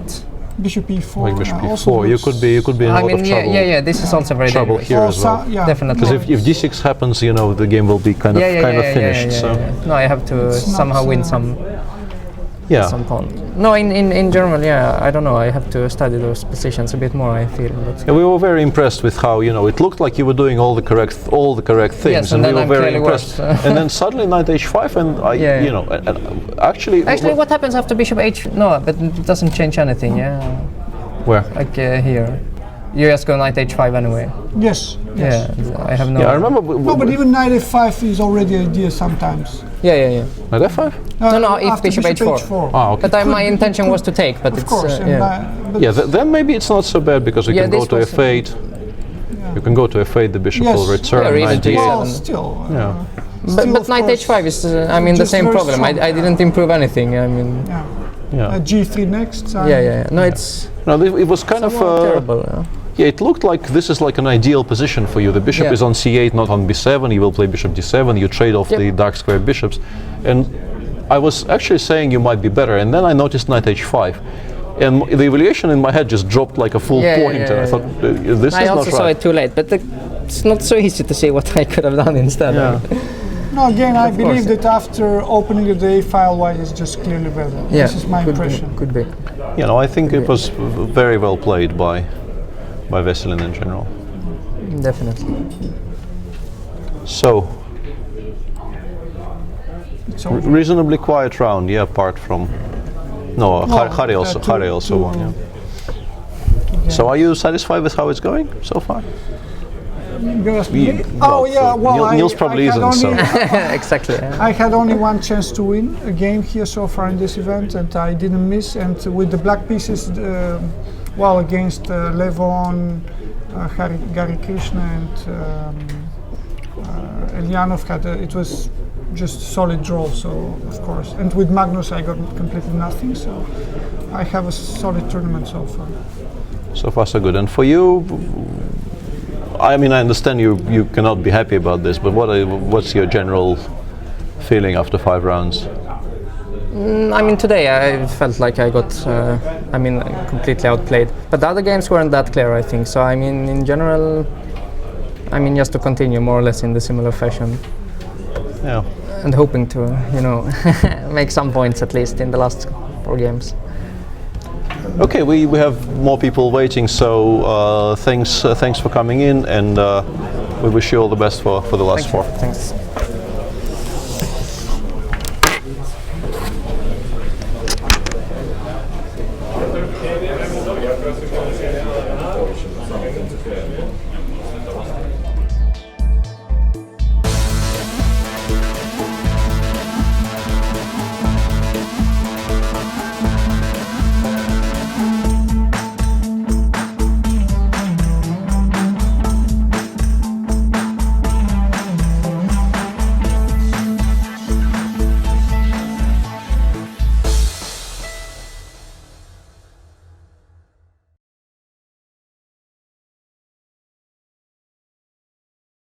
Welcome back. If I haven't lost count, our final press conference of the day, the game between Vladimir Kramnik and Pavel Yanov ended in a draw, but still there were some exciting moments in there. And it was very interesting, lots of calculation. Yeah, very, very sharp game from a very quiet, generally opening. So tell us your impressions. Well, okay, I played a very strong first move because I put my opponent into almost 10 minutes sink, so I understood that the move is really strong, probably. Okay, so we played a lot of nuances in this position with some move orders. One thing I wanted to ask, we discussed it with Jan, and I thought I must ask, why not knight a5 here? You mean after knight f1? Yeah. No, but before I don't think it's completely equal, yeah. Maybe not so comfortable. Knight c4, bc. We were discussing this. Knight a5. Yeah, here I don't know. I don't have to hurry with cd, Bishop but let's a3. say cd, Yeah. cd and a4, for example, and then c4. I don't know if it's so. Might be a bit worse. Yeah, I mean, c4, rook b1, knight e3. No, I thought b5 more or less immediately, and. But b5 is a bit dangerous. Maybe I can take and d4, for instance. I don't know if maybe this pin somehow. Bishop b7. I don't know. It's concrete, but I was wondering. It's concrete, yeah. I mean, I don't know, or maybe just knight e3, rook b1. But yeah, of course, it was an option. But I'm not sure it completely equalizes. So. Bishop a7, bishop b3, okay, here. This is still fine, and Jan is a bigger specialist than me, and he said that he personally had the position after d4 on the board. It's all theory, and I don't know, yeah, apparently. I thought this is very critical, and of course d5 is critical move here, but I was not sure it fully equalizes after knight e5. Yeah, takes. d5, knight e4, okay, rook e4, rook e5, bishop f4 seems to work, everything, knight e4, takes, bishop f4. It was not so easy, and now... I had a game like this, takes and g5, h5. g5, h5, because I was thinking about takes, g5, e3, but then I was not completely sure. I think my game was h5. h5, h4, takes, bishop f4, and then e3, but I remember. Something like that, yeah? It was slightly worse probably before. Yeah, no, I was, okay, it was clear that there is a serious drawing chance here, but, okay, it can also turn badly, so I was not sure, I didn't analyze it, but rook e8 is a tricky move because now it's difficult for me to make a useful move. I mean, h3 is the most useful, but now d5 is already working. Because actually, it's also difficult for black to play here, it's difficult to find a useful move, because if queen d7, I thought maybe already bishop e3 works. I was not totally sure, but takes cd. I was starting to calculate it, knight e4, d5. And now there are some very tricky lines. Maybe knight d8 has to be played. I didn't see anything better than it's difficult to find a square for the knight. But now it's very tricky. I mean, let's say takes, and now it's such a bad coordination. I mean, let's say takes, and now I just want to go to e line, but it's not so easy because there is c5, dc knight c6, queen d6, still a bit better for white, but of course quite drawish. But maybe queen h4 something. I was not sure. Rook e1. It's such a bad knight on d8, and all pieces are so bad. Who knows? Maybe white can organize some, or queen f4. Maybe white can have a serious compensation here. So I was calculating this, but in any case, d5 is very critical. Yeah. So here I was hesitating between this a little better endgame. That's why I spent so much time, because I was not sure. Okay, where my advantage is. I mean, it's quite minimal in both cases, but okay, here it was also possible to play like this and king f1. Okay, the trap was, I saw that rook e8, then I have probably knight f5, rook e2, bishop e3, and this was a trap. But probably c6 is the move, and now... Can black play rook c5, previous move? Yeah, but it's quite bad, the rook on c5. I understand. It's possible, but I thought this rook is really quite... I mean, also maybe even bishop e3 and then d8. Rook d5, take and rook d1, maybe, rook d8. I mean, here, let's say knight f5, rook e6. I mean, it's a bit better for white, but I couldn't see exactly how to make progress. I mean, of course, there are some squares, tasty, but knight d6, bishop b8 for the moment. And okay, black wants knight d5. Okay, in ideal world, if I manage c4, b3, g4, but it's not easy. So I don't know. I was hesitating whether to go for this or to go for this. Yeah, takes, queen g4. But actually now we have different opinions with Pavel, because he thinks that queen f6 was very safe and equal almost, but actually I think it's quite unpleasant after bishop f4. rook e6, yeah, and rook ad1. This I was quite happy with this position. I mean, it's not much, but it's not so easy for black to play, in my opinion. I was more worried about g5 as Pavel played. Yeah. And queen e7, so we had a chat already, and this maybe move can be a bit unpleasant. Something like that. Bishop e3 takes, rook e8, rook d4, and it's no fun, this position, in my opinion. I mean, black is paralyzed, and you start to push slowly. I mean, this I was quite happy with it, at least. But g5, yeah, I mean, of course my intention was, when I was calculating all this, is to play rook takes e4, obviously, but okay, it just works by miracle for black. Rook e4, queen e4, queen f6, yeah, that's only move. Yeah. Okay, now this is, unfortunately, yeah, it's not enough. I mean, rook e1, but I cannot really organize attack, because bishop comes back, yeah. But of course, critical is queen takes b7, yeah, and that's what I thought was actually winning when I was going for this position. Because queen f2 I think is bad because of king h2, not king h1, rook 8, but king h2. I think this is not good. Okay, there is some rook b8, but it was not working. But the problem what I missed bishop is f2, yeah, bishop f2, king h1, rook e8, rook e8, rook f1, bishop g3, and bishop g3. Yeah, this is what I missed in when I was playing h3. White has queen f3 is probably draw. But it's not even clear if it's a draw. Yeah, I was thinking about because I mean it's because it's safe for white. No, it's not safe. Queen f3 takes. Yeah, that's why I was calculating. f6 and f4. f4, king h7. Take bishop h4. Yeah, this is I can lose my bishop. I mean, I also thought, okay, at least I make a draw, but you know, you still have to be careful because you just have no. Rook g1, rook g8, what? No, king g6 or something. Okay, you have some checks. I mean, but it's black who is playing for a win. Yeah, I mean, it's not white here. So okay, so then I just understood it's not really what I want. But king g6, rook g4. Yeah, king g6, rook g4. Maybe rook g8 is strong. Yeah.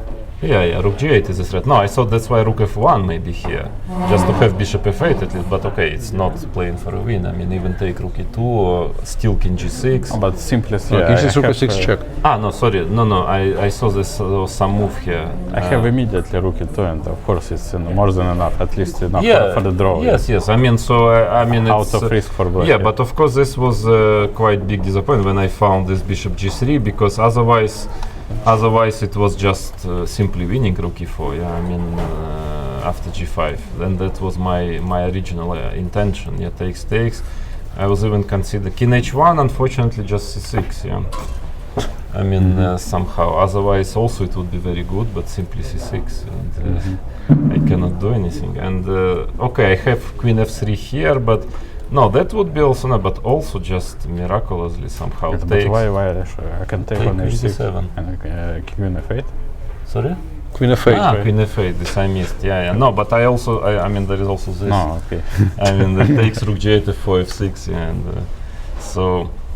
so, but king h1, strangely enough, I mean, I thought it was very little. I mean, but in fact, it's still quite annoying, probably. I mean, I didn't see for black any clear way to equalize, because f5, queen h5. Yeah, I saw king h1 move, but for some reason I thought it should be something for black, at least for a draw, something, I think what you did is the best play. The best, I couldn't see anything better than this f4. But of course, I wasn't you have to take on this f4. Resulting and actually, this endgame is more dangerous than I thought from the beginning. But unfortunately, rook ad1 there is a 5. Yeah, I have to spend the tempo on g4, which otherwise, of course, rook d1, rook d5 would be. But so g4, and it's quite dangerous endgame. I mean, I had a feeling that maybe I could have done better somehow. I don't know how and where. I mean, rook d1 is logical, f5, I think it's very good, because if I just manage rook d5, king g2, it's very difficult endgame. Yes. So black has to be very quick, and somehow there are so many interesting options here, but bishop g5, for instance, is very interesting. Rook f7, takes, check, king g6, and h4 or something. But black gets counterplay, I mean, like rook e8, and okay, taking pawn, bishop f2 e3, I was not sure. Maybe computer doesn't care, I don't know, but I was a bit worried. Some king to g4, I mean... rook f8 maybe, I don't know. Rook f8? Yeah. But rook f8, I thought maybe I can even take on e4. I was not sure. hard to in say a computer that. style or not. Well, it's really risky. Risky, it looks risky. Risky, yeah. Yeah, no, but I mean this. Then another interesting option was GF, of course.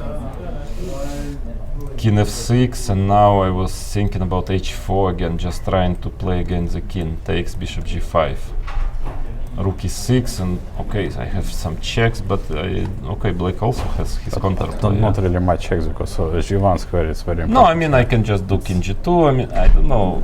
I mean because king is a bit exposed. Just because bishop. I mean the main problem bishop is not playing. Yeah, but I didn't see anything really concrete. Even king g4 maybe. I didn't. Okay, it's very computer style position. You need to.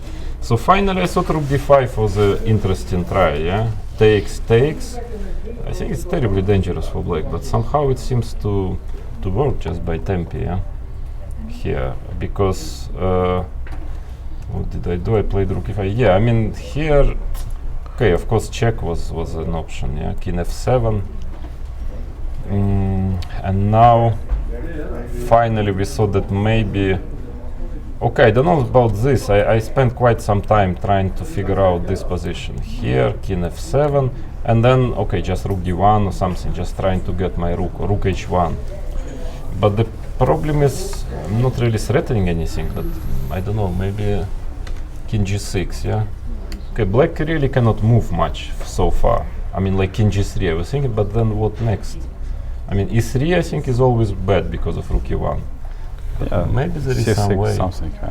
Because I didn't see either any idea for any single idea for white how to improve position. But maybe just some, you know, tactically I can manage like this, for example, this and this, e5, and you know, I mean, yeah, it's difficult, but if I improve, it's going to be a problem. That's for sure. But yeah, it was very difficult to assess it during the game. What gives more chances? Actually, also what was interesting is after check, king f7, king g2 is actually quite interesting move. I didn't believe in it during the game and like this simply. But in fact, it's not so easy. Takes because I want some king g3, rook f5 or something. I should be a draw, I guess, normally, but still some chances. Maybe you should go rook f4, king g3, rook f1. Yeah, rook f6 we discussed, yeah. Yeah, we decided, but maybe actually makes sense to try to get counterplay, yeah, for the against pawns. It's hard to say. Yeah, I mean, I have many better endgames, but they What was the time situation in this moment? I have less time. I mean, like 6 minutes. I don't know. Yeah, I had like 10, but I spent all my time trying to understand, because I also thought actually this is quite dangerous. It also looked quite dangerous, but and king takes here. I was, yeah, okay, because it's I mean bishop c7 is one option, for example, rook a2 and rook e7, but bishop c5. No, but this doesn't really look like. No, but okay, bishop e5. If I play, then it will look like. But no, but bishop e5 maybe only move simply because otherwise, if I just manage bishop e5, it's terribly dangerous position, I thought. But okay, but bishop comes back here, so.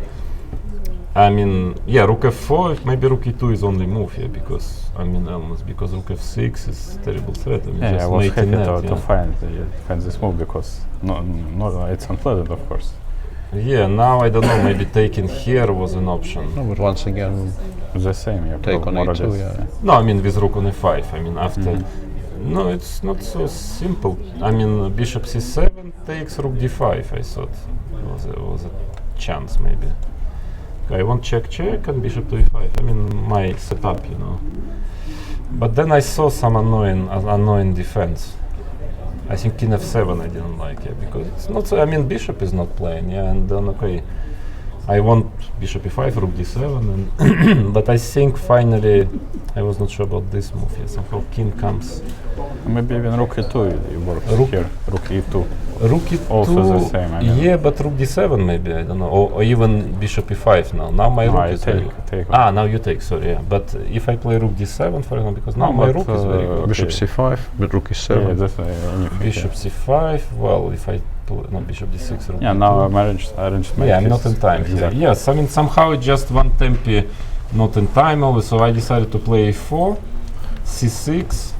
Also, maybe b5 instead of c6 was a draw, yeah? b5, but I can even take on c7. Rook e3 Rook and f3. It's surely draw, yeah. I mean, maybe it's a draw, but not 100%. Yeah, I mean, it should be draw, yeah. Yeah, but not 100%. So a5 and b5 is a strong move. Yeah. Otherwise, again, maybe not so easy here. Yeah. But b5, and now I just panicked. I mean, maybe I still can try something, but I had half minute left, and I saw that I can play 3 moves, and then I miss king g7. But I don't know. Maybe there is still a chance to try something here, like bishop f4 or something. Because of course, if I want to play for I need to keep my a pawn, yeah. But the bishop f4, rook c2. Yeah, no, I think it's after b5. Wait. I mean, maybe I can try some kind of mate in that. Now rook g5 check. King f6. King f6. King h4.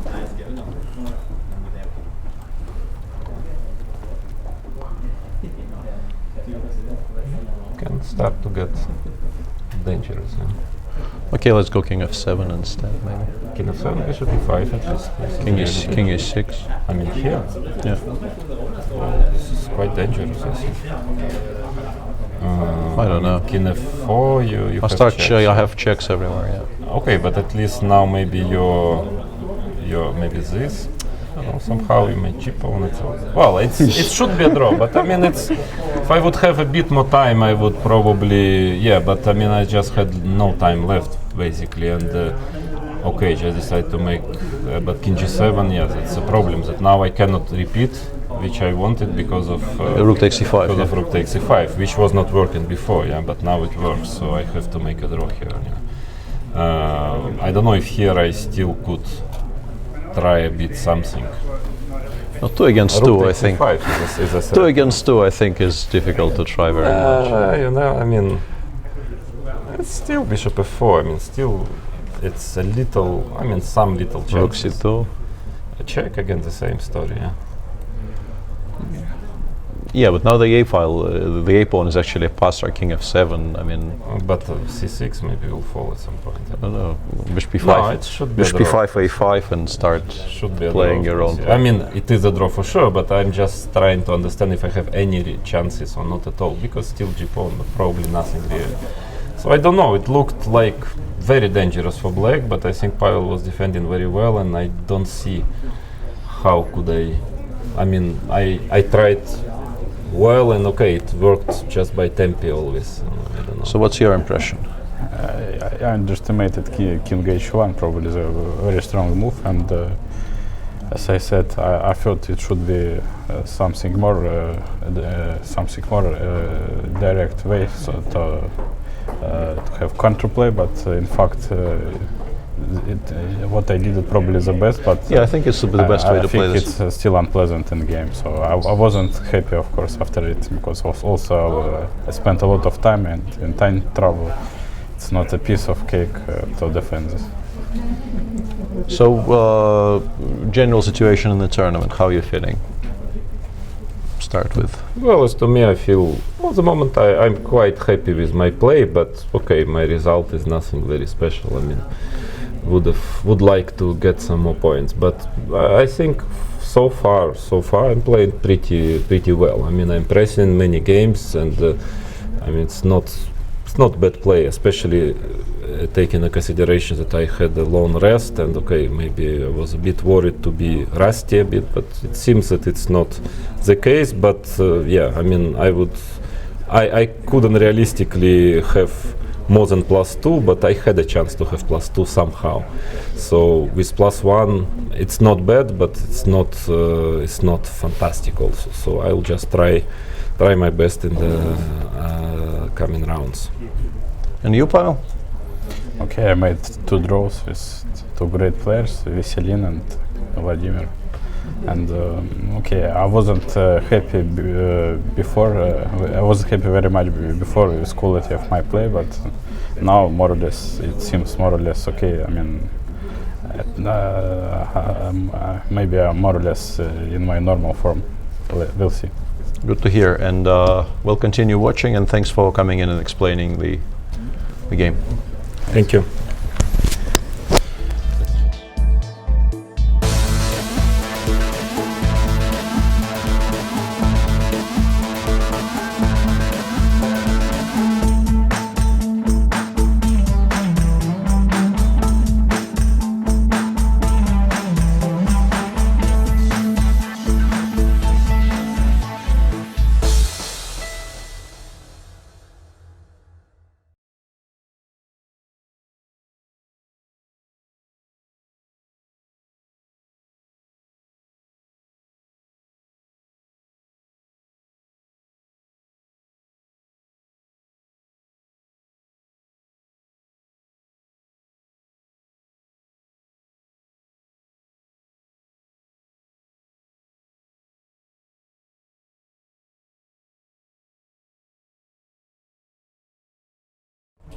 Welcome back, everybody. I like this. I just have an hour break and then I can come in and wrap up for 2 minutes. You're doing all the hard work. This is beautiful. So what we gotta do is look at tomorrow's pairings, round number 6. Look at the scores, and that's pretty much it. Tomorrow we have Anish Giri with the white pieces against Hari Krishna. Anish is gonna be looking to push to get past 50%. Let's see if he succeeds. Hari got back to 50% himself today, played a nice game. Nice game. He's gonna be feeling good about himself. Also, I'm not sure if you have already, we have to begrudgingly congratulate the I've done chess that. club Solingen for their victory in the German league. We're on the team that won 10 years in a row, didn't manage this year. It's a little sad, but kudos to them, they had a great season. Yeah, they played a fantastic season and deserved winners, although of course not nice to finally lose the title. No, our boy Robin van Kampen crushed everybody this year, so a lot of things had to fall into place for them. Then Pavel Ilyanov tomorrow with white against Niels Grandelius. He's gonna be looking to score his first full point. Niels has been fighting great, but he's had trouble with black in every game. He seems to have an issue with the black pieces here, and yeah, today I think he was very unlucky to catch Veselin on one of his good days, and on a good day he plays fantastic chess and got slowly but very, very impressively outplayed. Felt like we all learned a lesson today, Yeah. right? Because I definitely also feel like that. misunderstood the position totally, and Veselin knew what he was doing all along. So Pavel with white, and MVL, the Frenchman on +1, is facing Magnus Carlsen, the world champion tournament leader. That, of course, is the game of the round. MVL always plays sharply for a win with white. Let's see if he can put Magnus in trouble. Then we have Li Chao with the white pieces against Topalov. Bad game for Li Chao today. I'm not sure, did he mention if he's fully recovered? Yeah, he said he was feeling much better, but yeah, the game today he probably missed the idea of knight c3, g1, f2, g3, and didn't really cope with it very well, as he himself said during the press conference. Yeah, that was disappointing for him. He's facing Topalov, who found his stride, it seems like, on +1 after some solid draws to maybe get back into not losing games as in the candidates and in Moscow. No, he's drawn first blood. He's going to be feeling good about himself. Last not least, Kramnik versus Levon Aronian. Always a classic. Not very long ago, these guys were at the very top of the chess world. Sure. And still, yeah, in contention. Levon was a little unhappy. Looked a bit unhappy today about missing another chance to push a little harder. But he's on 50%. Kramnik on +1. So yeah, tomorrow's going to be a big day for the overall standings. Should be, yeah. There, so far Magnus holds steady on +2, and nobody has been able to catch up with him. But tomorrow he plays black against one of his direct competitors. Very interesting game. That should be the central game of the round. But lots of interesting stuff all around. So be sure to tune in at 4 p.m. Central European tomorrow. Wake up, it's about time.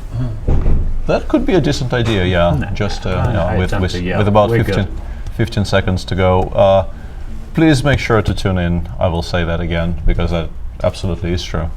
Tomorrow at 4 p.m. for round 6 of Altibox Norway Chess. Should be fun. For today, this is a wrap. This has been Peter Svidler and Jan Gustafsson for Chess 24. Embrace the night, people.